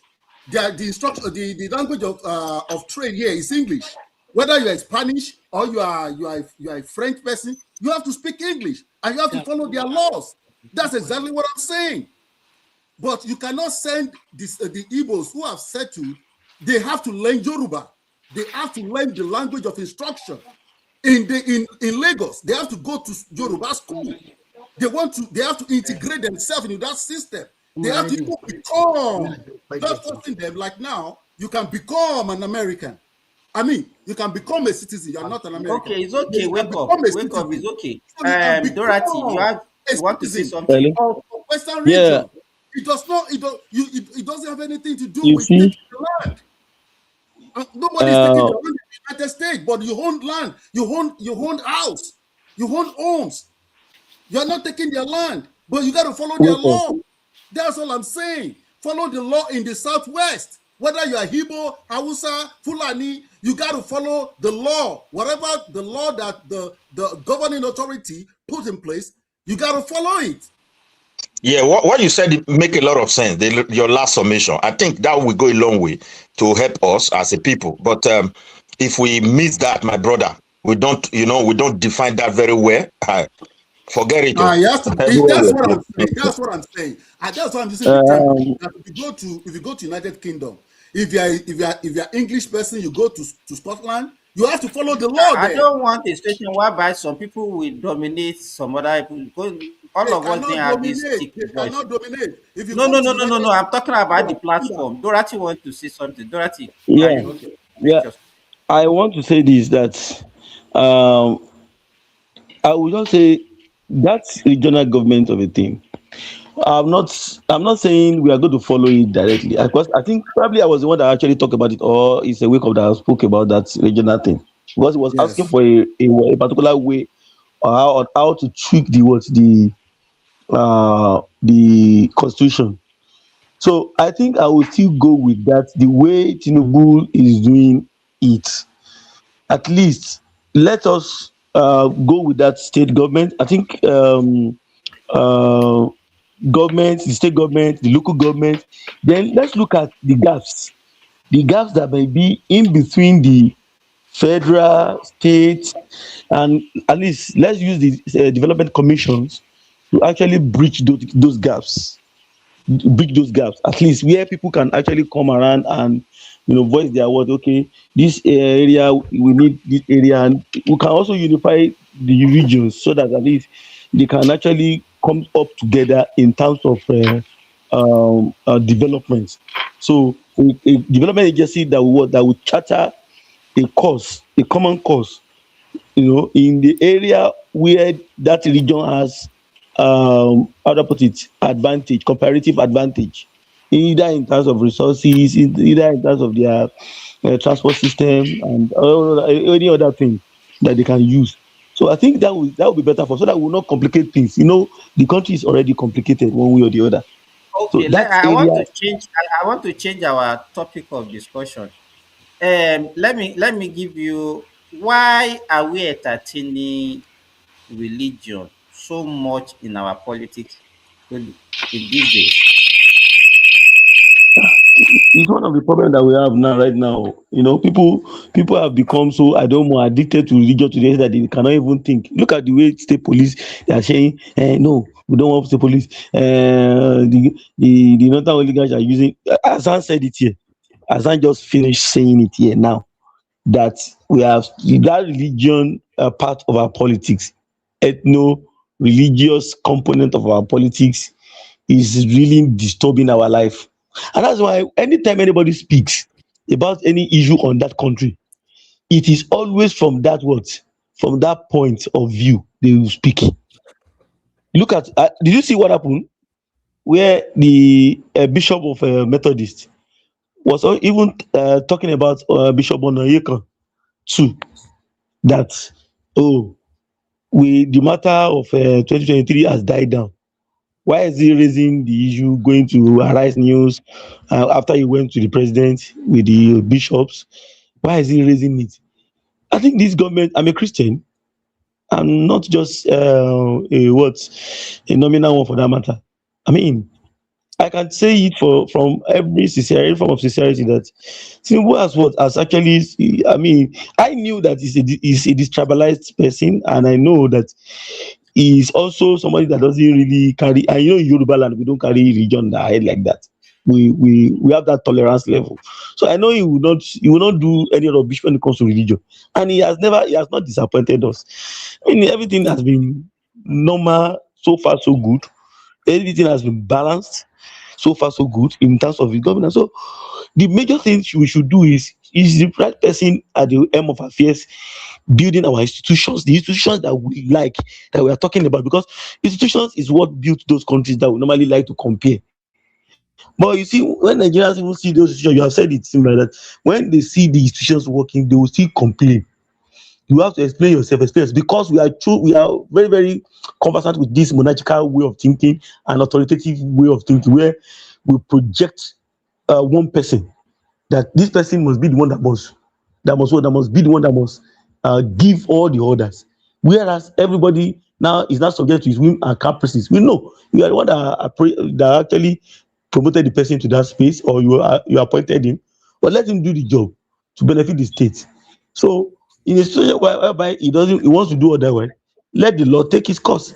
So, but we use religion to what, to judge things. So, and you see, even though many of us have gone out of the country, we are living in the West, we are living in Canada, we are living in US, we are living in the UK, but those things still rule our mindset, and that's why somebody that is close to me will be in the UK and will be telling me that we should not call out the governors.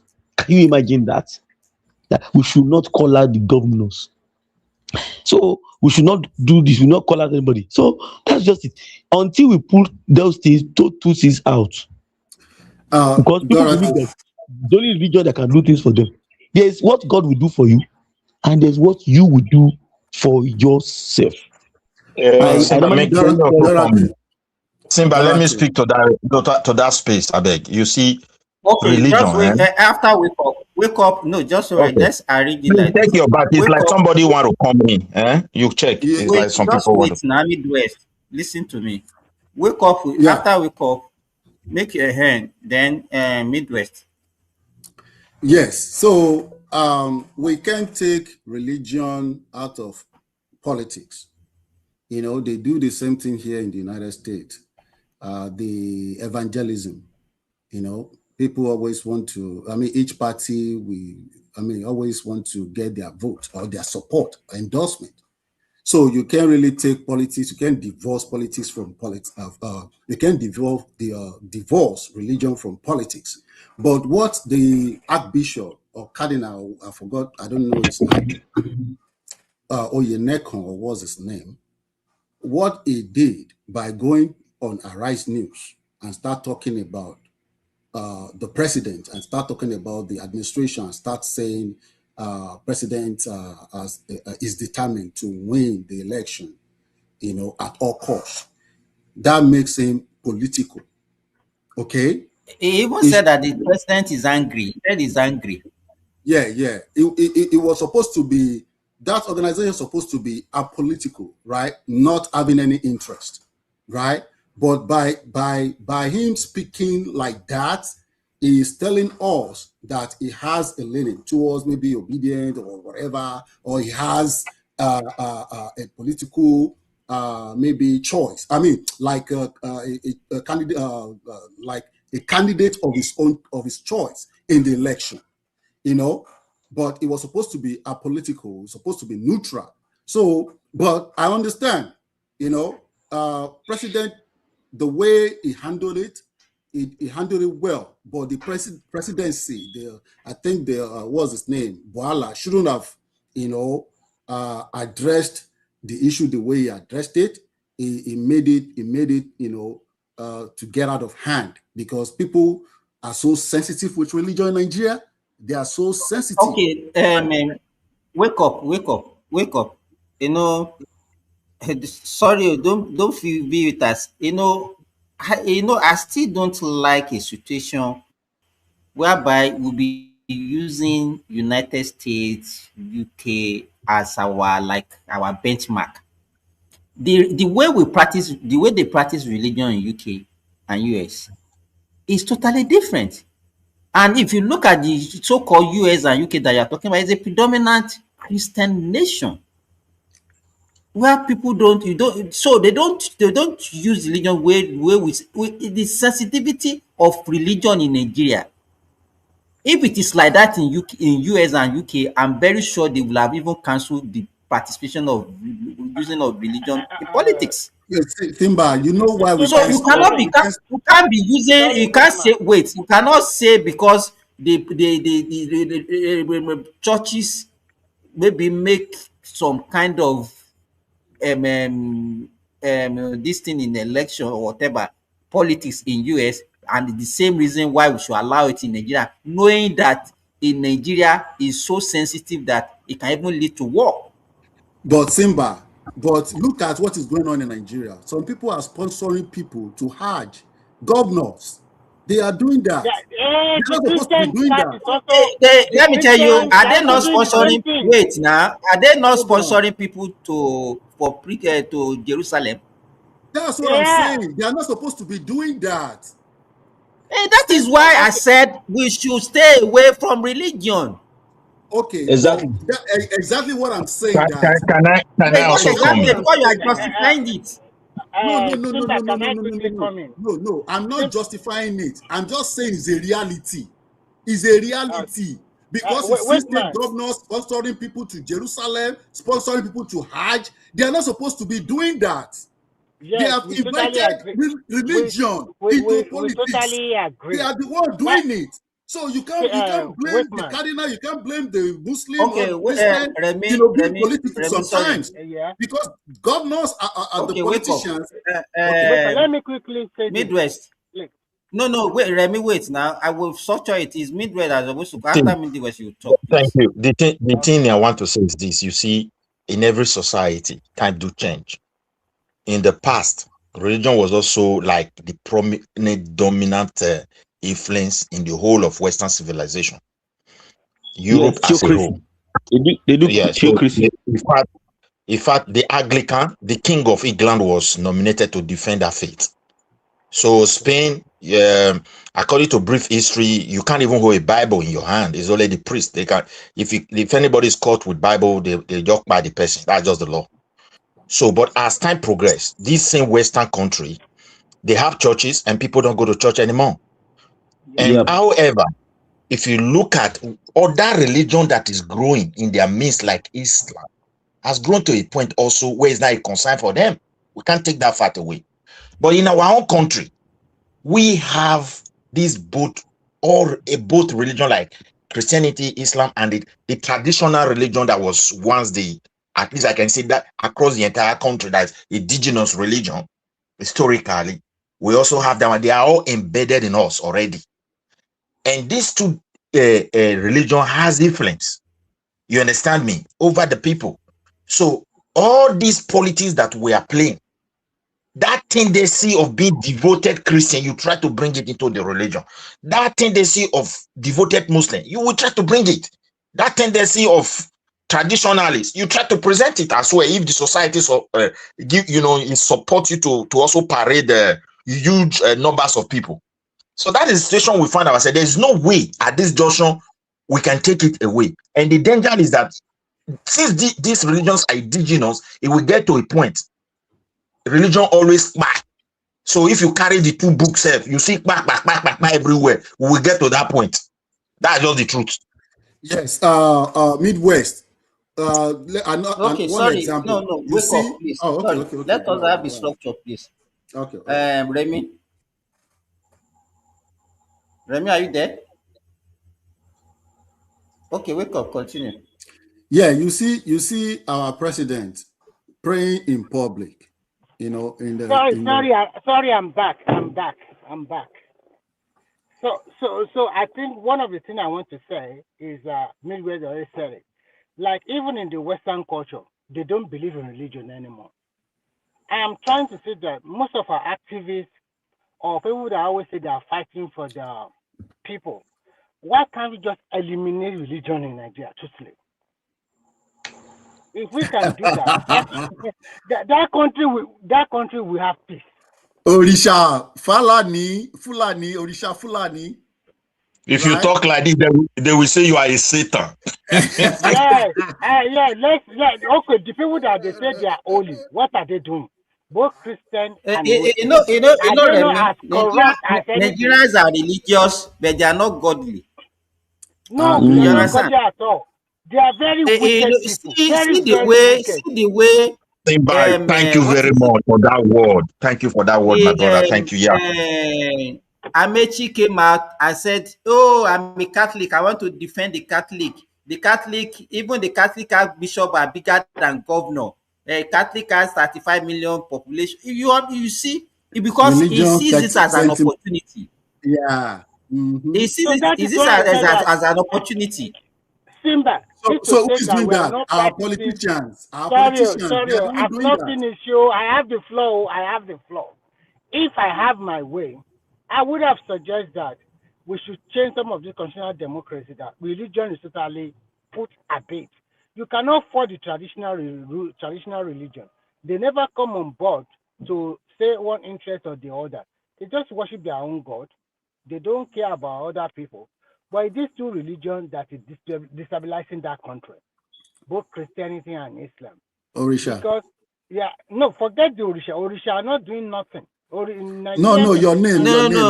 He's just referring to the name on your plaque. This thing. Orisha. His name is Remy. Call him Remy. His name is not Orisha. It's somebody that just put that in there. His name is Remy. Call him Remy. It's Ola Buruku that is doing that well. No? I will report him to the FBI. Okay. In short, look, the country I live here, there is Santa Claus here. And the people here on Sunday, you cannot believe. If the people that there's a church in this city, how many people go there on Sunday? They are not even more than 5 or 6. They will be riding their bicycle, enjoying their life. What concerns them with any religion? What concerns them with your hard work? You go eat chicken and buns for our own. And then I see Nigerians before Monday service, Friday, every day they have to go to church or mosque. For what reason? That is the hallmark of a poverty-stricken country. That is the hallmark of a country that is very poor.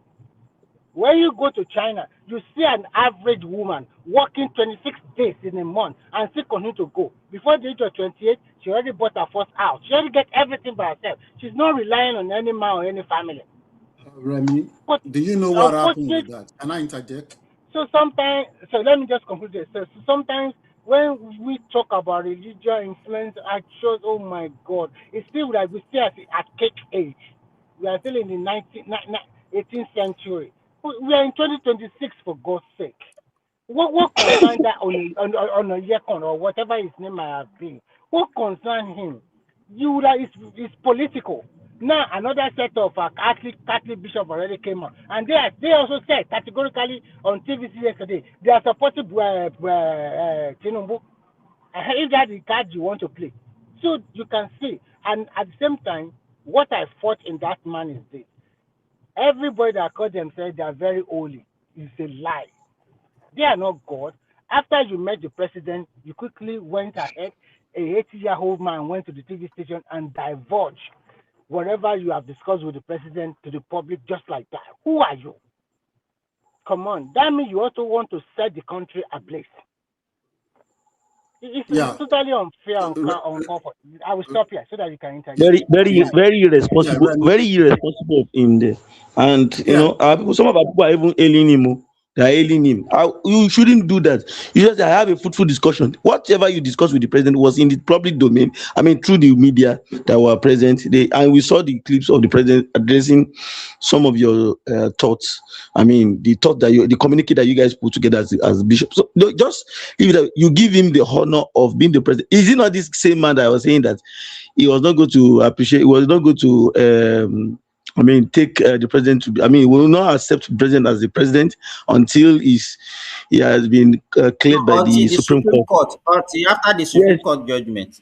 And after the Supreme Court judgment. So what is still the problem? Again in 2077. Yeah, you see, all this rubbish, you just have to stop them. So yeah, let me quickly say something. Well, I won't really blame people for practicing their religion and for believing in their faith. I remember when I was in Nigeria too, I was a devoted maybe Christian. I go to church maybe twice a week or 3 times a week sometimes, you know. But when I come to this country and you see the way the system is being run and you know that you have to go and work and to pay your bills, you wouldn't want to be going to church 3 times a week. You want to go and work and pay your bills. So in Nigeria, the reason why people are still glued to their religion and go to mosque and go to church and don't, because they don't have jobs. They are not economically engaged. No bills. They don't have bills running. The system is in comatose. The economy is like, is at a low heap. Now, you're talking about the West not even having any religion, or they don't go to church again. It's because they are now wealthy. They have money, they have jobs, the economy is developed. They have to pay bills, they have to go to work. But in Nigeria, our system is still not is developing. The economy is developing. We have mass poverty. But wake up. What does that one tells you? What we just painted now, that when you are in Nigeria, you are a church goer, you go to church 3 times in the week, just because you are not it's telling me engaged. No, wait now. That you have more time to go and, I don't know what you are praying for. I don't know what is taking you to church 3 times in a week. So those things that you are, because why did you go to church? Because you want to go and pray for things that you can get physically. No, just wait now. So I want to be seeking spiritual solution to a physical problem. Now you left the country, you now discover that all those things that you are praying for, they actually need prayer. Because you pray in Nigeria, the thing did not come, and you went to a developed country, and you think you know that, oh, this thing you can achieve it by even working. Is that not? Yes, you are now trying to make my own point for me now. Okay, but I will tell you how you are making it. Now, Hold on. Do you still no, wait now, from your experience now, if you want to advise people now, why didn't you don't see it as, okay, instead of people investing your time, wasting your time on so-called spirituality, why can't you be more productive? But you see, you have seen it working, but you are still even encouraging the people to continue in that manner, something that is not working. Okay. Now let me respond to you. Let me answer your question. You see, you can't really force. If I mean, when I was in Nigeria, if someone was telling me that you don't have to go to church 3 times a week, you don't have to pray, I'll be like, what are you talking about? What are you? I will say maybe because you have a better life in the United States, everything is working well. That is why you are talking like that. You don't know what to face or what you are facing in Nigeria. I will probably talk like that. Okay, so I've lived in both worlds. Okay, I've lived in Nigeria. I'm living in the United States. So, and I understand their mentality back home. Let me tell you, my point that you were helping me to make, that I said you were trying to help me to make, my point was that the government in Nigeria from 1960, all the government, all the presidents, all the people that have led our country have failed. They failed the country. They failed. People, there's this saying that religion is the opium of a common man, right? Because religion gives them hope. The moment you take hope away from humanity, from people, they are dead. So when they go to church, pastors preach hope that it's going to be well with them. They should just continue to pray that good day is coming, and they believe it. And sometimes it turns out to be true, right? So Religion is what is giving Nigerian people hope. The government is not giving them hope. That is why Nigeria needs to restructure its system to make it more effective and efficient and make it work for the people. The way Nigeria is structured right now, it will never work for the people, and religion will continue to dominate the minds of the people. People will not be engaged because there will not be jobs for people. Okay, let me ask you, wake up. So your experience now, why do you still want to encourage people to continue in that line that you have tried and it didn't work for you, and you are still saying that people should continue in that line? No, you don't. I don't know why you're not getting my point. Religion is the hope of poor people, of the common man. The hope. Let me ask you, where is the hope? It's just an illusion that can never come. But and it is you necessary. Still want them to continue in that line. No. Your hope. You kidding? Do you know, Simba? I want you to see my point. You will get it now. The only thing that I can take away that illusion is good government, good governance in Nigeria, good governance. Development, economic development. Good health care, availability of jobs, good infrastructure, good education, social welfare. That is what is going let to me ask you now. Wake up. Forget about the government. If me now, I live in Nigeria, right? And you want to advise me. Will you still advise me to continue going to church instead of you to advise me to say, okay, man, you have to put in more effort, you have to work more. All this church that you are going, it comes to nothing, or all these mosques that you are going. No, I disagree with that. No. It depends. It depends on the person. It depends on. You cannot just. You can't have a blanket advice. It depends on the person. If someone have a master's degree or college degree, and instead of looking for job, he now started sleeping in church, I would say, why can't you go and maybe learn something or whatever and still pray? You can still do both. You can pray while you still look for a job, or while you still look for something to do. People still have to hang on to their faith because it gives them hope of better tomorrow. And sometimes, it does come true. I'm telling you. So the question, sorry, let me interject. So the question is this. You ask them to go to church, people that is unemployed. But if he or she goes to church 2 or 3 times in a week, he or she has to donate money, one way or the other. I think we are not understanding this, our brother. Let me also support him. Wait now, No, Simba. let me finish. I think if people are unemployed in Nigeria and you in the diaspora they seek for advice, if you have the financial to help him or her, you should set him up by doing any kind of job or any business. That's what for empowerment. That is what people should look after towards. You should tell you, okay, I've you done have a that piece of now. land for farming or whatever. Who is somebody you can hear our voice back. I can even give you examples. I've done that. That is not what we are talking about. That is not what we are talking about. He is talking about the impact of religion in people's. See, we cannot also really take religion away completely. What is the impact? The impact of religion on most Nigerians. Okay, let me tell you the impact. I just came back to just say this thing because I had whether Azan, please let us have a structured. Azan, just hold on. I know you wanted to say something. Let me hold on.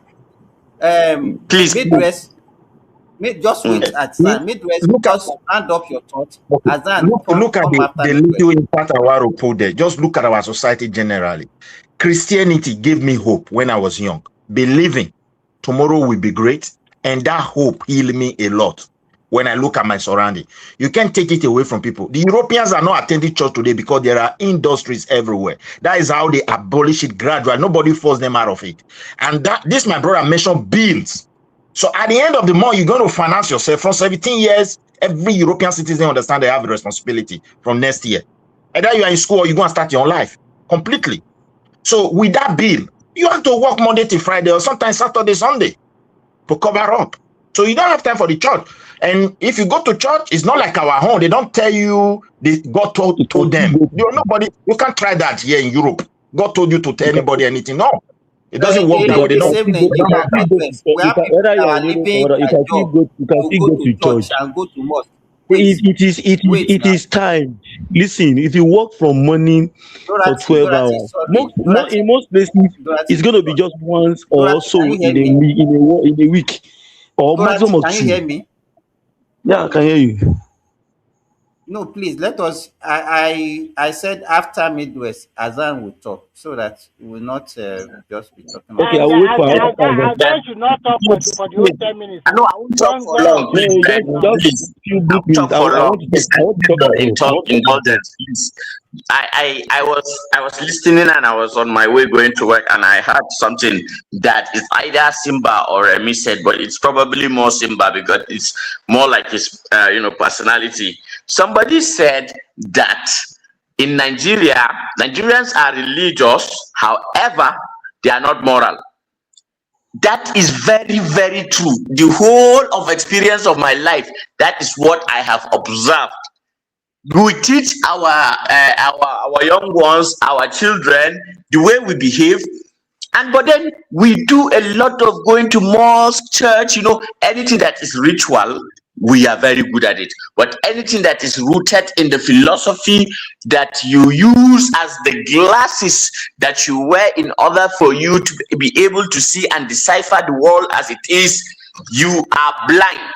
Why are you blind? Because the result is that you are morally bankrupt. So what is the use of the ritualism that you engage in just to get into a trance, and then at the physical level you are a failure, a disgrace. Wherever you are the last, you are the disgrace in every continent. And yet when you come to defend or they try to bring ideas, you already exhibit Stockholm syndrome, in that you cannot think outside the box. You elevate every model, every thinking, everything that is associated with the people who wish you evil and have created the structures in which you are existing now. Your whole country, the continent, as a node in the supply chain. See beyond what is on the news and what IMF and what. Be original. I want to say something to Oga Midwest. Oga Midwest, may God bless you. May God give you long life. May God give you more wisdom. If all our leaders were to be thinking like you, I swear to God, would have been far, far, far better. Because the way you talk about things is African. The worst thing that was done to us is that we lost the battle of the mind, the battle of fikra. We have lost the psychological battle of knowing who we are and believing in ourselves. That is our only problem. Nothing else. Let me just leave it at that. Any other thing, it's noise. Let's believe in ourselves. Nobody, no one else can stay in our way if we. Okay, the reason why Nigerians are so ritual, right, and are not moral is because of a misalignment from their fundamental rhythmic nature and natural philosophy that is connected with the earth, and then forced upon first a philosophy that assumes you are living in 7th century Arabia, and then another philosophy that assumes you are living in the Arctic and Antarctic, where the temperatures are effed up, and that goes on in the kind of society people I'm talking to. But guys, sorry, let me just go. Thank you very much. Okay, thank you, Azan. Then Dorothy.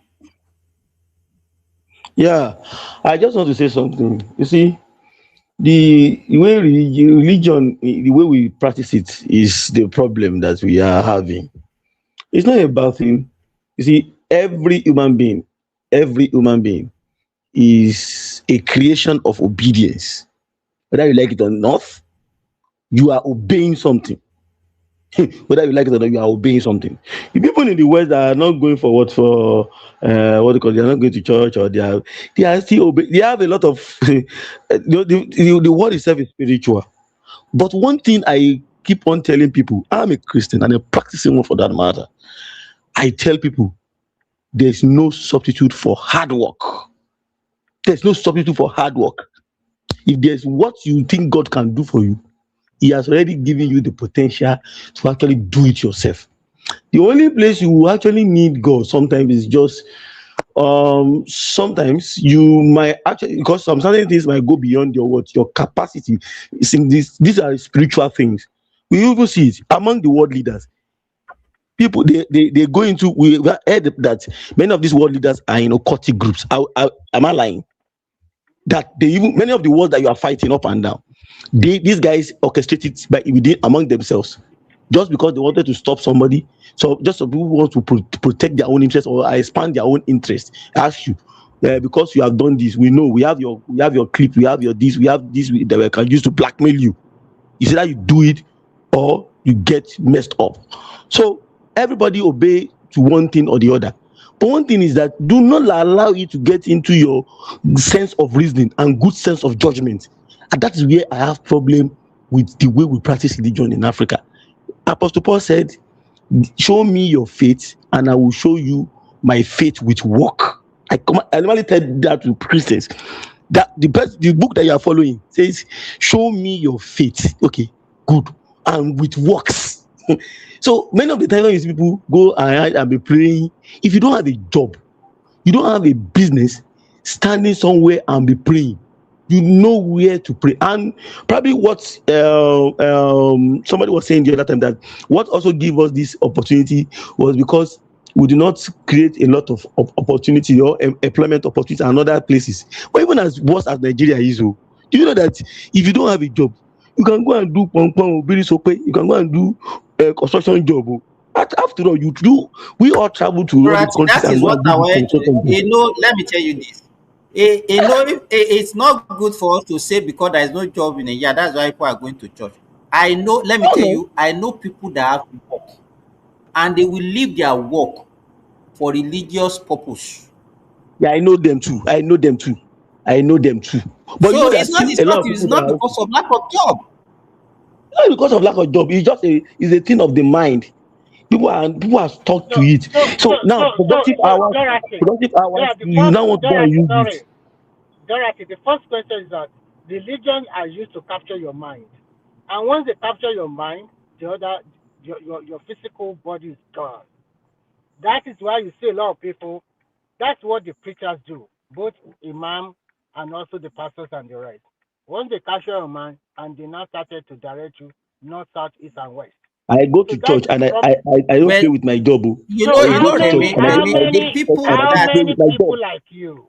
How many people like you that I knows the know. reality? That's the point.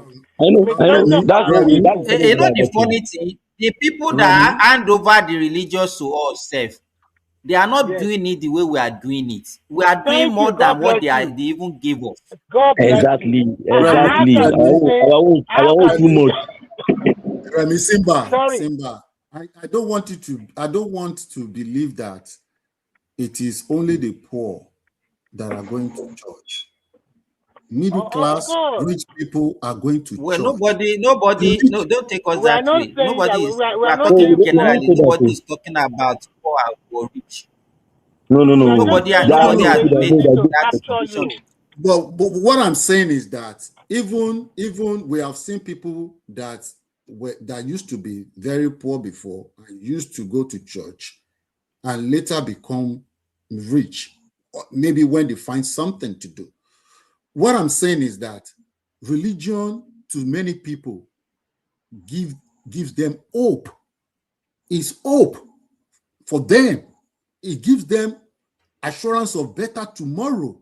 That keeps them going till they find something in their life to do. You see what I'm saying? I'm not saying that it's good that people choose to go to church over going to work.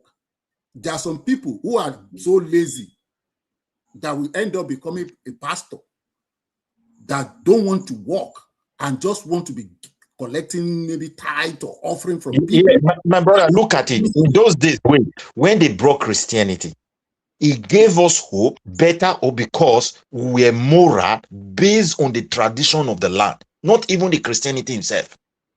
We don't believe we have to go and buy person to be rich. We don't believe we have to invade someone's house or somebody's space. Still, no.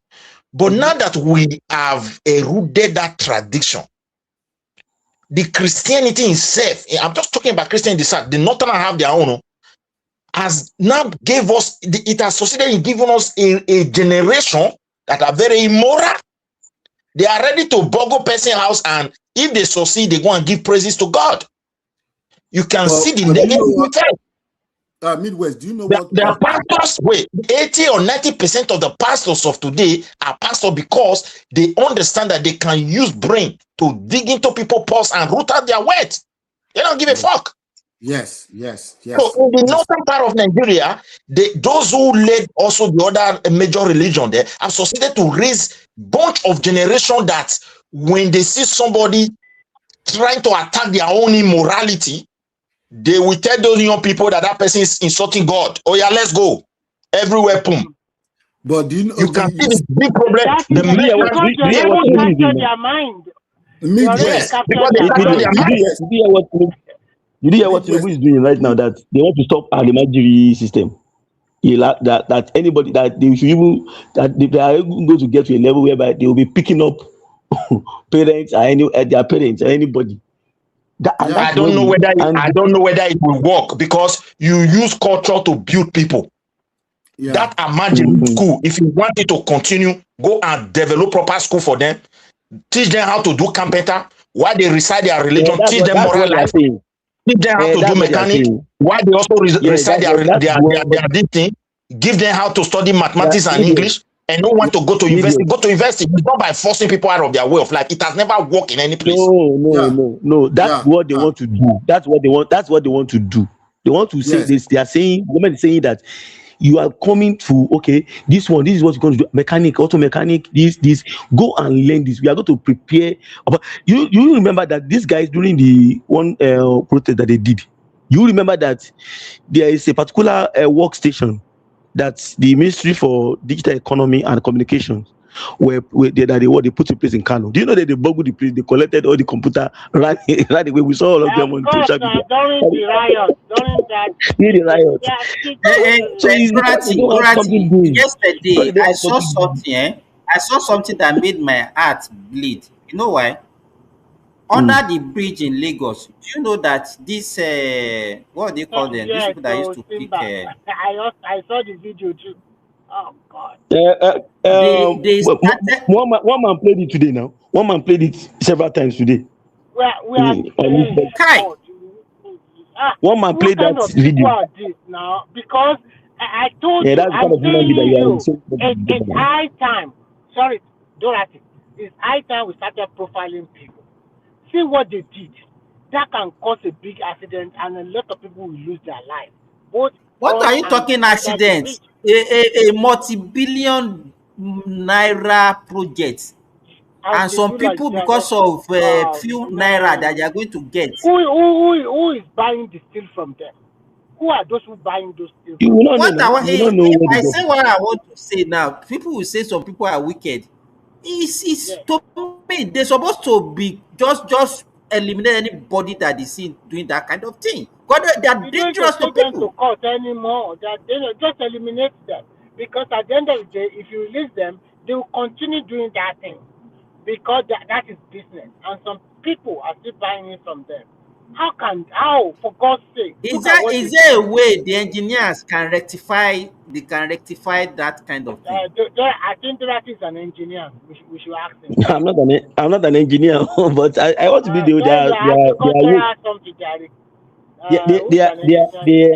they can still do something. They can still remedy this piece. You can see because if you look at it, if they can remedy the one that was even inside the water, how much more now? If they can remedy the one that is inside the water, don't you think that is not the only bridge those people have done something to? Maybe most of the bridge in Lagos, they already did something like that. So do they now have to be stationed? To be stationing security personnel under the bridge? The local government will have to take his place. to step up and not only that, Simba, You know that it's these people Simba. now, this is the one. This is the one. Sorry, Midwest. These are the ones that Yeah. we are within the town. Oh. What about so many bridges that we have in the villages, in the bush, Those ones that these already people can gone. just They go are to, gone. and Also then drainage, they will just also the hear drainage one day system. that one bridge collapse, and then we'll be blaming the government. Maybe you saw what they did. What they did in drainage system. Sometimes Oh. when I look at that country, I will just say the problem in that You are even country. saying this thing. Plus all People that went there on the road. electric Simba, you have to have the electric copper wire wherever it is. You go and put police there. All the drainage, all those metal on top of it. You go, how are we going to police our country? It's a very big problem in the nearest So future. It's like we raise a generation that lost their mind completely. Midwest, sorry. You see, I So want why to say I this. don't know why people are not saying. Let me say this, because of religion. Do you know your so-called governor? Even people that they have sentenced to death, under death, they cannot even sign the paper to go and fight the president. To go and It's not because of stupid. religion. Let me tell you, it's because of fear. It's because of fear. Politics. It's politics. It's not because of religion. religion is also part of it now. They will tell you you have killed somebody in your Yeah, life religion before. is part As a of it. governor, it will come back to you. It's because of religion. That is what, That's and these stupidity. people are I not will good sign for the it. I will society. gladly sign it. I would But they gladly won't sign it. sign I it will make now. sure they How do. many, I will do. I will in make sure they do a what? They do a very thorough investigation to see whether the person actually is what is guilty or not. religion Apart from the already messed forget, up. Religion already messed up that country. It makes Wake up and our up. that's You why want country we to say cannot shine. something? build institutions. It messed up. That's why we cannot build institutions. Everybody is just Sorry, shouting. guys. I think Wake Up want to say something about what we are discussing. Okay. No, Wake Up, I continue to maintain that the problem we are having with those people vandalizing infrastructure and things like that is still the problem of poverty, culture, and bad governance. Because and let me say mass illiteracy as well, right? Because if those people are well educated, even though you don't have a job, you can still find your own level, without being a menace to the society, right? But when you have mass illiteracy, mass poverty, bad culture, poor governance, that is the result that you get. And I will continue to maintain that we should restructure that country. When we do that and you send governance to the local government, back to the people, and regions or states create laws and enforce those laws, train people, send them to school, like the Wake up, northern man. in the Have northern you ever region. been to the Southwest now? I Do you think see that's the what influx? Tinubu is trying. Sorry, I think that's Midwest, what sorry. Tinubu is trying to do. Yeah. Midwest, sorry. Let me say this. If you ever been to the Southwest recently in Nigeria, you will see the influx of Hausa Fulani to the Southwest. You won't believe your eyes. They will run to you like flies. Like flies. Is that not what I've been saying? Unless the leaders in the Northwest and Northeast, they have to find a way to build a big school, very, very big, get them hostel there, feed them 3 square meals in a day, morning, breakfast, and dinner. They will also use part of the land as agriculture. They will let them use them. Okay, Wake Up. Where can we draw Hold the line between? Let me say this. Wake Up. Where can we draw the line between the citizen responsibility? You are going in and out too. I can't hear you well. Hello? Simba. Can you hear me now? Yeah, I can hear you now. We can hear you now. Yes. Can you hear me? Yeah, go ahead, Simba. I said, where can we draw the line between citizen responsibility? I said, where can we draw the line between citizen responsibility and leadership responsibility? Yes, okay. Before we can draw the line, the government has to be forced, they have to be forced transparent, accountable, follow the law themselves, and be prepared to enforce the law. Okay? Once government is open, transparent, and accountable to people, then the citizen will learn from the government itself, because they know that their government don't joke. They know that if they violate the law, they will go to jail. You will start seeing citizens, behaving themselves. That's the case I've been making. When you see politicians that are extremely corrupt, stealing everybody, the commonwealth of the people, and then lavishing the money right there in their face, in all their faces, displaying wealth ostentation. But wake up. Wake up. We have seen we have examples. Sorry, can you hear me? Okay. Go ahead. We can hear you. We can hear Hello. you. We can Simba, we hear are It's you. hearing like you it's now. having a delay. Yeah, The wake up sometimes is it having a happens. delay. Whatever. It's your own, no? It's your own that is having delay sometimes. But we can Okay, hear okay, you. okay, okay. What I want to say is this: what about a situation whereby you see even people with proven corruption cases, and then you also see the citizen defending them? What can you say Thank you. about God that? bless you. It's because there have not been enough Bam. examples. There have not been enough examples because they know. Okay, maybe during Buhari's And what do you regime. mean by enough? Hold on. Maybe during Buhari's regime, only the people that were prosecuted were Igbos or were Yoruba, not from his ethnic stock, right? And Buhari now, 1, I do Buhari 2.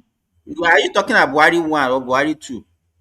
which one is Buhari one? Which one? I'm talking about Buhari, the immediate past administration. I'm talking about the Buhari. Buhari And because as the Buhari, no, because president. we have Buhari as a military, we have Buhari as a civilian now. Okay, civilian, right? Civilian. Let's talk Buhari civilian, right? So maybe the people he prosecuted at that time were only from a particular ethnic stock, and he just spared his own people. Okay, and now during Tinubu's regime, Maybe are you arguing based on maybe, or you are just arguing based on facts? It's the perception. It's the perception of people. That's what I'm saying. It's the perception. It's what people perceive that they react about. Okay, so It is that word, evil word body. It is that evil word body language that Nigerians normally use. Body language. Yeah, They'll be using body language.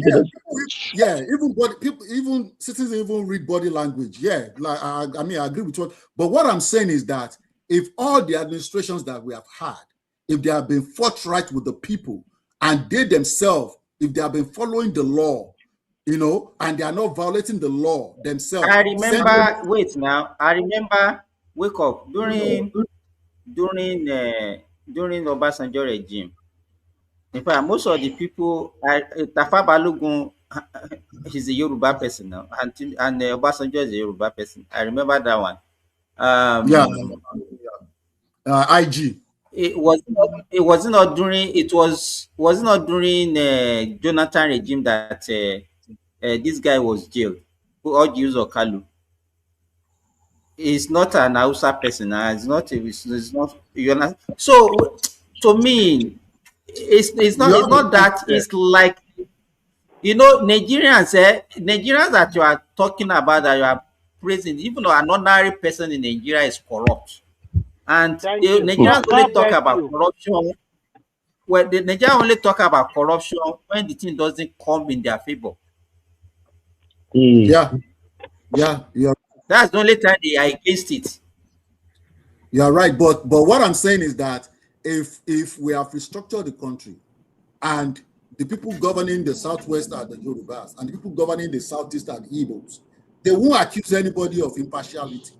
They won't accuse They won't accuse a president. But we can't have that kind of 1963 regionalism anymore in Nigeria. Forget Do it. you know? Let me ask you. It's because it's like Wake Up doesn't know what actually transpired pre and post independence, even regional government. Let me give you a brief history. The Nigerian before 1947. There was no regional government in Nigeria before 1947. It was Are you sure? Are you sure we're not having regional government?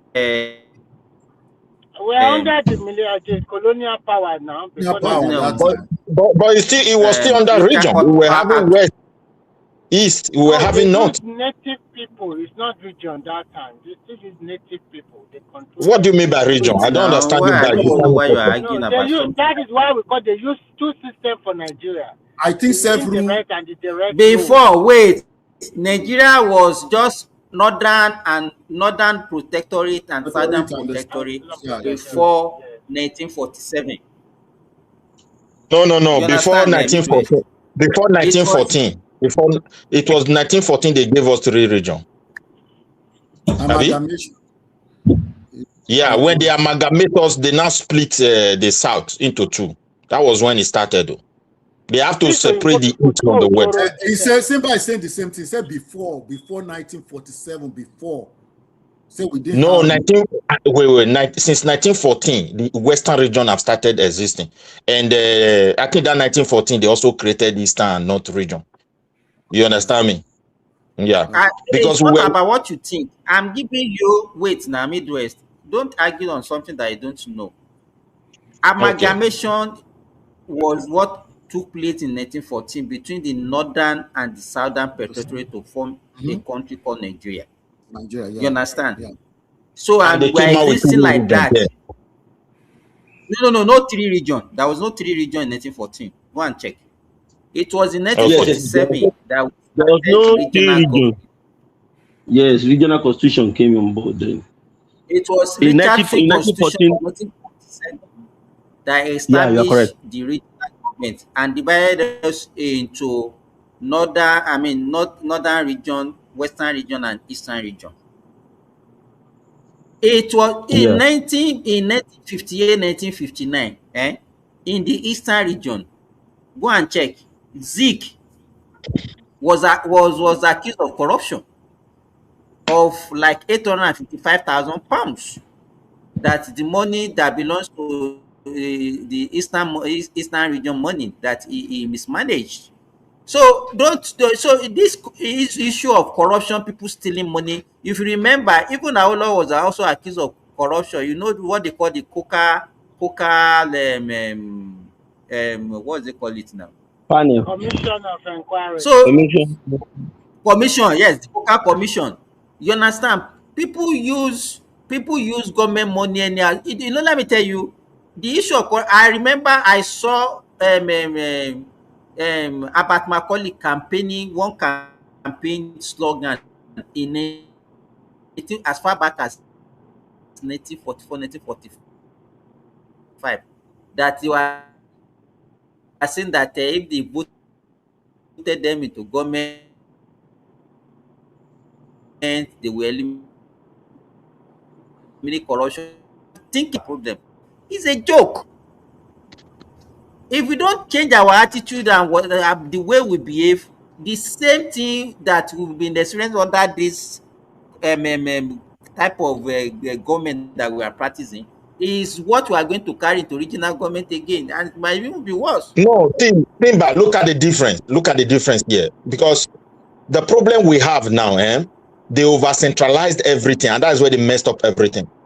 For example, you have a president that have the absolute power, whether we're in region, whether what Tinubu is trying to do, state level and everything. The president is not going to fold up his hand when there is a level of agreement. Let's take, for example, every state, what you produce, bring 50% for me. That means the government is going to put down a system that will ensure oversight over the movement of money automatically. That is what is missing in our system today. Because the federal government, if they don't do, state will steal their money. You understand me now? Yep. And in the process of them trying to get that their 50%, that is when you will see true accountability. True transparency. That's what the federal is going to work for. And in that process, our country will develop. What is killing Nigeria today is just loopholes. All our think of it, my brother. You have professors, you have doctors, you have well-educated people. They channel the strength of their education against the state just for individual posts. The state will never grow. But if oversight is there, I cannot take, you cannot take. Let me ask you, Midwest. All our leaders, during that regional government, whatever. But I could remember the election. It was not the 1960 election or whatever that Awolowo was using the East Western region money to go and hire helicopter to go and be campaigning in the north. That time, people as at that time they were using state money for electionary purpose. All of them, if you look, if you See, check all of them, even wait now, even with the so-called, we say, the education was so good, and all of, none of their children schooled in Nigeria. Even primary, secondary education, none. Where did they get the money to do that? stay, wait now. You cannot, no, don't equate that to now, because that chances Awolowo and the rest people they enjoy because of after this the Second World War, because Europe, they were overwhelmed. And Africa has fought along with them. We are now exposed that we can defend our land, and we started demanding for independence. So it was also like a moment of a change.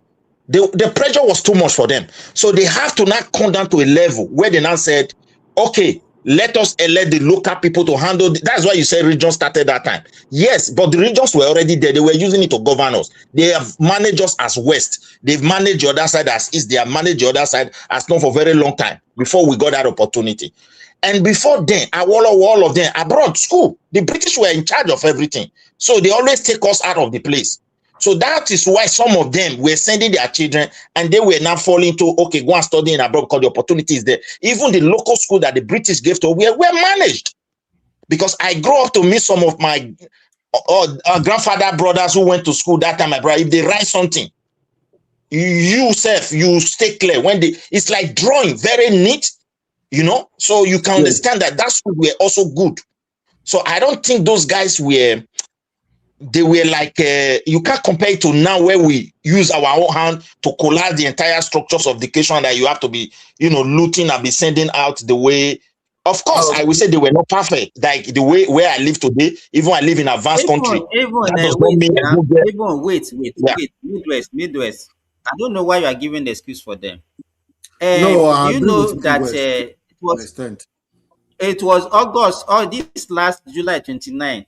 That was when Irozi was killed in Ibadan, right? And they were doing, was it how many years anniversary or whatever that they were doing? So some people are even saying that they should do some kind of reconciliation or what. They invited his son. When the guy was giving account of what happened, because he was there in Ibadan, in the state house in Ibadan, when that event took place, when his father was killed in his presence. He was a secondary school student that time. Maybe he was probably like 12 years old. And he was saying that he was schooling in England. This is a son of just a military personnel schooling in England, secondary school. I don't know.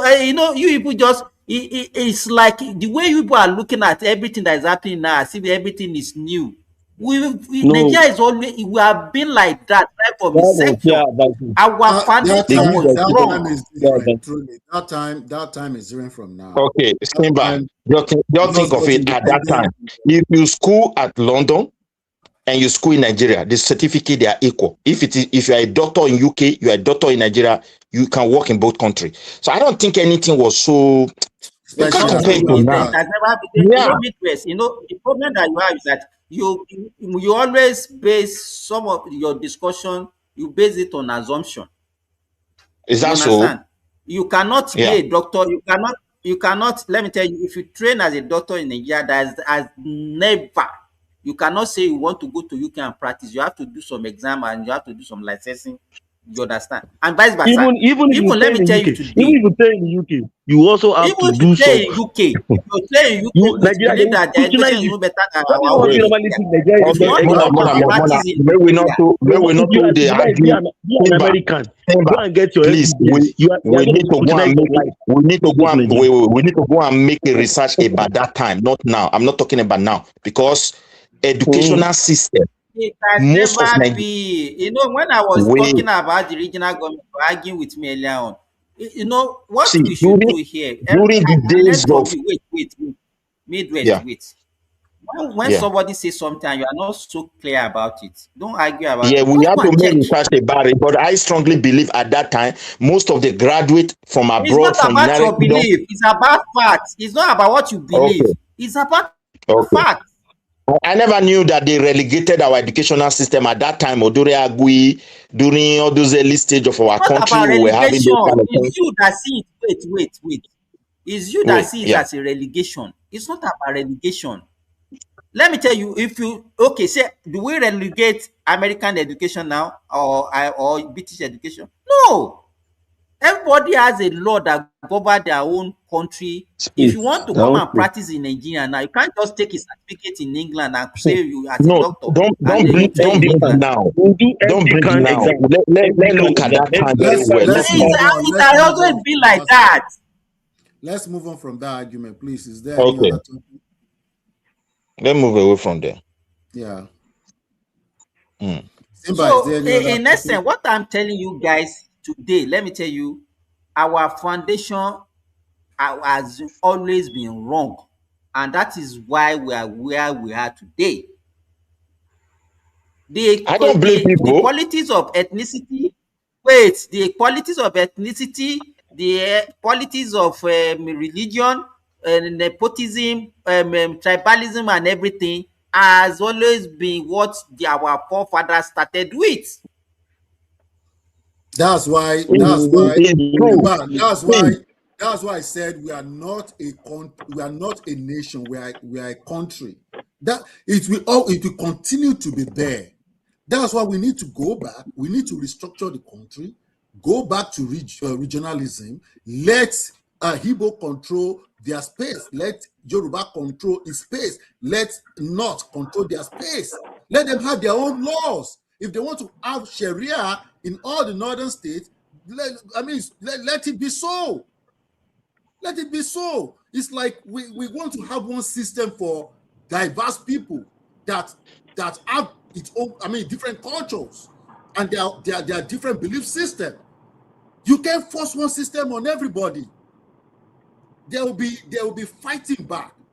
There will be inefficiencies. There will be, we just have to restructure that country. But I have a quick question for you. Wake up. Okay. So this regional government you are talking about, does it give an average Nigeria or any Nigeria to move to any region that is prospering and live there? Does it give them the opportunity? Okay, let me answer that question, please. Yes, you can move, but you have to follow the law of the new land. What is this? Hold on. So if, for example, South is highly developed, and a lot of out-of-school children, or maybe from northwest or northeast, they migrate in droves, in thousands. So what are you going to do? At least they are also Nigerians. You can And they are deport looking them. for better opportunities. You can deport them if they are Tell causing me, you nuisance. already created country, nation, so No. many nations out of America. That does not bring unity. No, if they are in Scotland, hold on. If they are in Scotland, if you violate their law, they can send you. They can put you in jail. If you are British. So do you know? I mentioned before, if you go to Southwest State now, you will see a lot of Hausa people doing Okada. They are in thousands. Okay. But there is nothing you can do to it under the system. There is nothing you can do. They have freedom of movement. I think you can see the complexity of when we look at our country. That's what Remy is asking. Sometimes you want to go forward before you know you have a rope that is dragging you back. You reason left, you see another one coming from right. When you turn right, you see another one coming from left. These are very complex situations, but we have to wait. We just have to do critical thinking to really say, okay, let's handle it this way. Let's say, for example, if you have those children, you look at the future of South or Southwest, you use as an example and say, oh, if I decide to send the children to school in the future, they are going to be beneficiary to this region. Okay, you can, if you have the resources, or you force the government to start diverting money from where they are from. I don't know. That's not going to be possible. It's a complex situation. Hold on, guys. I money want you for to that. see this The example. South people will not up they will not like it now.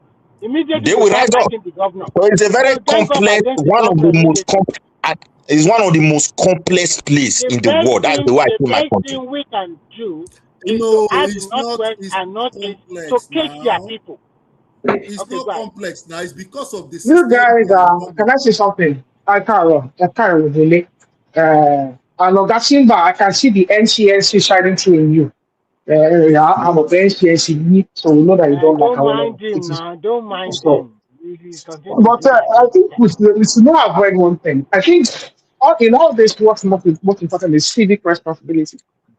So, how did the Southwest pay for free education? For worry, farmers, artisans, they paid pensioners. OKKK and more that job. They were able to do free education for the young ones, and they were able to then project and build a society from that. I think the main thing is this: we have a tax reform. Everybody should have an obligation to the state based on their earnings.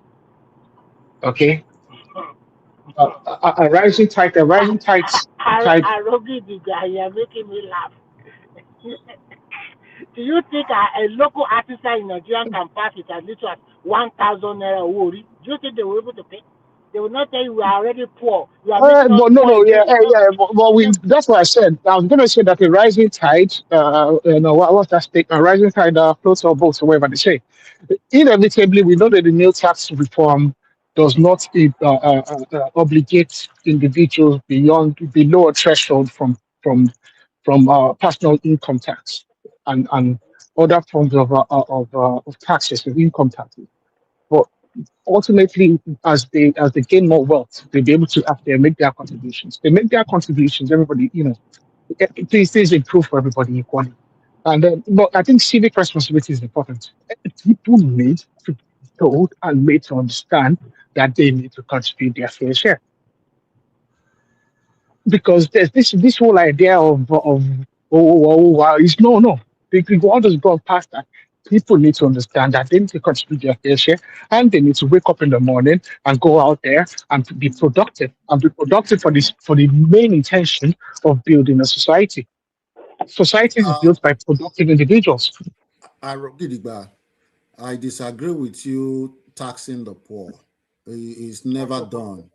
You cannot tax the poor. We are not talking about taxing the poor. I made it very, very clear, okay, that we have a tax reform. Have you taken your time to read the tax reform bill, sir? Because the tax reform bill makes it very clear that if you have below a certain threshold, you will be actually exempted from personal income taxes. Not only that, you would also be the beneficiary of incentives. Okay, because when I look at our tax reform, it's actually very progressive. It's one of the most progressive tax policies you ever find anywhere in the world. Not even in Europe do you have such a progressive tax. Okay, it's extremely very progressive because people actually benefit from tax relief for housing, for transportation, for so much. Our people are so reliant on the titty of the government. They want everything from the government. They want the government to do every bloody thing for them. And no society, no sane society is ever going to develop like that. Are you We talking about cannot. Nigeria? Yes, our people are very too reliant on the government. Yeah, Absolutely. that's the mentality of the people. They want to depend on the government. There's no society that's ever going to grow like that. Okay? I mean, it's not their Individuals fault. like us, don't tell us, please, sir. Do not say it's not their fault. Individuals that like us that have the benefit of the Can I head, have can I the benefits should explain? disabuse them of their ignorance. Can I explain why it is not Hey, their why? fault? You can try, but you will not be successful. Okay. Let me explain why it is not their fault. Nigerian government has not There you go come again. out. You've started with the Nigerian government. You've not started with the Nigerian people. Hold on now. Nigerian government has not come out to fully define our economic philosophy, whether we are practicing capitalism or socialism or mixed. Okay, we don't have any economic philosophy, and if we have one, it has not been well articulated to people. We are still living under the system that the military left behind.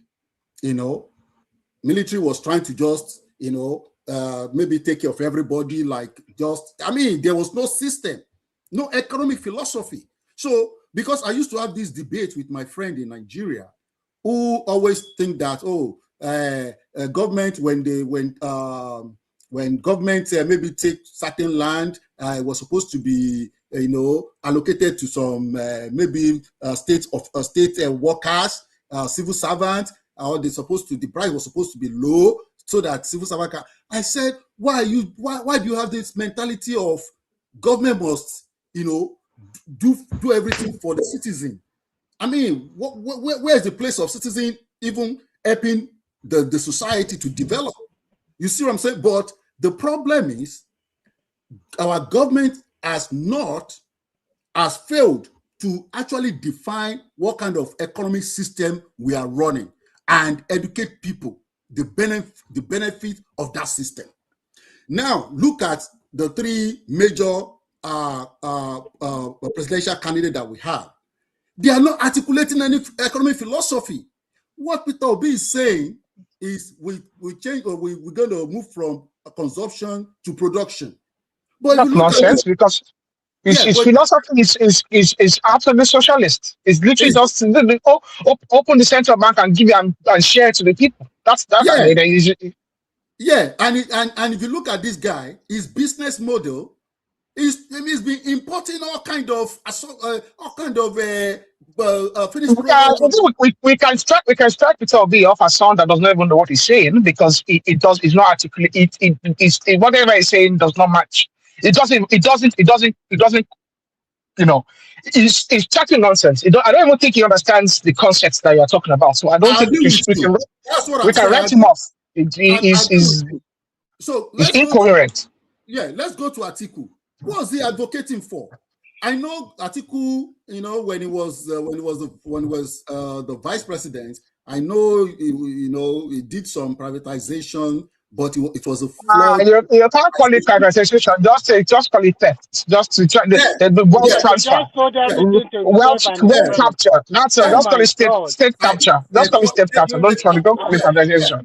Yeah. So if you look at Nigerian trajectory, we are the past administrations, the past governments that have come to be in that country, they have not articulated any economic philosophy to the Nigerian people. So we don't know the direction of our economy. Whether I think of the three, I think it would be disingenuous of us to say that Tinubu has not made an effort to define an economic model or that he believes in.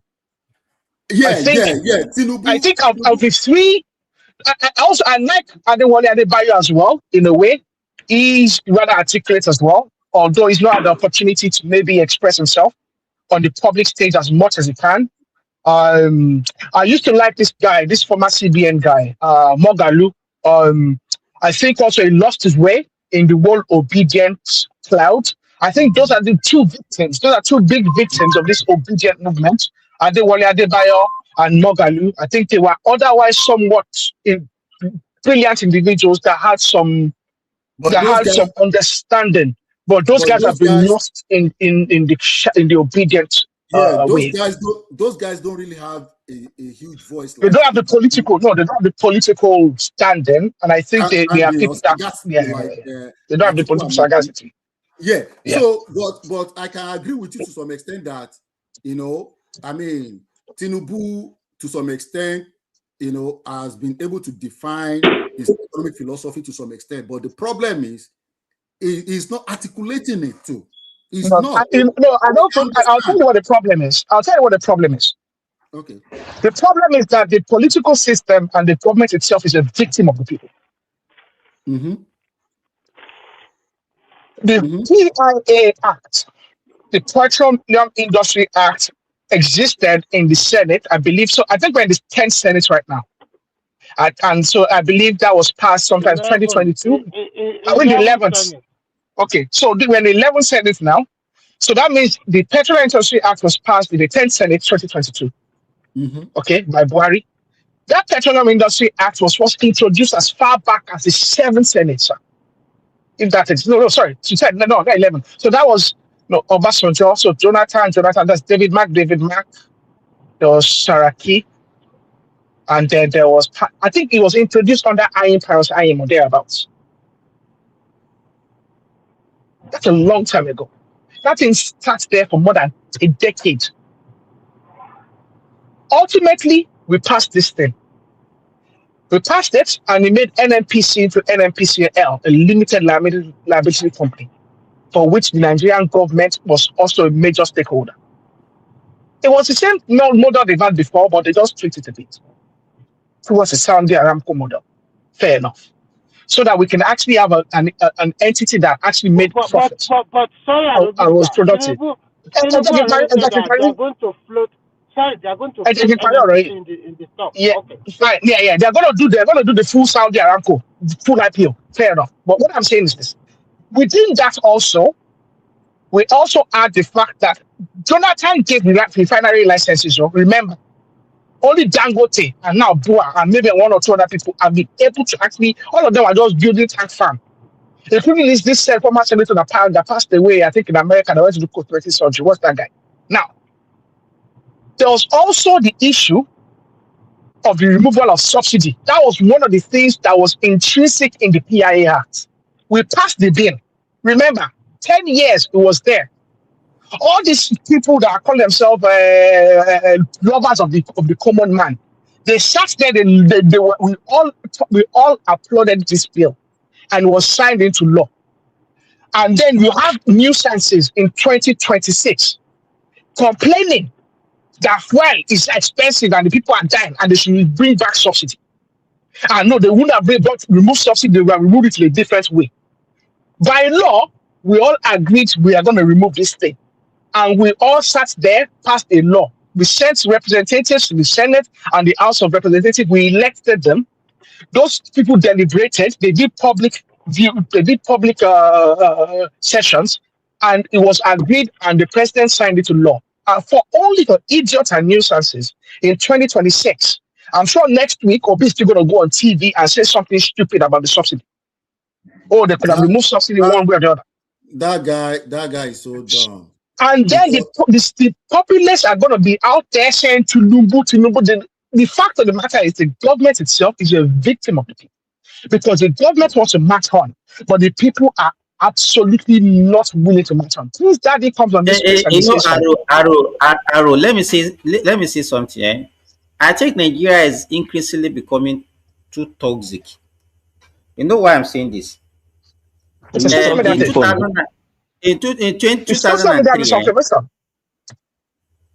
2003, I don't know if people are conversant. You know, when Obasanjo PDP took over the Southwest and when they succeeded in removing all the AD governors and put PDP governors.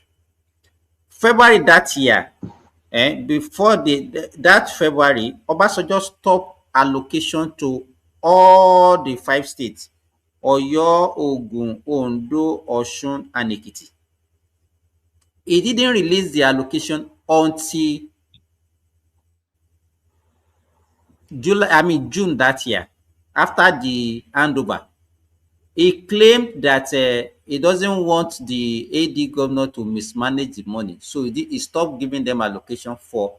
You can count from February, March, April, May. That is for 4 months. If I'm not saying this now, were you aware of that? I knew that now. So that is why Baba lost in Osun State now, because all the civil servants, voted against him now. You know what? That time, Aro, I took an employment with Ogun State government that time, and I started my work that time in March. Do you know that I couldn't receive salary until November that year? Now, should be all the civil servants fought with Baba as well. Now, Baba Bishia Konde in Osun State. I can remember Osun State very well because Baba Bishia Konde had issues with the civil servants based on that as well. But I want to say something that's very important that Prince Daddy says in this place.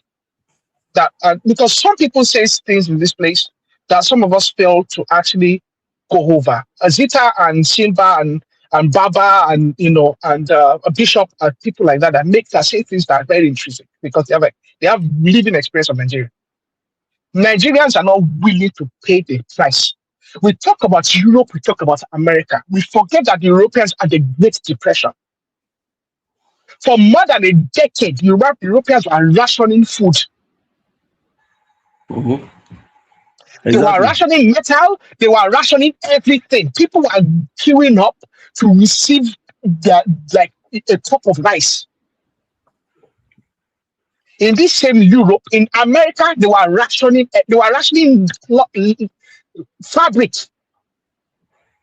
They were rationing fat, and some of the things that they consumed in America was a function of the circumstances they found themselves at the time. Mac and cheese. Mac and cheese was born out of poverty. So the Nigerian population need to embrace the fact that they will need to pay a price at some stage if they are going to ever break the yoke of the bondage that they are in. If we are not willing to make that sacrifice, we will not go forward. Let me interject. No, you will interject. In fact, I wanted to refer to what you said earlier so that you can handle it together. Wake up. Wake up was saying something about this entitlement mentality that the Nigerians have. Oh, everything the government must do it for us. And it started, as he said, it started with the military, especially Gowon. It was one that started this entitlement mentality when he started the subsidies in the 70s, all these their whatever, even the free education and whatever. Was it not the one that said we have more money? That said we have more money than he didn't know what to do. We have more people know what to do with the money. When even the Middle East country, during that oil boom, they were busy expanding their infrastructures in the Middle East, creating roads in the desert, putting pipe-borne water and everything for their population growth. But in Nigeria, instead of us to use that money, we started going to pay salary for another country. We started sending our military for peacekeeping and all those things. We wasted that opportunity. You understand? So that mentality now, and that is why we said the kind of democracy that we are practicing now. You understand?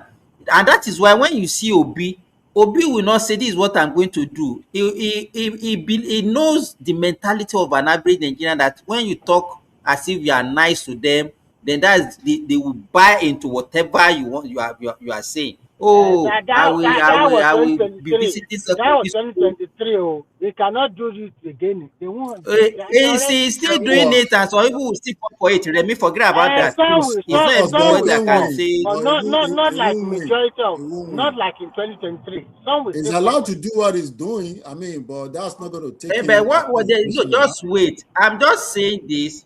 I'm saying this, that when you see somebody that is say, "Oh, when I become president, I will be giving people free food. I will do free education. I will do free healthcare." Nigerians, wait. Nigerians will say, "Oh, this is a good person. He has the heart of the poor." You understand? But the question that we will not ask, at what cost? He is talking about consumption to production. Wait, now I'm not talking about to be. I'm just talking. I'm not talking. I'm just talking generally the problem that we have as a country. You are 100% Nigerians will not ask them. But they will not ask. Okay, that is what I'm saying. Ahead, that our politicians are the problem. Our politicians are the problem. Okay, they don't have a well-defined economic philosophy, so they just randomly talk from no, let us stop blaming the politicians. It's the people. It's not the politicians. Stop blaming the politicians. It's the people. The politicians are a victim of the people. No, make I see they are just speaking to the minds of the people. The politicians are speaking. Let me tell you this.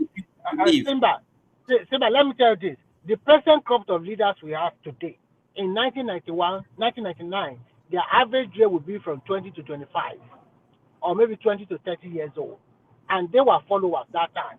Most of them became leaders of maybe rep, senator, governors, and why the orientation does not change.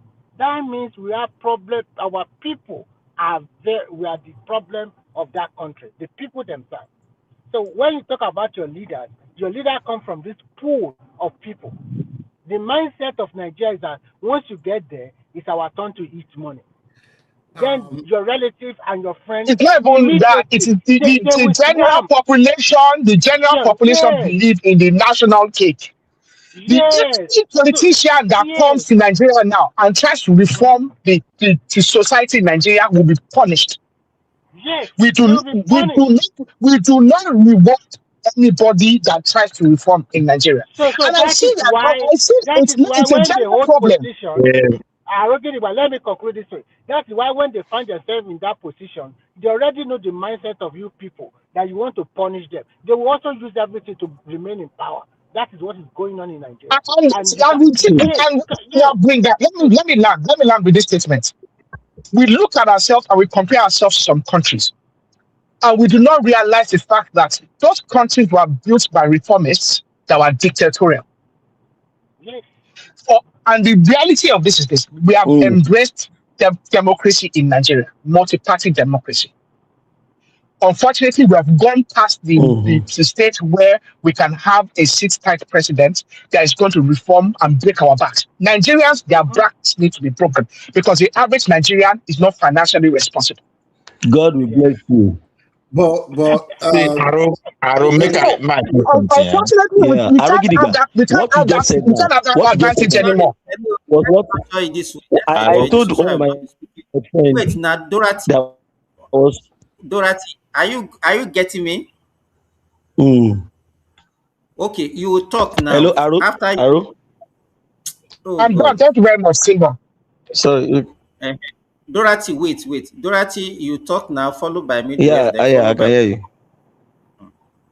Okay, so make your submission. I've heard you. Go on. Heard you. I actually wanted to say something about I that. just Dorothy, I arranged don't the know way your we name. I should talk. make So my that we submission. will be talking on ourselves. There is a Okay. network. Yeah. Just like I was saying, it's very easy for our people to actually say some certain things. It's very easy for our people to say some certain things. I hope you are listening to me. Yes, Dorothy. We can hear you. Can we all hear me? Yes, Dorothy. Okay. It's very easy for our people to make. They will go and compare Singapore. I was talking to a friend from the UK and was telling me Rwanda is this, Rwanda is that. Do you know what happened? I'm not also in Nigeria as well, but I was sitting on an interview panel where I just last week where I met someone that just came from Rwanda and will be working in my organization. So and we're asking him some certain things, and he was saying, the way the guy was clamping down on religion and a whole lot of things that hey, it's not easy for anybody for people there, especially in some areas. Not that the country is not improving, but what we are saying is this: can the same Nigerians that are talking about that, you are living in the UK now. If Nigerian president wants to do the same, you are one of the first person. In fact, the person has already posted the EFCC issue that we are talking about. And this is the same person that will be talking about system thinking. He doesn't see this is something that somebody that we went to same school together. He didn't see Nelfon as a system thinking. He didn't see the school system, a management system where every school in Nigeria will register. He didn't see that as a system. He didn't see credit corp as a system. You see all the things that the government is doing right now that we not had before, or we had in time past that are liquidated, that we have stopped it. He has been bankrupt for a long time. He didn't see them as systems just because he felt he did not like this guy. That is it. So it's easy for us to go and read, to go and say Singapore is this, is that. Do you know what Lee Kuan Yew went through? I read that 30 book. years it was in That power. was one of the books It was in power for 30 years. That made me to 30 cry. years it was in absolute power. That book 30 made me years. to cry. Absolute power. No, the West was even criticizing him. The that were helping, they were criticizing him that time, and he told them, he said, I've seen your mistake and I will not fall into that trap. You see all your bogus this that you have created, I'm not going to create. So the guy ruled one child, he did one child policy. I put this to you: who in Nigeria can do one child policy today and you will not get the political backlash of your life? Let's just be so China did one child policy. So you easily say, oh, can't you see China? Can't you see Singapore? Singapore that did one child policy. Singapore is just 5 point something million. Half of them mixed with Malays, Chinese, some other guys like that, Indonesians. They are the one that form about 2.5 million or so, 2.5, 2.6. The remaining are foreigners that are living in that country, making sure that the country is moving. So we want to compare ourselves with 5 million to something million country with a bogus population of 220, 30 million people. So we need to understand some certain things. If you don't want democracy, you want democracy, you don't want military dictatorship, right? And you still want to blame everything on the president. When you still, whereas you still want him to be democratic, that is, you want him to go through the bureaucracy of what even the people that want. Take this question along. Do you think if this president is dictatorial, do you think the people that are online in Nigeria are talking rubbish, where would they find themselves now? They will be gone. They will be gone. Look at what Burkina Faso that they are using. They don't even know what they're asking for. You're asking for. Do you know what? Okay, do you know what is happening in Burkina Faso? There's no freedom of press. Let me just wait, Aro, wait. Dorothy, so what you are saying generally is that the kind of reform that can actually make Nigerians to work, Nigerians cannot tolerate it. They can't tolerate it, including people that are in the West that are shouting. Many of us that are up on social media shouting, blah, blah, blah, blah, blah, they will hear if they get the Kagame treatment. Kagame has locked up, killed all of his has killed or jailed all of his opponents. The same man that America and the UK, everybody is going to support. 1994. In 2026, so Kagame has been in power since 1994. Mm-hmm. So Nigerians come here and be speaking rubbish, especially people that are abroad. You see, and that thing normally inflates me. Sorry. Hello, guys. Is that Olato Bosun? I thought I heard somebody I wanted to talk. No, it's Midwest. Yeah. What do you also say of somebody saying Tinubu should hold the governor by the you take mic after Dorothy. When the constitution says the president cannot interfere with the finances of the state government, you are telling me that I want to ask you, Olu, is it right for the president, according to the constitution, when he knows that he's going against constitution, to go and be interfering in the finances of the state government, and that he should not give the state government what is due to it according to the constitution from the appropriation bill and the FAC thing? Because I don't understand what Nigerians want. I don't understand what these guys want. They are a bunch of clueless human beings. You yourself, you want the government to be democratic, and when it's democratic, and one thing I like about Tinubu, people just normally say something. I like people that say what they want to do.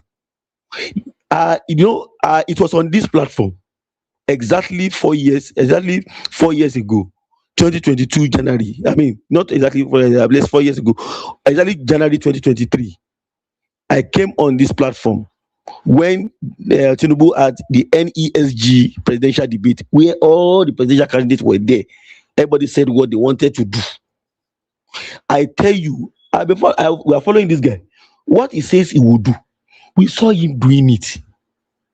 But you guys are saying, because you guys are not following what he says he was going to do, he make mistakes in some of those things. We criticize him also. In fact, I was saying it not too long that he should have sacked Gbajabiamila by now. Whatever he has given, he should have sacked him by now. because it doesn't look good for him. The person that's supposed to clean your hands is even dirty.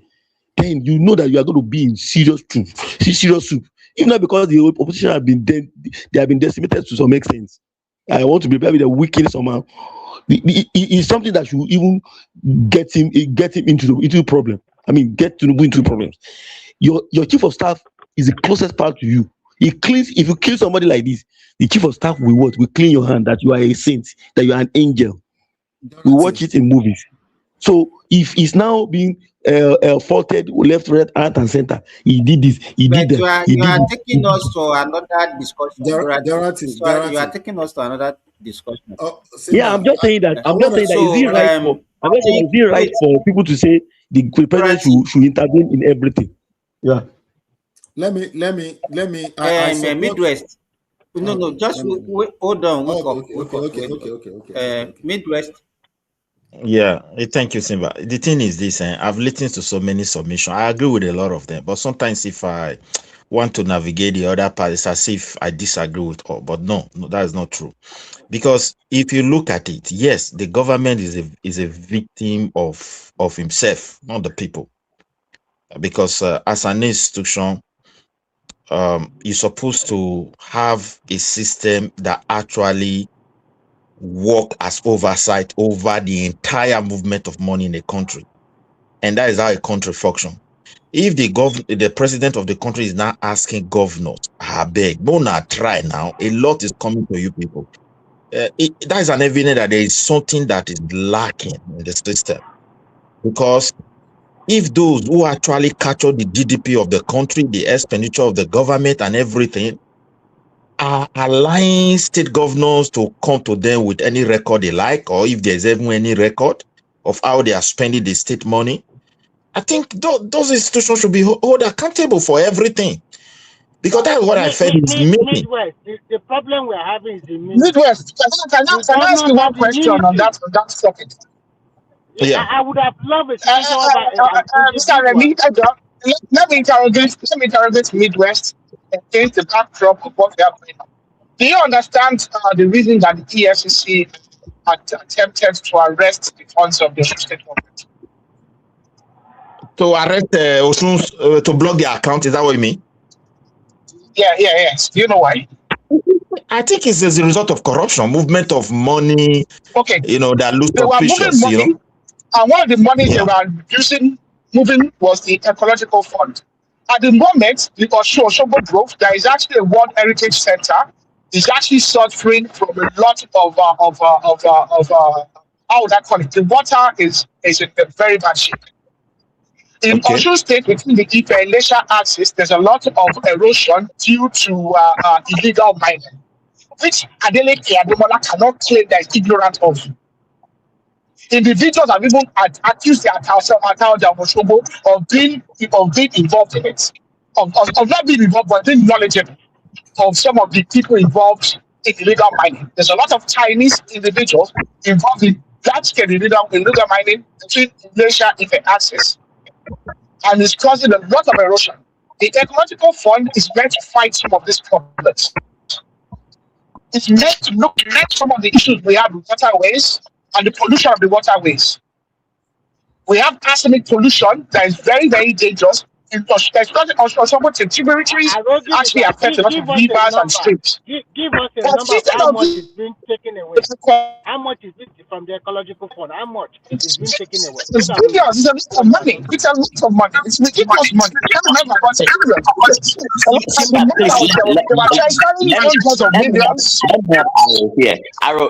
Please let me just interject and make something clear for maybe a lot of us may understand and see where Aro is coming from, right? Okay, look, first of all, just look at Nigeria, right?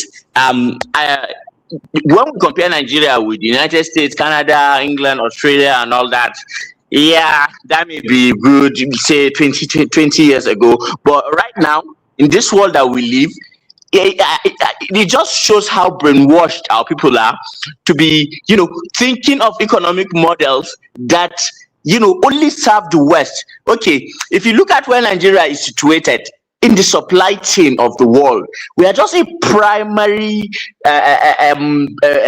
local manufacturing producing economy. Most of Africa is anyway, and at least the Asian countries, have more value added than the Europeans that are sitting at the top and all that. So if you look at Nigeria, the way it is structured, sometimes it's not even about what the president does particularly. I think you give him credit where he takes us at least a step closer, further than where we were before he came in.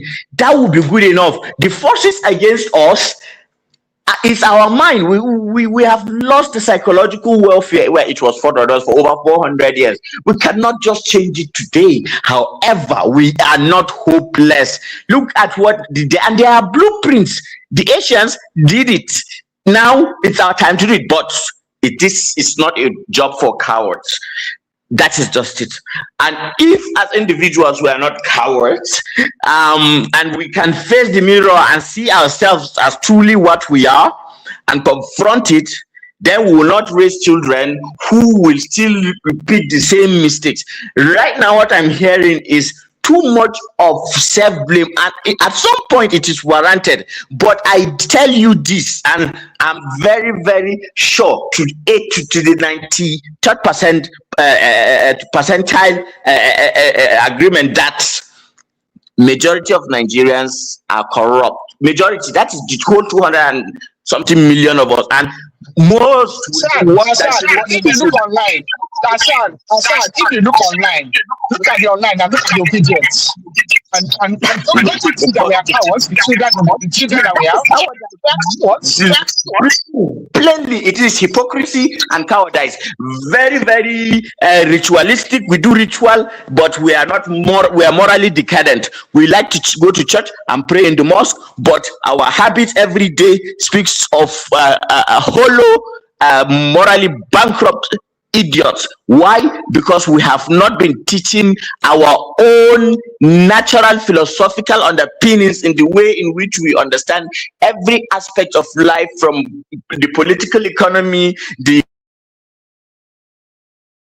educational curricula, and the history that we teach our children, our eschatological meanings that drives us and ground us and make us think. That is our problem. This over-fixation on the white man's model, yes, there are advantages and there are a lot to discard. It's not an accident that we are at the bottom of the ladder in the order of things in this world. I have a question for you, please. Hello? I'm listening. We are hearing you. What solution do you want to prefer to solving the problem of Nigeria? What economic model or Let me start from the First Republic. Let me start from the First Republic, right? That a lot of us, because we've not been taught history, we thought these guys were like saints. All of them were bloody the same thing as this one, except as at that time, media was not there. People didn't have access to much information and know the in and out of what is going on. Look at Okoto-Ebo. Okoto-Ebo was very known to be, someone who was like, I think even Desani, would rival Desani of today. In the crass way in which she dealt with. Like, the reason is the truth of the matter is, Chinua Achebe once said that we in Africa can never be Democrats. Why? Because we have not learned and internalized democracy, and that we have not seen democracy work anywhere in Africa. What we have seen is colonialism. Sorry, I don't agree. Let me finish. Sorry, I just want to That's one part of for example, look at the Oyo Kingdom and the Benin Kingdom. They were highly democratized during their time. No, they were not democratic. They were only democratic. What they had was What they had was a system of elites, elite rule. We can't hear Asan, you. you mute. We can't Asan, hear if you. other people interject you, you mute a little bit, I beg. Asan, if somebody interjects you, just mute a little bit. Okay. I just wanted to say to Remy that I don't even take his argument that there is a democracy right now anywhere in the world, a pure democracy. Tell me one. Unfortunately, the orange man in America already changed it. Go ahead. America is a constitutional republic. Hassan, give me a chance to buttress to actually rebut what Remy said. The Benin Kingdom and the Oyo Kingdom practiced aristocracy, not very different to what you had with the old Romans. Okay, so it was a system of aristocracy. Okay, now within the aristocrats, they had the system of democracy within themselves. But they did have universal suffrage. There was never a time in the old Benin Kingdom or the old Oyo Kingdom where there was universal suffrage. So you cannot call it democracy in itself, like Hassan is saying. They had aristocracy, not different to what the Romans of yore did, where you had Romans of the elite class that were in the Senate that had a right to a vote. But there was no universal suffrage. I disagree with you to some extent, though, because if you look at the Oyo Kingdom, to some extent, I agree with what Simba was saying, that it was somehow democratized the way the kingdom worked that time, because the king doesn't make a decision by himself. He has to take opinions from the chiefs, and the chiefs will make suggestions. So that is a form of democracy. Let them finish talking first, Azan, please. So what I'm trying to say, that is some form of democracy. When you look at your kingdom that time, apart from the chief advising the king have not take his own decision. Then they also have Ilaris, I don't know, maybe they call them community or village head, that they were also selected or maybe appointed by the king to govern some small community.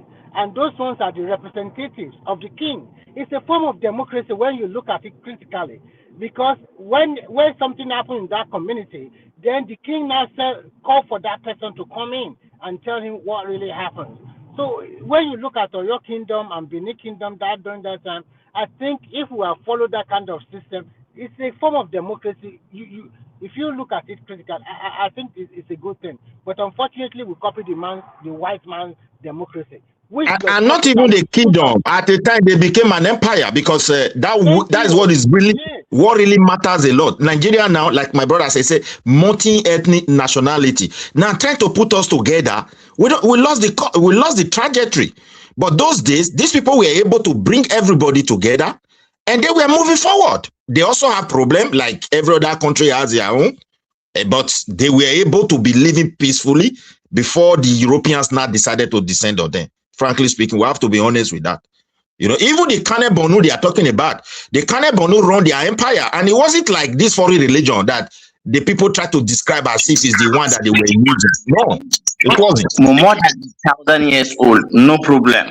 Until some new ideas came in after the Picot nonsense and the way they did Ozumbale.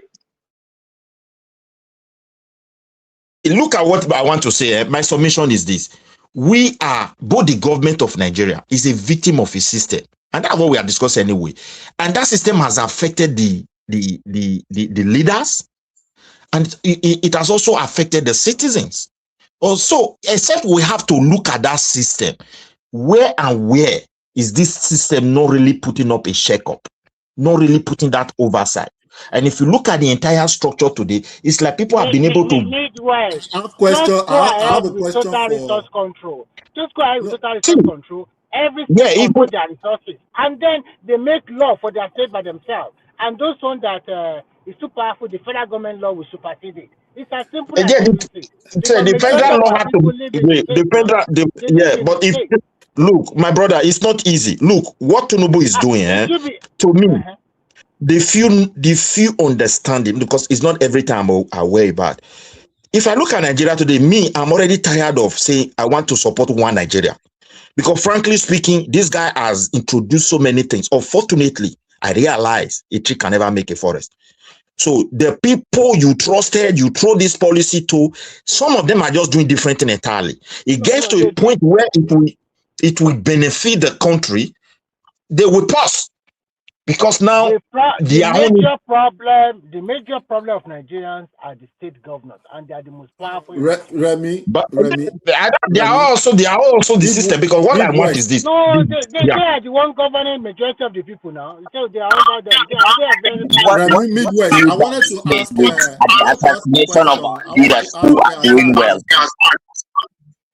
Azan, I wanted to ask you a question. Go ahead. Do you support restructuring of Nigeria? If yes, what kind of structure do you want? To tell you the truth, I don't really care what type of Nigeria that they are going to do. What I care is I want a Nigeria that is at least 35% sovereign. Because in my estimation, Nigeria is only like 9 to 15% sovereign. You may think it is not, but I tell you, Nigeria is not sovereign, not in the list. How do we become sovereign? Now, you see, someone was talking about that Nigeria had multiple ethnicities and that they will never agree with each other and this and that and this and that. Let me tell you, if you look at China, right? China is not only the Han Chinese. There are a lot of people who what is it? Because China, has a long of a history that has lasted thousands of years. They understand that what actually matters if you want to keep your people united over a common front is first justice, fairness, equity, a distribution of. I think you are just answering the question very clearly. The question they ask is very simple. What kind of distribution do you want for the country? You are trying to hide under the Igbo people controlling Nigeria.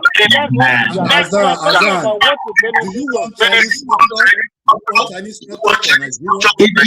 The Chinese structure is 10 times better than the English structure. It's closer to what African eschatology is than what the Western one is. We are so misaligned, and that's why we are brainwashed and confused. Okay, I have a question. Would you want one person? Hold on. Would you want one person from maybe southeast or southwest to rule? I can't try and move when they are interjecting. You are beg. When they are interjecting, try and move. See, and okay, sir. See, did you hear what I said? No, I was going to answer the other one, but say what you want to say. Okay, would you want a Yoruba man to rule Nigeria forever or Igbo man to rule Nigeria forever like Chinese model? See, if my life and that of my family is guaranteed in freedom and safety, and there is social mobility that I can be and grow and explore and express myself, why not? It is happiness at the end of the day that matters. Look, Nigerians that die at 47, all sorts of nonsense. It doesn't. If I live to 90 happy, and the person that is ruling, I don't care whether that person is a pygmy from the undergrowth of the mountains of Mushi under Kilimanjaro. I will happily take that offer. That's my final case. Okay. Another question: Do you believe that if Nigeria is restructured into regions, do you think that would be unfair to the North? And do you support state police? I just told you that I don't care. I don't care. What I care about is service delivery. It's like you're not getting me. See, the triangle, what is Abraham's law? Well, what does it say essentially? Abraham Maslow, theory of needs. What does it say essentially? You see, this Yoruba, Hausa, Igbo, these are like 10 to 15 order of things of priority. It is not our plan. If you have life and your heart is beating, first you need food, water, you need a house over you, need a cloth over you, you need to have a means of income to live in dignity, and to have social mobility and to have equality before the law. Just understand this and maybe understand why the Chinese actually put a bullet in the head of a corrupt official.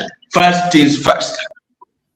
I understand what you're saying, Azan, but I believe that a lot of Northerners will disagree with you with your belief and what you wish for. Let's differentiate between what Northerners and can I ask you a question? Have you really partially interrogated Northerners to that effect? Because I think Southerners, especially some of us that have really not had any much extensive personal interaction with Northerners, come to a conclusion based on personal interrogations. The problem is, like, I look at the Nigerian media space, right? It is dominated by the Yoruba media establishment, channels, TVC, whatever. So they are in an echo chamber, and that echo chamber, I think that's what's causing this. But there's no problem. It is what it is. I mean, more about. Azan, we do see a lot of Northerners coming on TV and criticizing Tinubu and saying they want power back. Mute. Yeah, we do see a lot of politicians from the north that do come on television and they are asserting that they want power to come to the north. So we it's not that it's not that we are just saying this because we are just saying it for saying its sake. It's something that we have seen. We have seen a lot of people from the north. Those people politicians always fight for their interest. I don't know how to become a Northern. 0.5% elite individuals that have always had power. Because some politicians they are the politicians. Politicians play the political game, play the sentimental game, and then that is a not position. All the Yoruba that is on TV against Tinubu, opening platform against criticizing Tinubu, are they speaking for Yoruba? They speak for Yoruba. We can't take it away, because for me, I think if you look at the Yorubas today, when Tinubu started early, most of the voices, some of them that used to criticize Tinubu on the basis of try and do it right, are not conscious, not to look as if they are selling their brother. Nigeria is just you are not TikTok. Go to TikTok. Go to Twitter and see the Europe platform. They are more than even the Igbo. But they are the one that criticize him most. Yes, now they are the one that criticize Tinubu most. When I learned now, there are voices. When you see powerful voices, I'm not talking about this social media of a thing that the way we go there insult ourselves and not that one.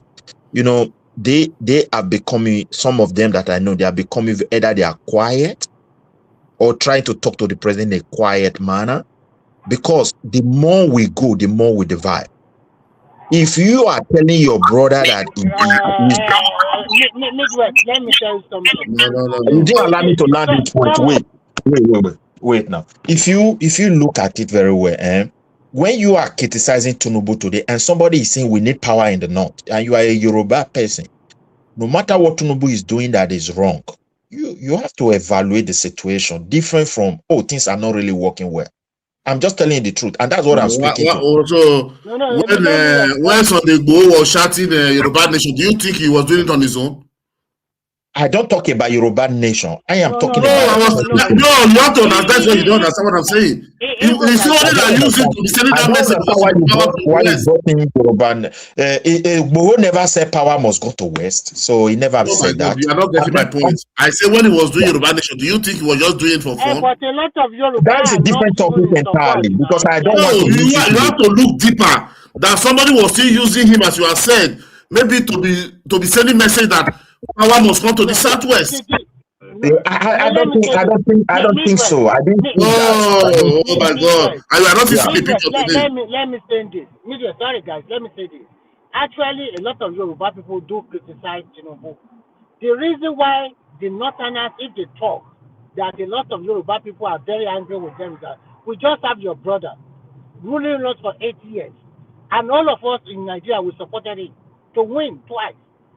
For God's sake, even if you are bringing another cow that it is a misunderstanding of the Northerners.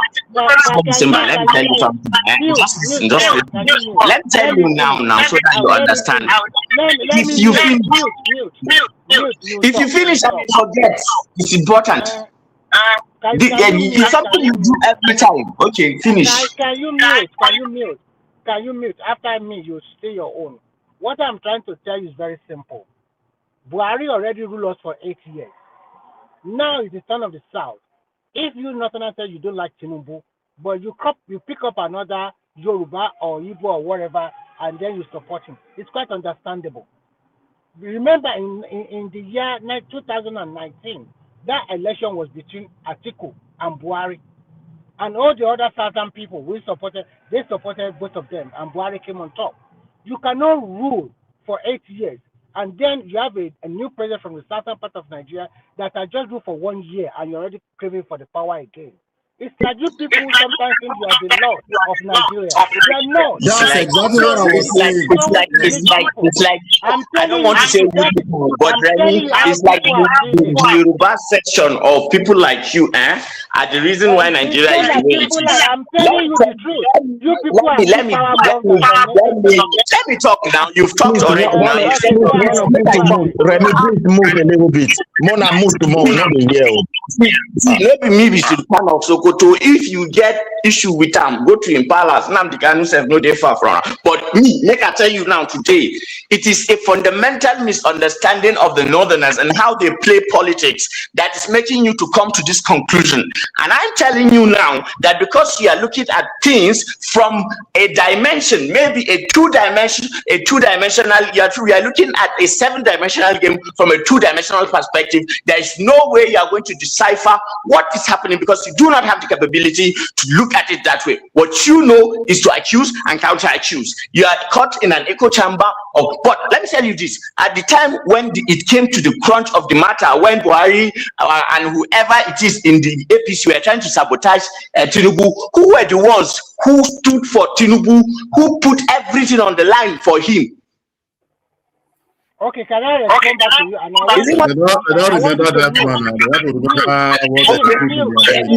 that's a memory. But let me tell you something. No, I won't. Let me respond to you. Before I talk, please let me finish. If I make my point, then you wait down, Remy, one by one. Let me move. Let you round up, then you move, then you continue. Make I talk my own. You know, so we say it's a bit shout past me. Look, don't mistake, being reserved for like say person they stupid. You see, and in politics, perception, it is a theater. Just imagine what happens on when you go to a theater and people are performing a drama. There's a director behind the scene, there's somebody who is orchestrating things, and then somebody who is playing a band, and then you are there. They want you to take a certain perception, and in this era where a lot of people are even caught in echo chambers, they do not even know that they are taking extreme positions when they take. Now to come here and begin to ask me, you people, you do not even realize how stereotypical that you are, and that is insulting. No, I have never talked to you that way. I address you an individual. How are you present? Why are you taking it personal? Thank you. Can you It's mute? personal because you addressed me, and this is not the first time. I've led Can like you several. mute? Can you? We apologize first, not to continue. Apologize first. You are wrong. Can you Not mute first? fighting Can you now. mute? Can you mute? Guys, calm down. No, We are not this is fighting. what Can you mute? Can you mute? how to escalate. Sorry, mute first. This So is that I can friendly respond to you. discussions. We are not That I can fighting. respond to To you. you for now, Azan, but we're not Let me fighting. respond to don't you. start it Let me again with respond me. to you. Let me respond to you now because you are making it. Of course, I'm not apologizing for anything. Everybody have an opinion and a perception of how they see things. You just make a very Yes, good and then example they that deserve let whatever me. comes by Don't their worry. way. You will talk. You will talk. Let me finish. I won't take too much time. You mentioned something now. You said in the 2022 when a lot of people gang up against Tinubu, it's also the Northerners that also came on his rescue. You are right, 100%. But I also want you to remember that Buhari also contested 3 times. He never win until Tinubu came on board. And then he got that vote from the Southwest for him to become the president of the country. And when his time comes for Buhari to support Tinubu 100%, he didn't get that support. That is not the way to support somebody. That means Buhari is quite selfish in that angle. What I'm trying to tell you is very simple. When this Ghana became the president, he has not even spent up to 1 year. You guys came up with your criticism. You guys, sometimes the way you play your politics is Which one wrong. be you guys? Let me finish now. Are you the one talking now? No, Let you me guys finish. are Let me finish. Can you calm defamation down? somebody. You are Can you still calm continue with down? it. Politicians in the Can north. you Say calm some down? Can politicians you in the calm north. down? Don't say you guys. Say some Okay. politicians in the north. Okay. That is what you want to hear. It's the same thing. Okay, the politician in the north. Sometimes I don't really understand Is them. even not a good. He is so brainwashed, he What I'm cannot trying do to it say. any other Okay, way. let me finish. Let me finish. In conclusion, I want to address Advance. Yoruba nation, I said that Advance, again. I don't have anything personal against you. Remy, just how many governors are in APC? They are about. Wait, Remy, answer the question. I want to demystify something. How many governors are in the APC? I cannot remember. Maybe So what 20 do they something call it? now. Tinubu na Yoruba president. 32. How does that make sense to you? 32. Okay. How many governors in the Southwest are in APC of the 6 states? That should be four. Remove 32 from 4. That is about 28. 28. The vast majority of Tinubu support base, can I tell you that it's from the North? Yeah, I totally Yes. no. Listen. So when you now make a Let me say this. statement, sir, Let me. we're friends. When you Let make me a listen. statement, that the North is against Tinubu, that is categorically false. Yes. Just based It's on false. No. That's why I said. I think I you said guys, it's false. you guys, statistics. listen. You guys The first most virulent of Tinubu support base is from the North. Calm down first. What I'm trying to say is this. When he became the president of the country, even under 6 months or 1 year, most of these politicians or their core leaders in the northern part of the country, it's like they want to jack the power away from him. He must do whatever they want to do. He They must are do the something. opposition Somebody now. Wow, that is politics now. What was wrong, man? That politics. Nobody was spared. If you come into that office, expect it. That is how the game is played. Don't try it, man. Don't always take it too personal. Can I say something? You forgot something that I said. You are looking at a two-dimensional situation. The problem is this: what you are looking at in reality is more than two-dimensional.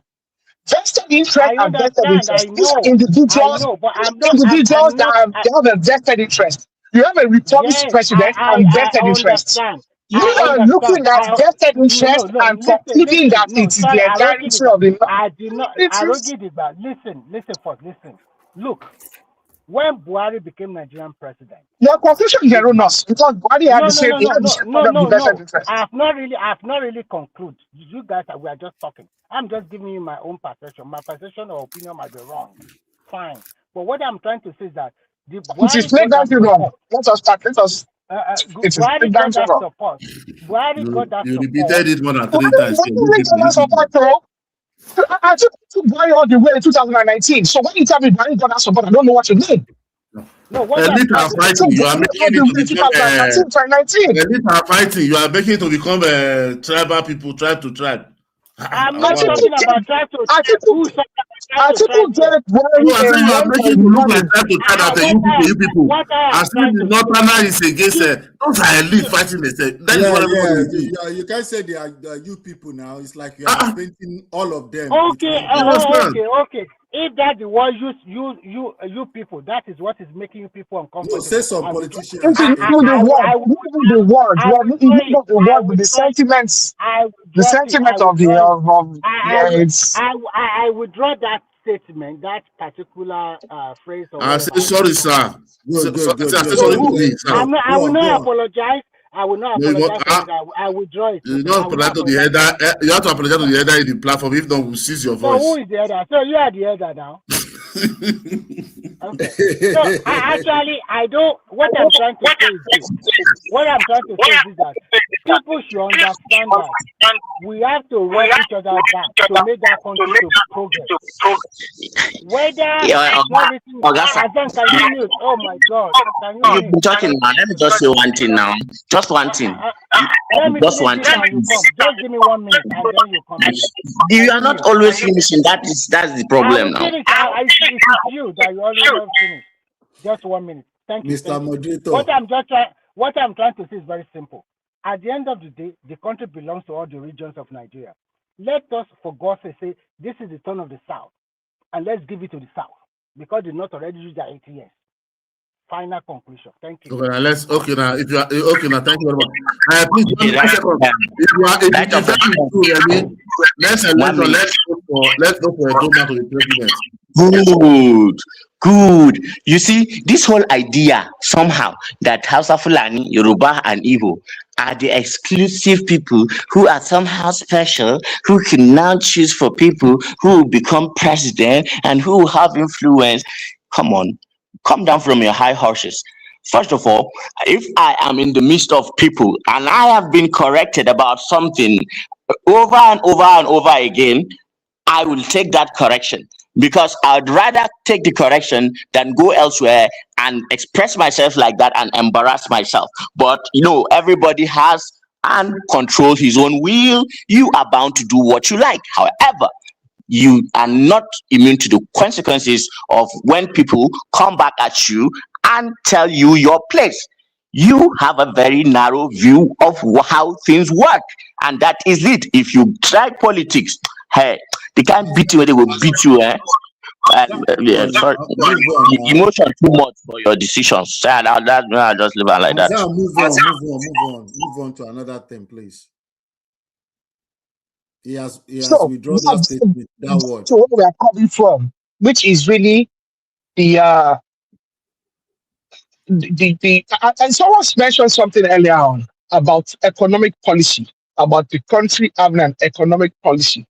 Yeah. What's the point of having multi-party democracy if the different parties cannot? Because really, when I even look at these parties, and that is one thing that offends me about this so-called opposition, because you can even say Tinubu, because APC they have strange bedfellows in that party, like all the other parties. But at least you can even just say the Tinubu presidency, at least they have to, you can roughly say that maybe,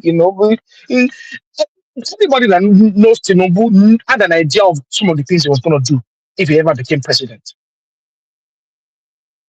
As much as I can claim that I have an idea of, I think Atiku will rub the country blind if it becomes president. That's what I think.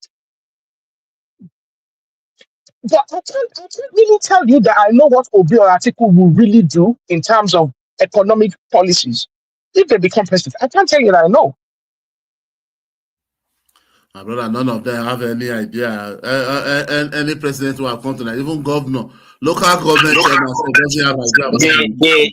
They say it in Chatham House. They don't argue it to us in Nigeria because we are not the majority shareholders of the Chatham gives the policy to talk about at them of this 35. If not, you are not going there. That place just go and negotiate power. You understand? That's why they have to. The Department of State of the United States, you lobby the senators in the United States, you go to Chatham House. That's it. If you can be able to get on top there, man, and then you also have to do your homework at home. So you are just a cog in the machine. It's Yeah, an issue. Silva, Midwest is in the background. Midwest is in the background coming in. Hassan, see, there's one thing we must put in consideration. Nigeria election is run by the by money bags. You understand? It's not like here now in abroad now. You know, the way they raise their income, I don't know. Is it payers that they spread in America to do elections? No, it's not How much no, they Donald Trump?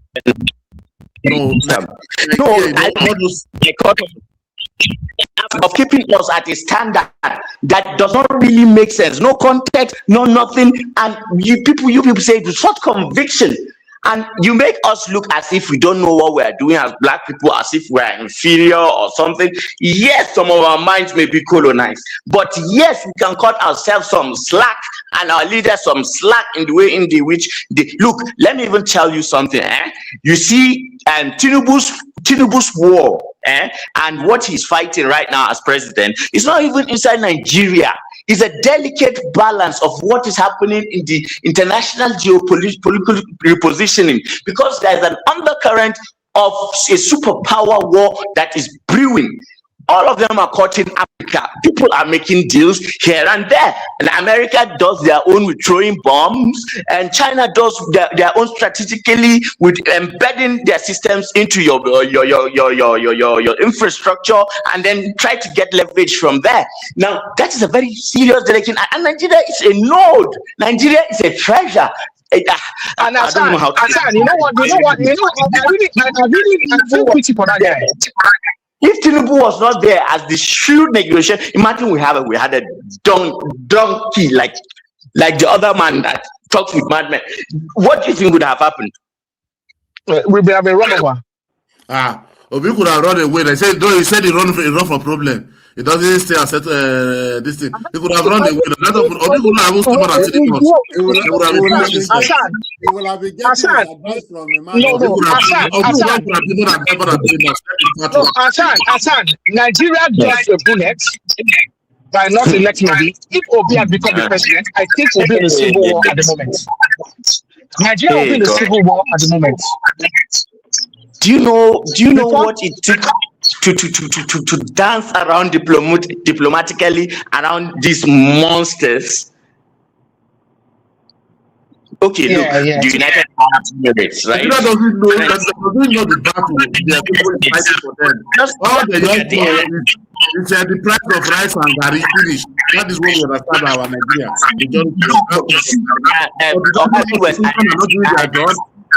The national education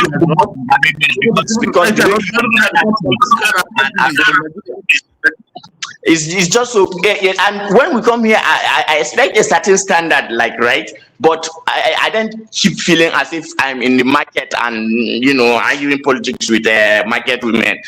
And that is not supposed to be. At least we should at least try to elevate this platform to a certain level that we can see things quite clearly, and we don't end up, using the wrong formula. What kind of standard do you bring in? Because you start making math and decolonizing your mind first, and stop seeing people as telling you people can't. I'm just pulling your leg, and you're too childish to take into personal. Attacked me first, and I've let this go for so long. You've normalized it, and you took it for weakness. That is your problem. Now, just because somebody do not react does not mean that he doesn't have the capacity to. And I think that is a misunderstanding. No, Hassan, the next thing they will tell you, not uneducated. Yes, we agree. Education is different from that one is not be president today. I swear to make you become poor man.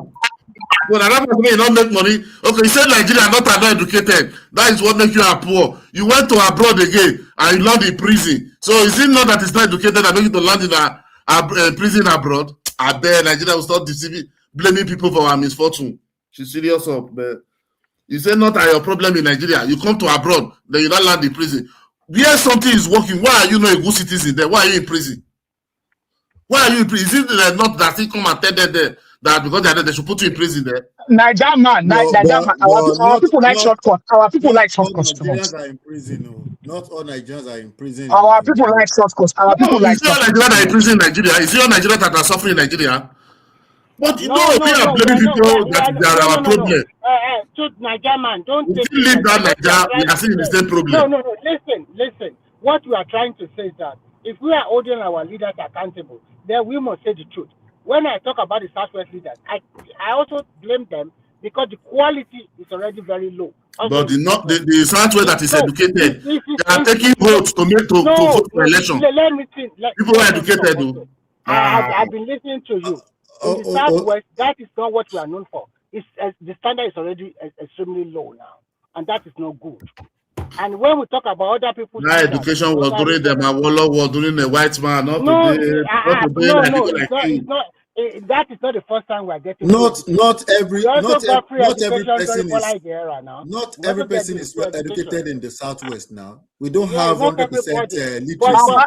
Even the people that have formal education, do they have emotional intelligence? Even the ones that have formal education, standard is already low. Even in the Southwest, even in the Southwest and the Southeast, where the literacy levels are the highest, if you did a regular IQ test for a general population of the people, most of them would fail. I'm telling you for a fact. Because I see people that claim to be intelligent, that claim to be educated, they make statements that I just don't even know how to respond to them. Because the statement itself is just devoid of logic. No, the Southeast is different. That one is they are suffering from the pro-civil war mental distance. No, I'm not talking about civil war. I'm just talking about pure logic. Not about politics. That's why you see all of them speak the same thing. See, let me tell you, Arrow. Listen to Igbo man, with a PhD. He have the same mindset with Igbo, Okin Gala, and phone charger. Listen to Igbo man in America abroad. He think similar like with the one in the market. So there is something wrong.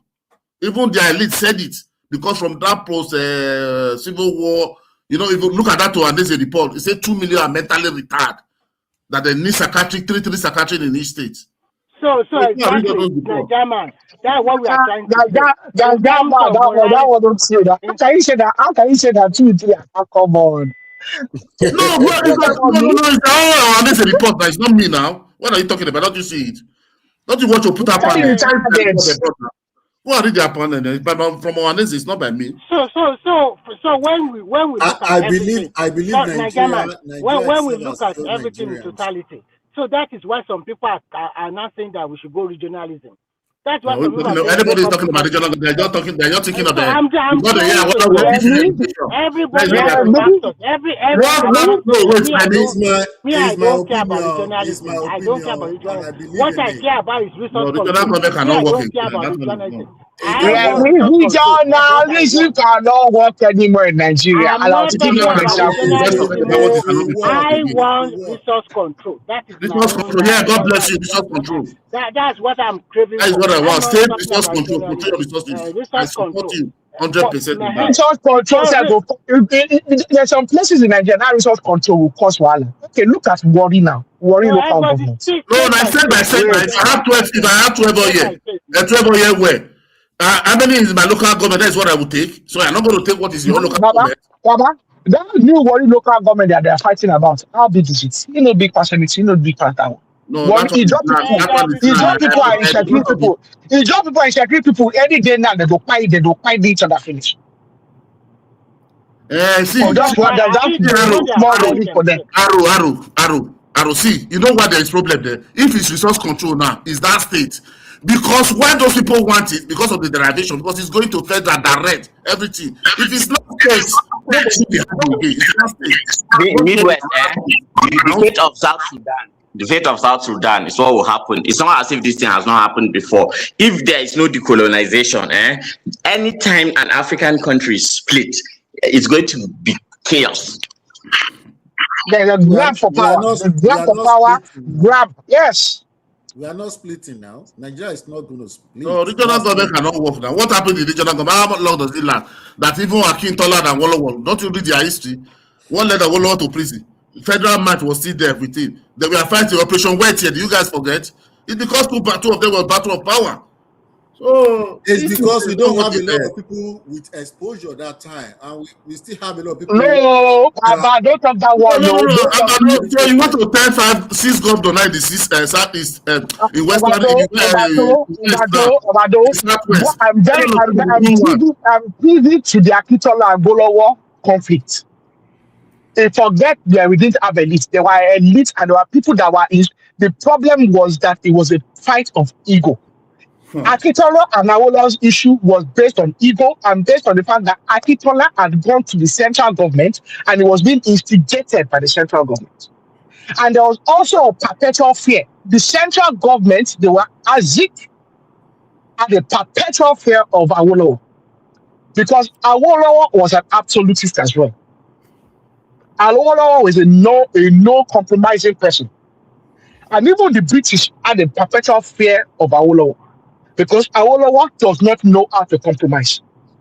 Awolowo only knows what he believes in, and whatever he believes in, is going to do it to the absolute. So don't you think at the end of the day it was for the Western region at that time?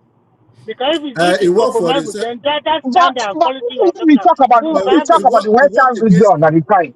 Yeah, when we talk about the Western region at the time, a lot of us forget that Akitola was running things in the Western region that we speak about at the time when OAU and all this. Akitola was not. A lot of the progress we made as well was actually during the Akitola, although there were Awo's policies. Okay, the Awo and what's the name of this man? This man always, what's this man from Edo State? Nauru. Nauru. And there was this other doctor. These are the people that actually came up with all these ideas. Free education was an Nauru idea. And Nauru was one that came up with the idea of free education, for instance. Although collectively they did it together. Okay. But no matter what you are going to say, that was the golden era of the Western region that also included Edo and Delta at that time. Let's be factual. It was the golden era. Why was Operation Wet here? Yeah, killing each other. Later now. Later because of argument. Okay, you run for election. You didn't go, you come back, you want to become the premier again. That's where the problem came from. One thing is this, let me just put this to her. Whether we're going to do state resources, we're going to do region. The truth of the matter is, once we fail not to manage them properly, both of them can cause a very serious problem. Particularly like where's our brother talking about like worry. Even look at Edo today. So because we live side by side. Look at Benue. Okay, Benue. Mondakeke or this those days was very tough. Small than Okay. Now, if you look at it very well, the failure of the government not to, there was a survey anyway, that of the Bende area. They lost everything. They never had value to it when Edo and Delta was created. They never followed the template of where exactly was the Shekiri land. And most of the state, there was a compromise when they were drawing the line.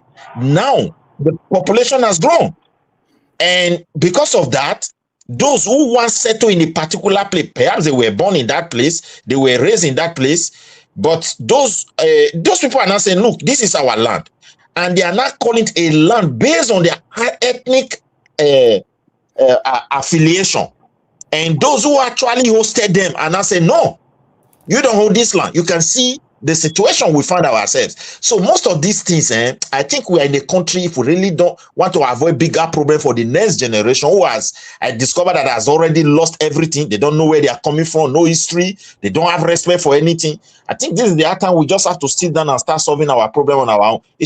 Those worry area, they should sit down. Even where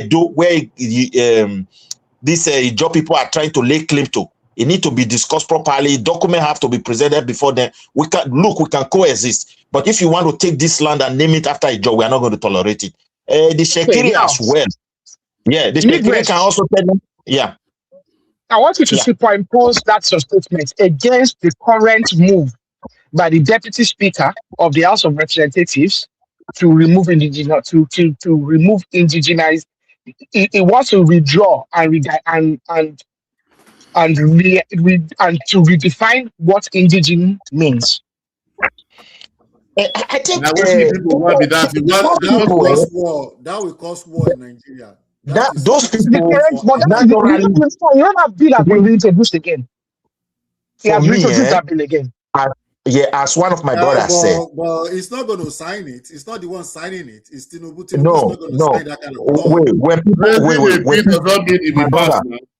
law. When you see people start, trying to promulgate a law, and they are all, when you continuously one particular law, indigent, then you should understand that they have an agenda behind it. Yeah. Because first of all, everything about those people started with IPOB, lay claim, like as one of my brothers said, both educated, both illiterate, are more the same thing. They all went to Finland. You saw doctors there. You see people who call themselves lecturer, professors, and they were declaring a country, which is very, ridiculous. You cannot expect an educated person to behave that way. Okay. Now, those guys who are trying to raise indigenous, they now believe that their people are spread everywhere and they be laying claim to people's land, not knowing very well those same people, they are filled with anger. Those communities that hosted their people are not happy over it, and they want to use Nigeria law to force. And that's exactly what they were doing even before we got independent. Midwest. So I'm really worried about that kind of people. And it led us to nowhere but crisis. Very big one. I don't know any reason why we as a Benin, we really want to do our things as a do. Look, Midwest. My ancestors understand. My ancestors run an empire. He understand that a ethnic nationality must have a leaders. They must run their things as a car.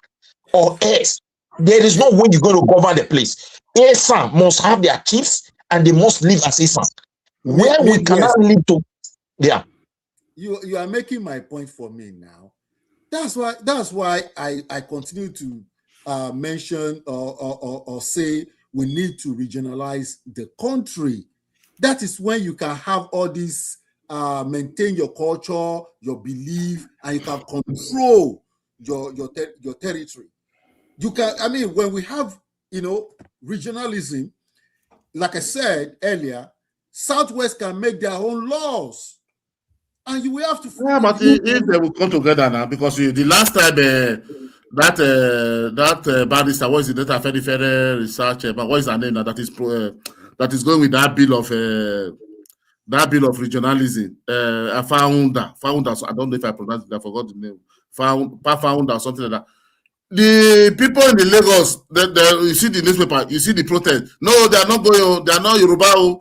They are not going to become a part. They are whatever part of the Midwest, the Western region. They don't know what it means. I mean, that is little protest. I mean, people definitely there will be protest. When they in the UK, when they remember the time they went for election to maybe remove themselves from the EU, right? Some people didn't support it. Some people did. It's going to be like that. So, I mean, people are entitled to their opinion. They can say they are this, they are that. But they cannot use UK to make a reference to Nigeria. UK is different now. Because while we are still tribal, we are still bigotry, we still do religion. Those that are raising indigenous law, the danger is this. Listen, my brother. I'm talking about regionalism. Regionalism is the best option if we can go there with all sincerity, because in that case, they are going there. In that case, there are a lot of things that we're going. For me, my own recommendation is that if we go to regional, we will allow the region to first of all look inward. Are they going to run states? Are they going to run? Are they going to run? The British left for us. What you guys are doing? Where does it collapse the first time? Wait now. Make I could put out this one. It is now left for the people to look inward to say, okay, we're going to abolish state and we're going to create province. And in that province creation, then we have to identify every ethnic nationality, particularly regions where people want to do something. I will use Bender or Midwest as an example. No, Midwest, not for province, we enter protectorate. Mona, anyone you want to call it, we can call it community. We started from province. I was province before now. Let me land this point. It doesn't mean the name you call it doesn't matter as anything. They have because that first of system. all, I told you they are practiced province before during colonial. Wait, there is a point I want to put there. It's not nomenclature now. Can I just give me some time now? Make a quick put this one back. You see, whether you call it state, you call it province, you call it community, like the one we have in this Scandinavia side here, commun or community or whatever name you give to them doesn't matter. Local government. Yeah, it is, or we use local government. It is what authority you give to that name, what the kind of function, the functions they should do, the power, and how they should be run. Because now, like a place where I'm coming from, like this Edo, this Bende, yes, or maybe Midwest, there are ethnic nationalities that make up those areas. Everyone should have their common, and that common. That's what I've been saying now. You're not making my point. And then, in that case, their trust that has been lost, they will now present it and we will debate it critically, not one majority. Now coming out because they are majority have been messing up the system, like the situation we find ourselves in Nigeria. Once you do that, it collapses. If you are talking about where we are coming from, some people said everybody was agitating for region. People never agitated for region. It is Nigerians who came together to discuss regionalism on their own. The Edo people, they already because of what happened. Because they presented it just the way we're presenting all these things today in the house, and they are now agreed to start adjusting the region that the British created for them. That's where that middle belt came in.